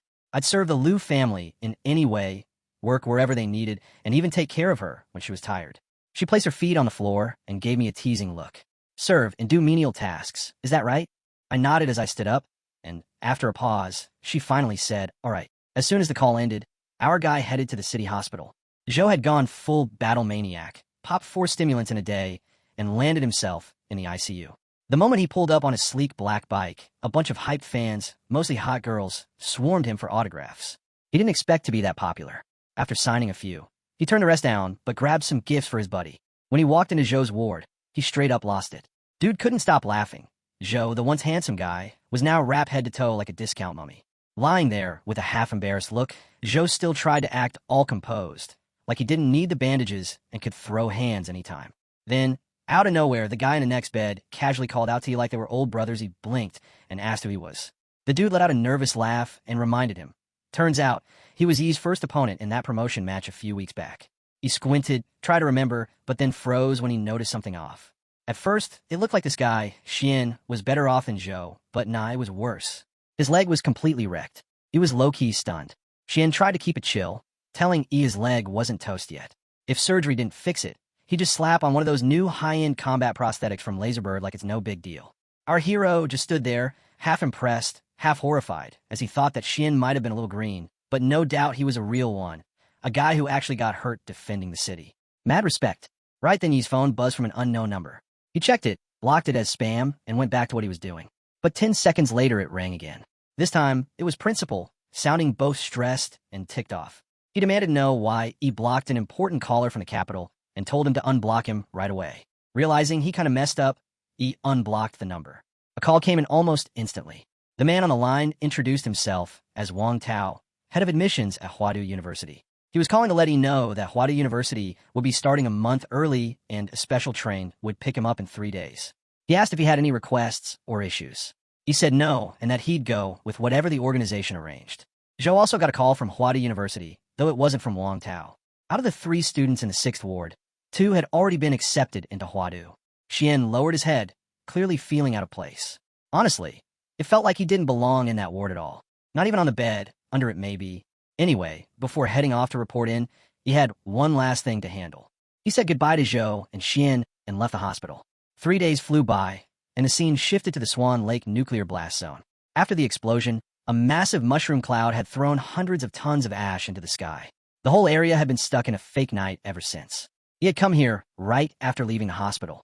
Guided by the instinct of Damonra's bloodline, he tracked down the spots with the strongest radiation and energy leftovers, especially the place where Hongqing sealed the bloody black ape and nuked the site. He sat cross-legged in the massive crater and activated Damonra's template, pulling every bit of radiation energy into his body. His skin turned black and rough like reef stone, while thick mist swirled around him. As he breathed in the radioactive clouds, his back muscles relaxed, and steam poured out of his pores like a human steam engine. Eventually, the steam around him faded. A beam of morning light broke through the thick clouds, lighting him up like a spotlight on a dead stage. The heavy ash finally began to clear, and daylight touched the scorched wasteland again. He opened his eyes. A flash of blue light shot through his pupils.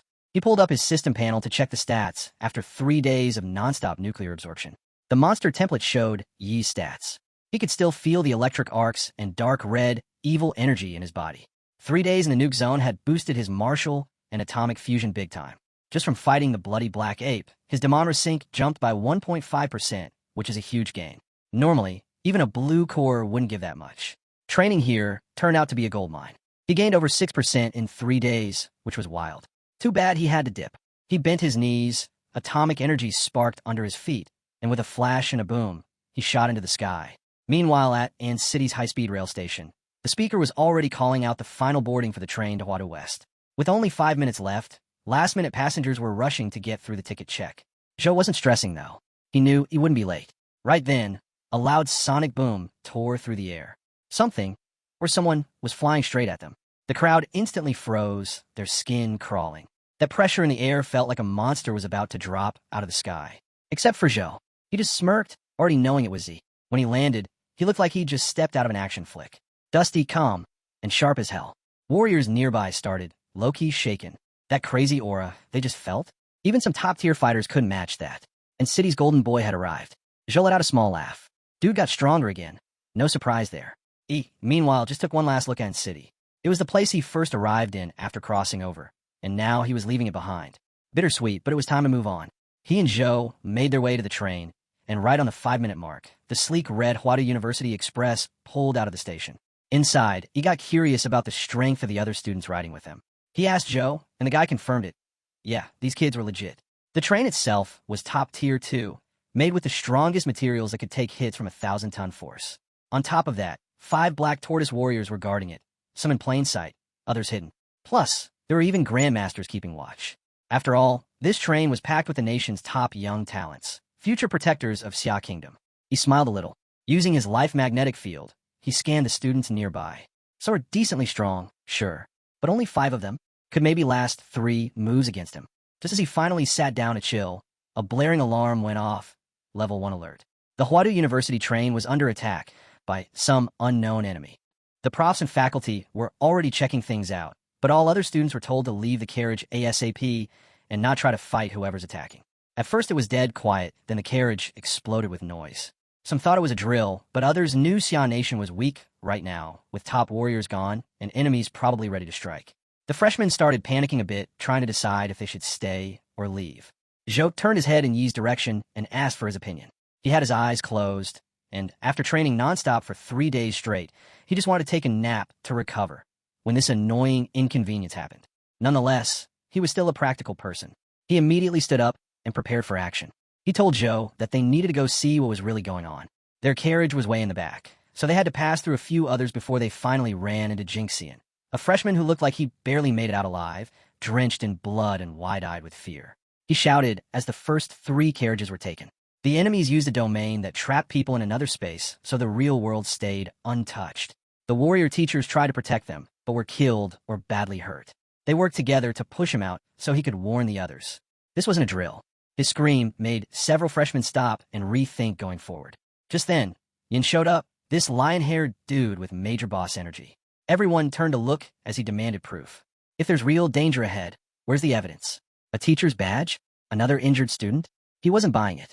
How could Jinxian escape, but not his own close friend, who was one of the strongest among them? A lot of students sided with Yin, thinking the same thing.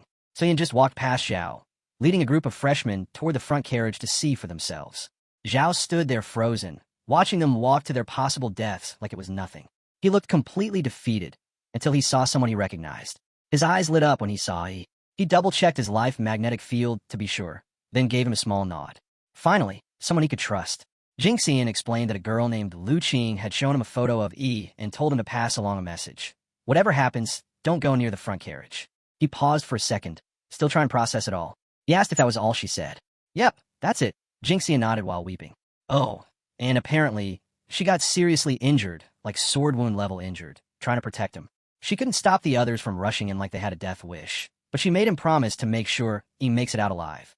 Jinxian was genuinely moved by what he said, until someone smacked the back of his head and called him out for being dramatic.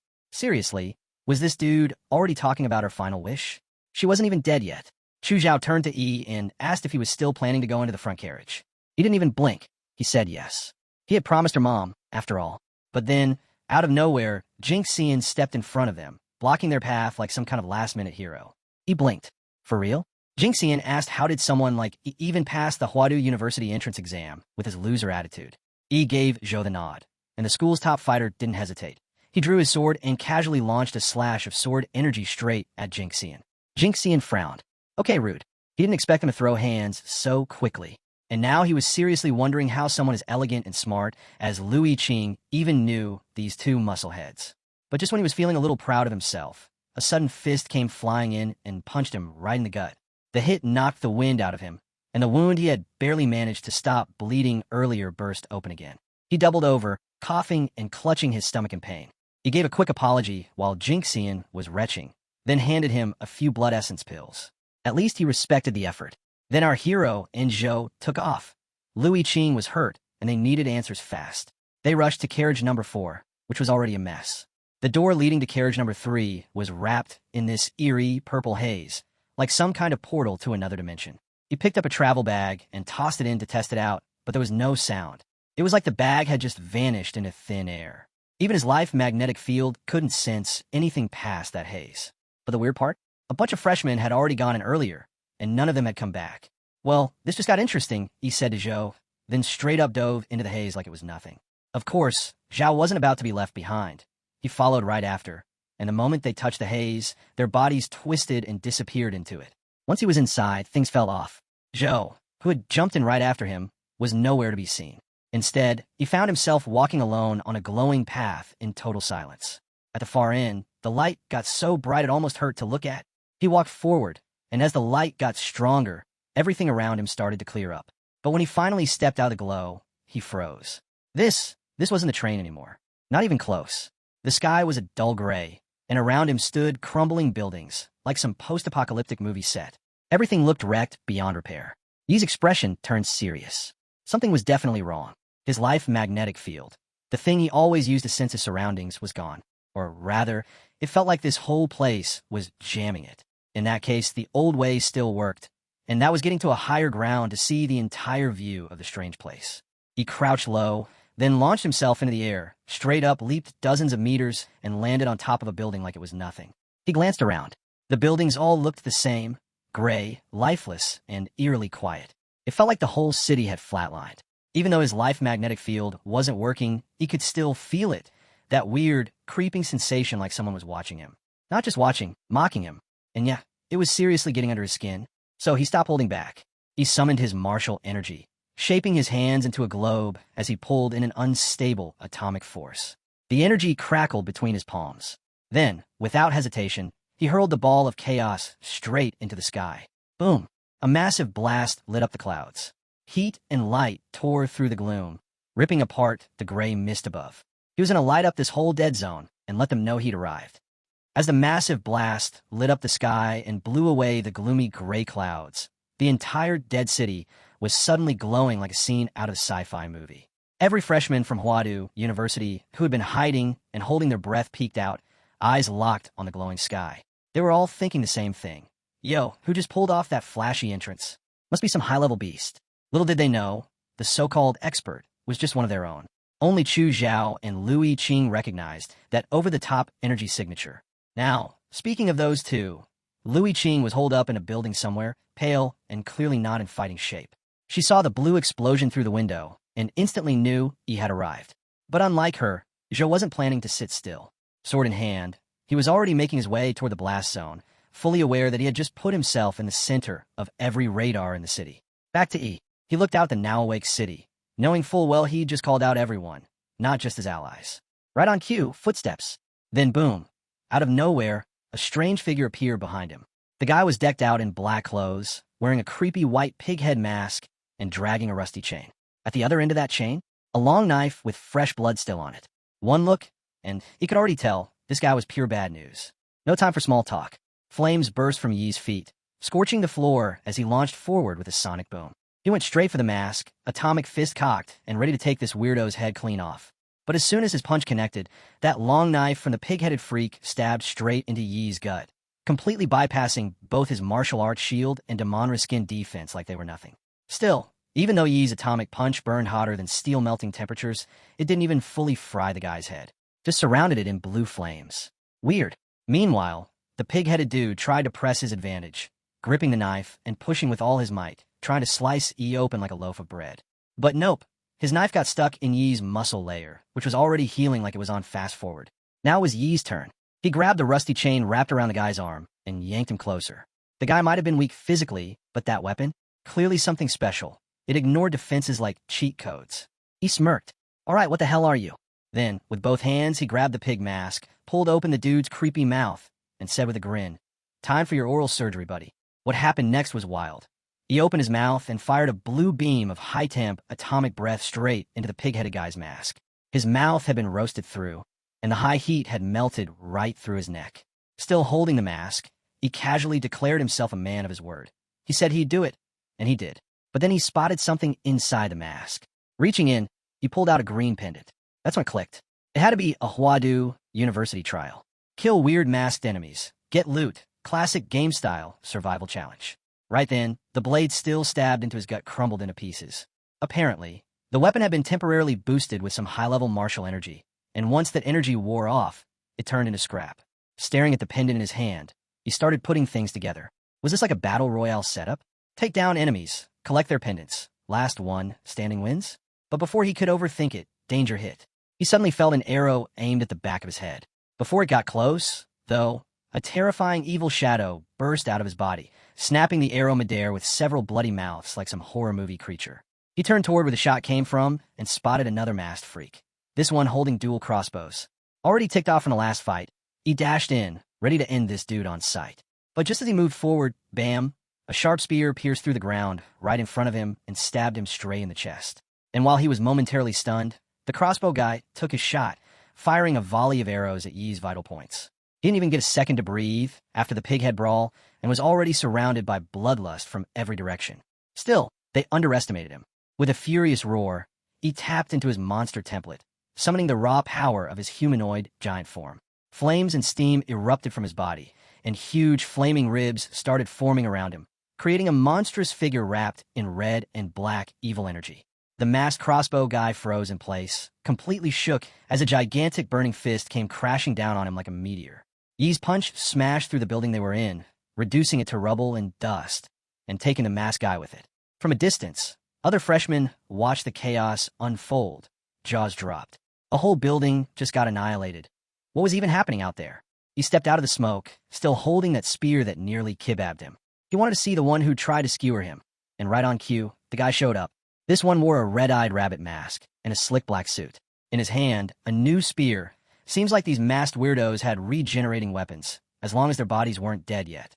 The guy then launched himself like a missile, spear aimed dead at Yi. He went for a counter-kick midair, but the guy's body twisted unnaturally, dodging with some real martial arts flair. Mid-spin, he adjusted his path, still gunning for Yi. He was stunned. This rabbit head dude knows kung fu? Right as the spear came within inches of his face. Boom! A towering ice wall formed in front of Yi, stopping the spear cold. Beneath the shade of two crumbling buildings, Zhou announced his presence by encasing the rabbit-headed man within a towering ice wall. The masked figure, holding his spear tightly, looked around in confusion until he sensed an attack from above. It was Zhou. He struck without hesitation, calmly observing how close the rabbit had come to being impaled. The rabbit narrowly evaded the strike. As Zhou's sword pierced the ground where his target had stood, countless ice shards exploded upward. The rabbit leapt out of the icy prison, counter-attacking midair with his spear. Their weapons collided above the city ruins, sparks flashing in the dimness. Within moments, the two had exchanged dozens of blows. Although the rabbit had the advantage in reach and weapon type, Zhou's precise swordsmanship kept the fight balanced. During one fierce exchange, Zhou tapped into his ice power, freezing the spear in his opponent's hands. Caught off guard, the rabbit staggered. Zhou wasted no time, driving his open palm into the rabbit's chest and sending him flying. Even so, the rabbit absorbed much of the blow through his frozen weapon. As he attempted to escape, an enormous hand emerged from the darkness and seized him. Yi, having returned to his colossal humanoid form. A tremendous burst of martial and unstable atomic energy followed. The explosion lit up the gray clouds and shattered the silence. Nearby buildings crumbled under the shockwave's force. In another part of the city, moments earlier, two freshmen hid in a partially collapsed building. They'd formed a temporary alliance, and one of them peered outside and wondered aloud if that guy had died. The blonde stayed calm because she figured that he was probably one of the guys who went up against the masked freaks. She dismissed the flashy arrival of the loud, confident student as nothing more than arrogance. In her view, he was likely someone from a small town who had gotten into the university by luck. In contrast, she pointed out that true elites from major cities were already hunting the masked enemies. She knew them as Zheng and Yang from Magic City. Shindu from Deep Blue City, and Xian Shun from Lioli Island. The girl had no idea how they started hunting masked ones. The boy beside her asked if one of them would become the freshman champion.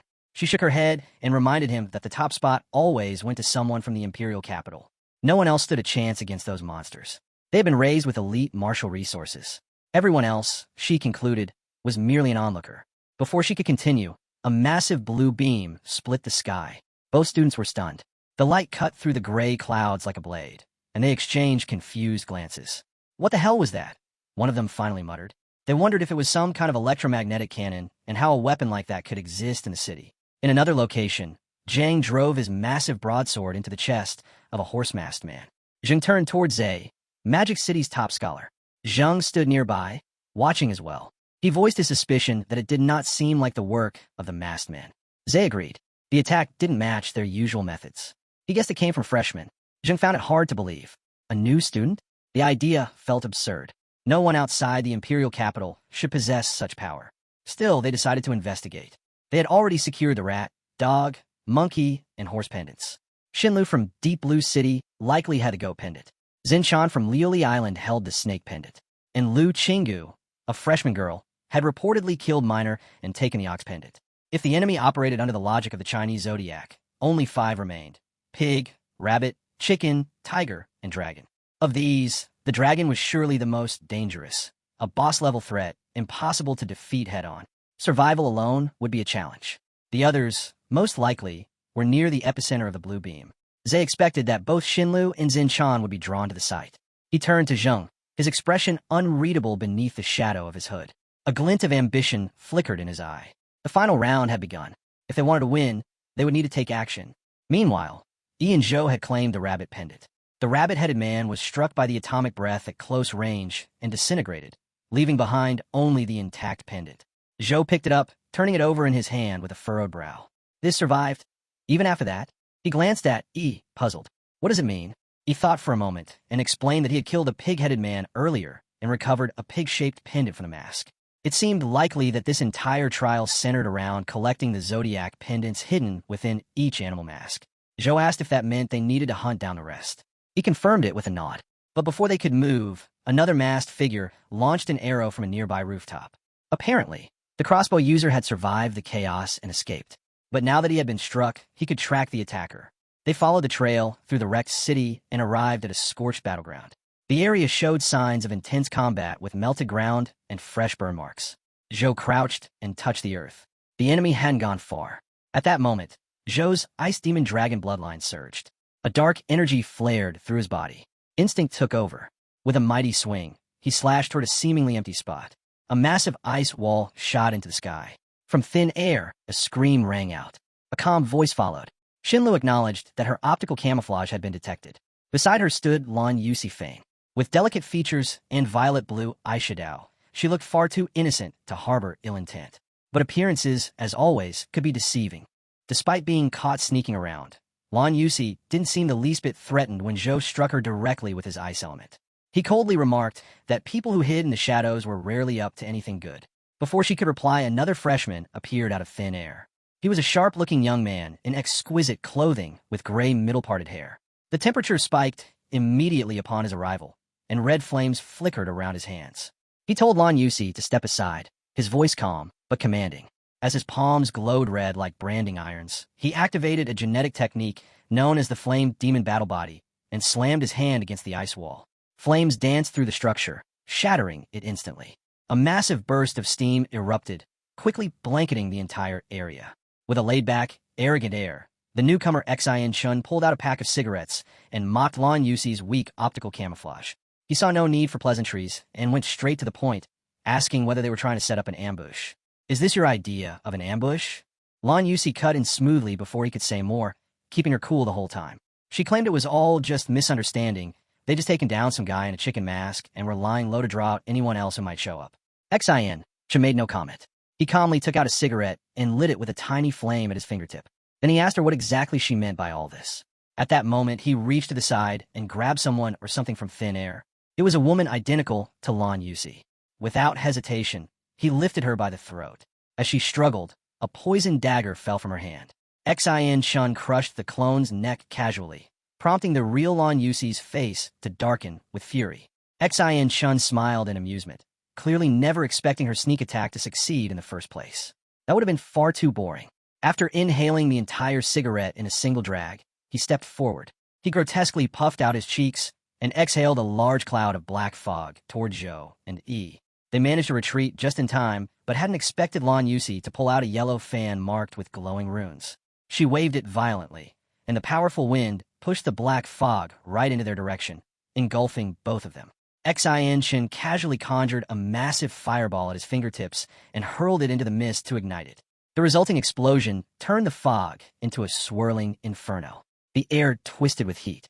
Lan Yusi smiled behind her fan, believing that their enemies, strong as they might be, were still no match for them. "They're strong," she murmured behind her fan, "but not enough to stop us." But her satisfaction was short-lived. A thunderous clap echoed from within the firestorm, and the force of it extinguished the flames entirely. Xin Chun froze in disbelief. A single clap had unraveled his blazing cloud. Confusion filled his face just as a fist appeared inches from it. He saw it, but too late. Compared to that speed, he couldn't even begin to react. He had launched himself forward using mountain-blocking fist. His strike landed with crushing force, contorting half of Xin Chen's face and sending him flying like a ragdoll. Lan Yusi was stunned. She hadn't expected Yi's speed and strength to be that monstrous. His power left her feeling helpless. Most freshmen, herself and Xin Chun included, had yet to reach the warrior rank. Their cultivation remained stuck at the martial artist apprentice level, and their strength was limited by a membrane. Even with the Imperial University's higher standards, freshmen still had a cap. But he was something else entirely. With his system template, even at level 9, he could stack physical stats by raising compatibility. Lan Yusi hadn't realized she was fighting a monster. Even together, she and Xin Chun stood no chance. The pressure alone crushed her spirit. She turned to flee only to feel cold suddenly creeping around her feet. She froze. In focusing on Yi, she had forgotten Zhou. He had silently encased her feet in ice. "You forgot about me." Desperation filled her as she swung her fan and summoned sharp wind blades, shattering the ice. Using the momentum, her body lifted into the air. But as she rose, a hand clamped around her ankle. He had grabbed her. He slammed her into the ground, forming a shallow crater. Her fan slipped from her grasp. Without hesitation, he raised his fist again. Panicking, Lan Yusi burned a large amount of martial energy. A jade-colored burst erupted, and dozens of her clones shot out in every direction. The real Lan Yusi blended in and thought she was safe. But he only grinned, unbothered and wild-eyed. He activated his Shun Huang martial arts by combining imprisoning the devil in the flesh with demonic illusions. Dozens of blood-red shadows surged from him, transforming into demonic beasts that swarmed the fleeing clones. Lan Yusi's illusions didn't stand a chance. Her clones couldn't suppress so many at once. She had no idea what these creatures were, and fear froze her more than any ice ever could. He laughed, his expression twisted in madness. Lan Yusi could no longer fight. She could no longer run. There was nothing left to do except surrender to fate. Faced with Yi's overwhelming pressure, Lan Yusi surrendered and obediently handed over both the sheep and chicken pendants. When he further demanded information, she didn't hesitate to betray her ally. She revealed that Xin Chun possessed the snake and tiger pendants and explained the abilities he had demonstrated in combat. She continued by providing additional intel and speculations regarding Zai and Zheng in Magic City. Lan Yusi emphasized that if he wanted to win the trial, he would need to collect all 12 pendants. "If you want to win, you'll need all 12, she warned. With the trial entering its final phase, the remaining participants were unlikely to wait and would soon strike on their own. If he didn't act first, others would come after him. Hesitate now, and they'll come for you. Knowing she had no real chance of winning, Lan Yusi figured she might as well stir the pot, create chaos, and let both sides destroy each other. With a bright yet cunning smile, she offered to guide Yi and Zhou to Zai and Zheng. But he immediately declined, which didn't surprise her. After all, they had been enemies just moments ago. It made sense he wouldn't trust her. What did surprise her, however, was the way he smiled with his eyes fixed on her fan. And when he casually remarked that he liked it, Lan Yusi felt a bad premonition crawl down her spine. Meanwhile, in another part of the city, Zheng and Zai were making their way toward the explosion site they had seen earlier. Along the way, they had encountered a group of arrogant freshmen attempting to team up and steal their pendants. Though the attackers were weak, it still took some effort to deal with them. Zai and Zheng suspected that by now, Xin Chun and Lan Yusi had likely made their move. But that didn't concern them. Whoever emerged victorious would only be holding the pendants temporarily, since Zhe and Zheng would take them later. As Zhe voiced this overconfident view, Zheng didn't disagree. In his mind, it was only logical. Suddenly, his pupils constricted. He shouted in shock, pointing towards something ahead. Zhe stopped walking and narrowed his eyes as they both stared at the horrific scene. Xian Chen's corpse lay sprawled on the street, cleanly severed in half, thrown aside like a dead dog. His face was frozen in a mixture of shock and rage, unable to even register fear before he died.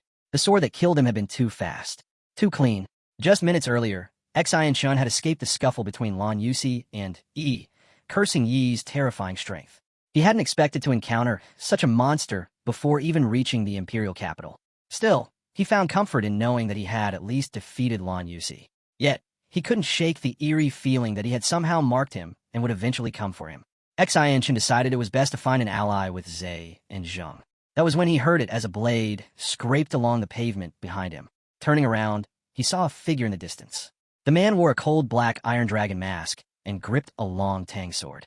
He stood over 2 meters tall, gaunt yet menacing, dressed in ragged grand black robes that swayed in the breeze. But the most terrifying feature was his eyes with double pupils, both blood red crammed into each eyeball. They radiated a cold, eerie aura that made Xian Chen instinctively understand. This was no ordinary opponent. This was the first time Xian Chen had seen someone wearing the dragon mask. Unlike the other zodiac masked figures who felt like lifeless puppets, this man felt alive. The flickering streetlights between them glitched and dimmed, as if the very current was disturbed by his presence. Xian Chen blinked. The dragon-masked man instantly appeared 10 meters closer, the lights behind him going dark with a sizzling sound. For a brief moment, the street was pitch black. Then the lights returned only to reveal Xian Chen's body already split in two. Blood sprayed like a fountain as the dragon-masked man snatched the snake and tiger pendants, then vanished into the silent, dark streets. Back in the present, Zhang stared at the corpse, confused as to why Xian Chen had been killed so ruthlessly in the middle of the street. Zane knelt beside the body, examining the wound, and confirmed that it was the work of the dragon-masked man. The slash was clean and merciless. There had been no contest. He added that only the dragon mask among the 12 zodiac masks was capable of such a feat. Zheng was puzzled. Wasn't the dragon-masked man supposed to be confined to the underground parking lot? He and Zay had first encountered him after killing the dog-masked man. Back then, they were leading 20 freshmen. To win their loyalty, Zay, as the leader, guided them to the southern underground garage, where the dragon-masked man was rumored to appear. Only Zay and Zheng had made it out alive. Zay vividly remembered watching the dragon-masked man cut down 2 students as if he were slicing vegetables. He couldn't believe it at the time because this was supposed to be a trial, not real combat. But the smell of blood had been real. The pain had been real. Now, seeing Xian Chen's corpse stirred those dark memories. Zheng's voice snapped Zay out of his thoughts. With Xian Chen's penance taken, what was their next move? After considering it, Zay guessed that the dragon-masked man had been freed from his initial restriction.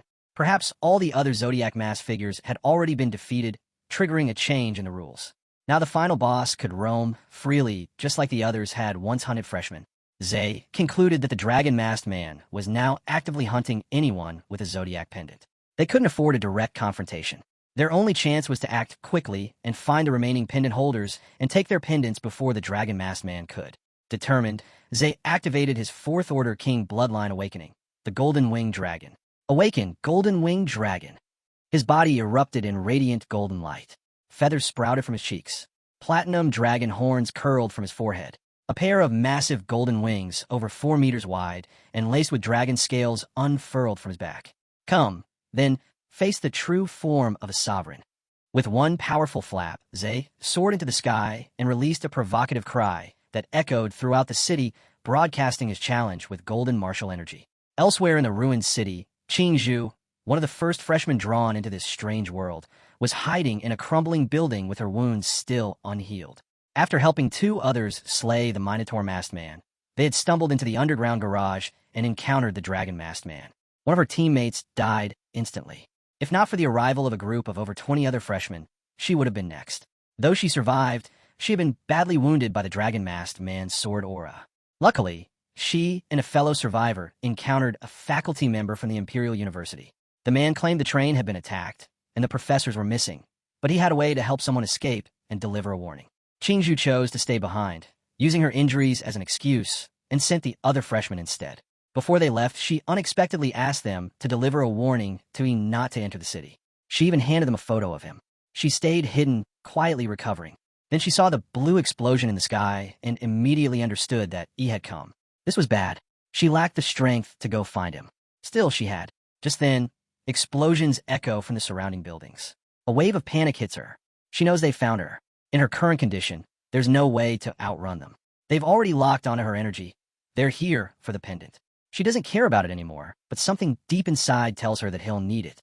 She knows she can't face them directly, so she makes her choice. She'll lead them there. But she has no idea that her worst nightmare is already watching from above. The dragon mask freak stands on top of a nearby building, eyes fixed on her. He remembers noticing her back during the college entrance exam, the moment she awakened the ghost sparrow bloodline, an extremely rare avian type. Now she's also carrying the ox pendant. Luck seems to be on his side. He watches as she moves through the streets and immediately figures out her plan. She's trying to lure him to the dragon's lair beneath the parking garage. He finds it laughable. The dragon has already been set loose. That place is empty now. He grins and steps away. Zhang is told to stay put. He's going to get someone. Then, without hesitation, he bolts. A massive assault, or perhaps a powerful burst of energy, erupted from Ouyangze. Hovering mid-air above the city, he watched the chaos below with sharp eagle wings spread wide and fierce eyes calm. Lu Qingzhu's voice reached him, declaring that he couldn't run. Zay's eyes widened. Sweat dripped as he froze mid-air. That voice was the dragon. It didn't make sense. The dragon should have gone after the others. But there was the red sharp-eyed beast staring directly at him. Fear crept in.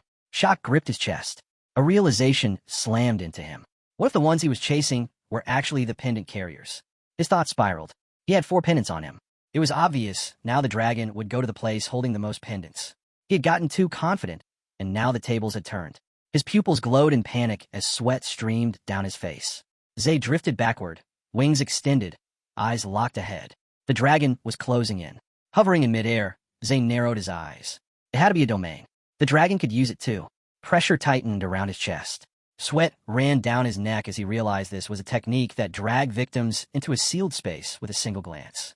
The only exit was to defeat the caster. Somehow, he had been forced into it. Without warning, a monstrous figure lunged at him with blinding speed. Its body burned with flames, a lightning-infused sword in hand, crackling with fury. Zay pulled his wings in close and braced himself to take the full force of the strike. Elsewhere in the city, Zheng Xiong intercepted a sharp beam of blue energy with his sword. The power nearly overwhelmed him. He released immense energy. Faint fumes rose from his skin as he stood unfazed. He questioned what kind of stunt was being pulled using global chat just to provoke them. Zhou drew his sword, raw energy rippling along its edge. He asked to take this one, wanted to test his strength. He gave him a calm and unreadable look. Suddenly, Zheng Xiong stormed in, yellow energy crackling wildly around his blade as he moved like a thunderstorm tearing through the sky. "So this is the pride you're so desperate to protect?" He barked, mocking their arrogance with a fierce glare. Zhou's expression sharpened. He focused and triggered Ice Vein. "Then I'll bury it in ice." Zheng Xiong's sword surged with power and clashed thunderously with Zay's. The shockwave trembled through the air. He clenched his jaw, locking eyes with his target and vowing he wouldn't let him escape. Charging once more, Zheng Xiong unleashed roaring energy. Zhou stepped in, meeting the strike. Their swords clashed, grinding violently. Zay intercepted with a wind-soul blade, stopping the blow with swirling force. Zhou's rage flared. He moved in perfect unity with his weapon. Up above, the dragon hovered like it was just waiting for things to explode. It watched everything below, quiet but intense, sensing the energy build up. Meanwhile, Zheng Xiong rushed forward, every step packed with serious power. He and his opponent collided, pouring force into each strike until the air between them cracked. He sat nearby, elbow resting on his knee, watching the battle like it was just another slow show. Suddenly, Zheng Xiong stiffened. Sweat rolled down his face. Ouyangze was broadcasting a distress signal. "That signal, it's him." Zhou's sword blazed forward with immense force. Zheng Xiong barely dodged it. "What the hell are you trying to pull?"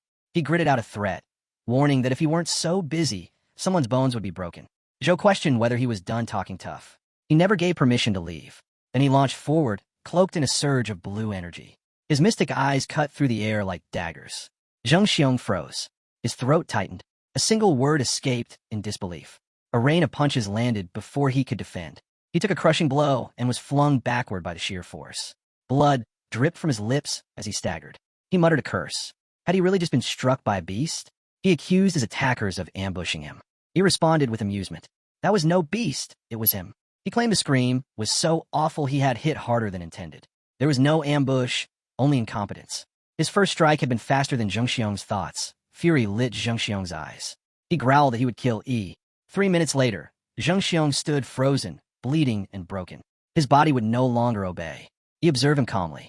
He thought it wasn't a bad effort, lasting 3 whole minutes. Xin Chen hadn't even survived one hit. He took Zheng Xiong's sword and gave it a once-over. He found it decent, but in need of some upgrades. Zhou reported no pendant in the spatial ring, but they had found something. The sword pulsed with lingering power. He eyed it with a thoughtful smirk. Zhou stared at the blinking pendant in his hand. He remarked that it kept flashing like it was sending out a signal. In a harsh domain where jagged blue crystals gleam like frozen flames and a heavy layer of dust cloaks shattered stones, Li Xing lies broken and bleeding. His wings are scorched by fierce fire. His clothes tear and cling raggedly to his battered frame. Above him looms the dragon, an immense and terrifying figure cloaked in shadows and flickering flames. The dragon's voice cuts sharply through the smoky veil. I never thought it would come to this, he says quietly, stepping closer. Li Xing's eyes flutter open, wide with desperation, and blood streaks his cheeks. The dragon advances, his sword gripped tightly in one hand. I use every relic, every powerful artifact crafted by human hands, the dragon confesses, voice heavy with disappointment. But still, I fail to drive the nail into the heart of the dragon mask. I miss by no more than 3 finger widths. Li Xing's bloodied face stands as a silent testament to the brutal fight he endures, a fight that now seems lost. Suddenly, from the shadows bursts a monstrous figure, growing larger and more terrifying by the second. It closes in on Li Xing with a menacing presence that drains what little strength remains. The dragon sneers down at him. You lose your only chance to defeat Dragon Mask, damn bug. He spits with venomous contempt. As thick black smoke seeps into the domain, swallowing the entire scene in darkness, a sudden flash cuts through the gloom. A sword slices through the smoke, piercing Li Xing's body with brutal precision. A scream tears from his throat, raw agony ripping through his lungs. He claws at the stone wall for support, but his vision blurs and rolls back until all he sees is white light. Pain consumes him utterly, dragging him toward the edge of consciousness. Far from the chaos of that shattered domain, elsewhere in the city, a young woman climbs the stairs of a tall building. Her steps are slow and trembling, fear weighing heavily on her heart, but she forces herself upward. This is Qing Zhou, and she knows she's close, just a few more flights to the rooftop where Dragon Mask waits. Each step feels heavier than the last, every breath a battle. She wraps her arms around herself, trying to steady the trembling that threatens to overtake her. In her mind, she compares the dragon to the ugly OX, a brutish figure who pales in comparison to Dragon Mask's terrifying presence. Her heart pounds wildly in her chest. She worries desperately for young Shi, who is locked in a fierce battle with the relentless foe below, and she fears he will not last much longer. Now, Dragon Mask's attention turns toward her. Reaching the rooftop, she closes one eye tightly, the other pupil flashing with a strange, glowing purple light. Her mind races, searching for a way out, a way to send a message. She needs to signal Ihi, someone she trusts, someone who can help. This building, the tallest in the city, is her only hope. From here, Ihi's signal flare will be unmistakable. Without hesitation, Qing Zhou fires her own flare into the dark sky. It is a desperate call, a beacon in the night. The signal awakens something deep within her, a dormant bloodline pulsing with ominous power. Beneath her skin, a strange energy stirs. Nether Sparrow's essence ripples beneath her flesh, an eerie purple light flickers across her eyes. Suddenly, she sparks bridal flames, swirling, intense circles of purple energy that dance around her like living signals. Wings of dark, ethereal light erupt from her back, shimmering and twisting with raw power. But the power overwhelms her. With a pained grunt, she collapses hard onto the rooftop, gasping for breath. It's hurting me like hell, she whispers through clenched teeth, hoping desperately that Ihi has seen her signal. Then comes a strange sensation, a shiver running through her spine. Her eyes widen as they change, a haunting blend of white and glowing purple. She leans over the edge, clutching the ledge, and whispers, the sound, it's familiar. Her gaze pierces the shadows below, and then freezes. The dragon approaches. Panic surges through her veins, cold and sharp. She can hardly believe how quickly he finds her. Fear clenches her heart like iron shackles, squeezing tighter with every passing moment. Desperation pushes her to act. She needs to send another signal. Faster, stronger. Gathering every ounce of her power, she summons a new layer of energy. Twisting it fiercely, she releases two brilliant blasts of purple light that explode from the rooftop. The entire building hums with raw energy, glowing fiercely as sparks crackle in the air. Silence falls over the city like a suffocating blanket, thick and ominous. With terrifying presence, the dragon steps onto the rooftop. He is battered, his limbs bruised and bleeding, and a deep wound gapes on his leg. His sword gleams wickedly in his hand, dripping with lethal intent. Qingzhou's breath catches in her throat, terror wrapping around her heart like iron chains. The dragon laughs, a dark, evil sound that echoes off the stone walls. Raising his sword high, energy crackles along its razor edge. Qingzhou's eyes widen in paralyzing fear. She fixates on the blade, the image of her death flashing vividly before her. Tears prick the corners of her eyes as she whispers through trembling lips, "There's no time to escape." Then, in an unexpected burst, brilliant blue light explodes from every corner of the building.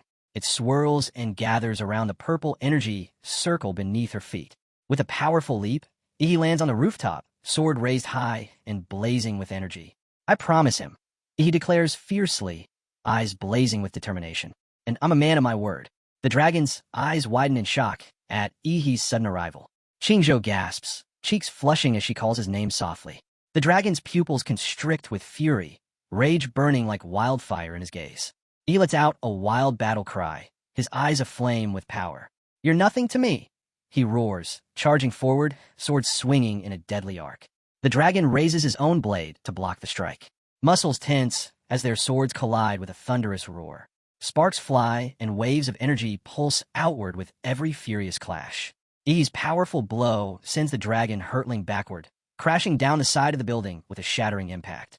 Stone cracks, glass explodes, and the dragon slams hard onto the ground below. Turning quickly to Qingzhou, Ihi says sharply, "The new little brother I just take in. He's waiting in the eastern alley. Take him there first."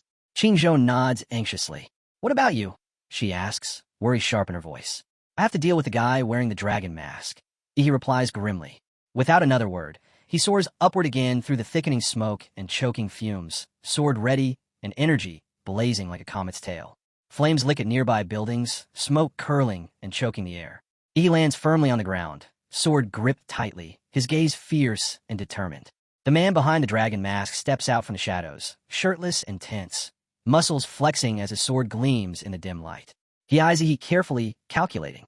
"When I receive the distress signal," Ihi says, narrowing his eyes, "I know something is off about this place." His gaze falls to a nail embedded deep in the mask wearer's body.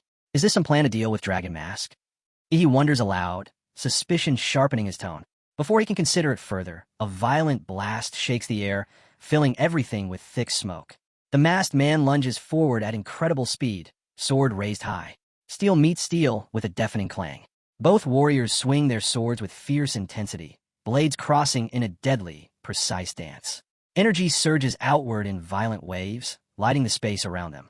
Their eyes lock, cold, sharp, unyielding. "I'm really onto this," Ihi says with a wild grin, the thrill of battle lighting his spirit. His heart races with anticipation, ready for the fight that could change everything. The next scene begins with buildings already wrecked from earlier battles. Rubble litters the ground and cracks run through every wall. But before the dust can even settle, two massive sword slashes cut straight through the ruins, slicing one of the towers clean in half. The tower collapses with a loud rumble, and thick smoke blasts into the air like a volcanic burst. From deep inside, that smoke, two powerful forces shoot upward like rockets. It's our hero and the dragon mask locked in a brutal head-on fight. The dragon mask isn't just decoration. This guy fights like a real beast, every swing packed with deadly force. He's no less terrifying than an actual dragon. Our hero isn't clenching his jaw in anger. It's pressure. He's getting pushed back and fast. A powerful strike from the dragon's glowing head slams into him and sends him crashing through the clouds, disappearing into the world below. Another blast of smoke rises from where he landed, but something strange starts happening. The smoke begins to glow blue, and streams of wild mana start swirling in the air. The dragon hovers high above, watching every flicker closely. His sharp eyes never blink. Then, without warning, a massive blue beam shoots out from the glowing cloud. It cuts through multiple buildings in one shot, leaving only broken stone and fire behind. Everything in its way is erased. Now our hero rises from the crater completely transformed. His entire body is covered in a deadly armor made from dragon scales. A massive tail swings behind him, and energy pulses through the sharp blades around his arms. In his head, a voice speaks up, recognizing how strong the enemy truly is. This is the first real test he's had since arriving in this world. But even now, retreat isn't an option. He rockets back up into the sky, ready to face the dragon again. The enemy's aura is burning hotter than ever. Red energy pulses around that twisted face like lava about to erupt. But our hero only smirks. This is exactly the kind of fight he's been waiting for. A boss like Shenlong wouldn't go down that easy. In an instant, the dragon vanishes and appears right in front of him. There's almost no time to react, but our hero throws up his defense just in time. The dragon strikes with a furious combo, each hit faster than the last, forcing our hero to block and dodge with everything he has. That's when he starts noticing something strange. Ever since the mass cracked, the enemy has become even faster and stronger. Something isn't right. When their eyes lock, he sees it clearly. Twin pupils burning with pure rage and a thirst to destroy. Then it happens. One brutal swing lands clean and shatters our hero's sword in half. The blade snaps, and the last line of defense is gone. A cold shiver runs down his spine as the dragon raises his weapon, again aiming straight for the kill. He swings with deadly force, going straight for our hero's head. But in that exact moment, something wild happens. Our hero catches the sword with his mouth. He bites down hard, stopping the blade in its tracks. Sparks fly off the steel as he holds it firm between his teeth. Then, with a confident grin, he says he saw that one coming. Without missing a beat, he launches a crushing punch with a scaled arm, smashing it right into the dragon's face. The enemy never stood a chance to react. The impact is massive. The dragon's mask explodes into pieces, and his eyes roll back from the shock. But our hero's not done. As the enemy starts to fall, he grabs his arm mid-air, holding him in place. With a snarl, he says he's not finished, and slams him down again, this time with even more force. As he does, he cracks a quick joke, calling himself Technician Number 23, reporting for duty. Now the real punishment begins. A wild burst of blue mana explodes from our hero's body, lighting up the battlefield. The power behind it is raw and overwhelming. The dragon takes the full hit without a chance to guard. Our hero stops only for a second, thinking through every critical point on the human body: temples, throat, heart, spleen, kidney, groin. All the spots that cause the most pain and internal damage. And with Yang Zi's bronze spike still messing up his meridians, the guy's chi is completely out of control. Every punch now carries deadly force. Each strike lands with surgical precision, breaking him down from the inside. Bones crack, organs shift, and blood starts leaking from his mouth. His sword slips from his fingers, and his knees buckle. The fight is leaving his body. He can't even stand anymore. But falling isn't an option yet. Our hero sees it and doesn't let him drop. He charges up again and says he knew the dragon wouldn't go down without a fight. His best chance was that first ambush when neither of them knew each other's strength. And even back then, the odds of killing our hero were barely 30%. Now, there's no way out. Our hero summons one last move. Red mana bursts out, spinning into a violent tornado that surrounds the enemy in a storm of destruction. The pressure alone shakes the sky and rips through the air like a blade. The dragon is swallowed by it with no time to resist. This is the kind of power that breaks even the strongest will to fight. The tornado grows larger than the surrounding buildings, spinning like a violent storm, ready to rip the sky apart. The dragon head is caught inside, tossed around helplessly like a bag of chips in a raging wind.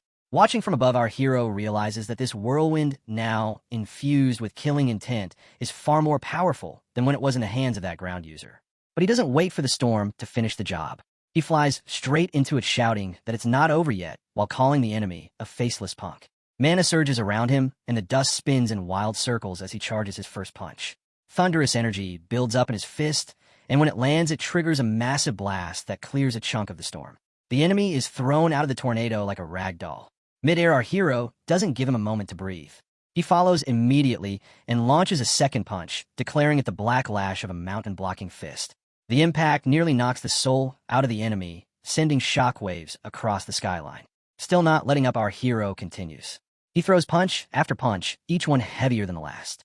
The enemy is battered through one building after another, unable to escape or defend. The sky becomes their battlefield, and the city their wreckage as debris rains down from every collision. Then with a final burst of speed, our hero grabs him midair and slams him straight into the ground. The impact cracks the surface, and a cloud of dust explodes upward. The enemy lies there broken, bleeding, and screaming in pain, his strength completely crushed. Our hero hovered in midair and looked down at his defeated enemy. He scoffed and said, so this was a dragon. He expected power, but saw nothing more than a pathetic worm. But even in that battered state, the enemy wasn't done yet. He was trembling all over, barely able to hold himself up, but still muttering threats about killing our hero. With one last burst of strength, he reached for his sword, tried to lift it, but before he could react, our hero stepped in. Without a moment's hesitation, he shoved his blade straight into the enemy's throat, and blood exploded out like a fountain. In the blink of an eye, the enemy's head was cleanly severed and dropped to the ground with a dull thud. As the dust and chaos began to settle, our hero noticed something lying in the rubble. A green pendant glinting faintly under the debris. He picked it up and smiled to himself. That was the dragon pendant. Now it was finally in his hands. With a steady voice, he said the game was finally over. Down on the ground, Zay stood like a statue, completely frozen and unable to say a word. His friends around him were just as stunned. No one could process what they had just witnessed. The air was thick with shock. Not far from them, Lu finally regained consciousness. She sat up suddenly and yelled that he should never have gone to fight that dragon-masked freak all alone. But Chuzhou looked at her calmly and replied that if anyone else had gone with him, they would have only held him back.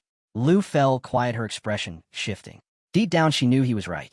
Her injuries were so bad, she could barely move, let alone fight. If she had gone with she would have slowed him down. He would have been forced to protect her instead of focusing on the fight. She clenched her fists, thinking to herself that if only she was stronger, maybe she wouldn't be dragging you down all the time. Right then, out of nowhere, our hero suddenly appeared right in front of her, startling her as he casually asked what she was thinking about. She was stunned for a second, not expecting to see him, but quickly covered up her surprise by pretending to be annoyed. He smiled and asked if he could borrow the ox pendant for a while. She nodded and handed it over. With that, they now had multiple ox pendants along with all the others. Standing in front of the group, our hero said they should try placing the pendants in the order of the 12 zodiac signs, starting from rat and ending at pig. One by one, he carefully lined them up exactly as the zodiac order. Chuzhou leaned in and pointed out that nothing was happening. Maybe they messed up the arrangement? Our hero let out a sigh of frustration, but before he could respond, Zay stepped in and explained. The dragon pendant wasn't just another part of the regular hunter pendants. It was created for something else. A special kind of hunter designed to take down pendant holders. That means it probably wasn't even meant to be used to pass this trial in the first place. But just then, the final pendant was placed, and something strange happened. A soft pulse of energy spread across the area. The girl who had placed it froze wide-eyed. It worked. Everyone looked around confused and tense. Had they activated something? As they turned their eyes to the sky, they saw the clouds changing. A thick blanket of them had gathered, now glowing bright yellow in the center. That glowing energy started to drip downward like liquid spilling over the tops of buildings. Our hero stared in disbelief. He raised his voice and told everyone to look up. What is that thing? Right in the middle of the yellow energy, a massive eye slowly opened. It looked alive. That single eye locked directly onto him. It felt like it could see straight through him. He didn't know what it was, but it made his body freeze with tension.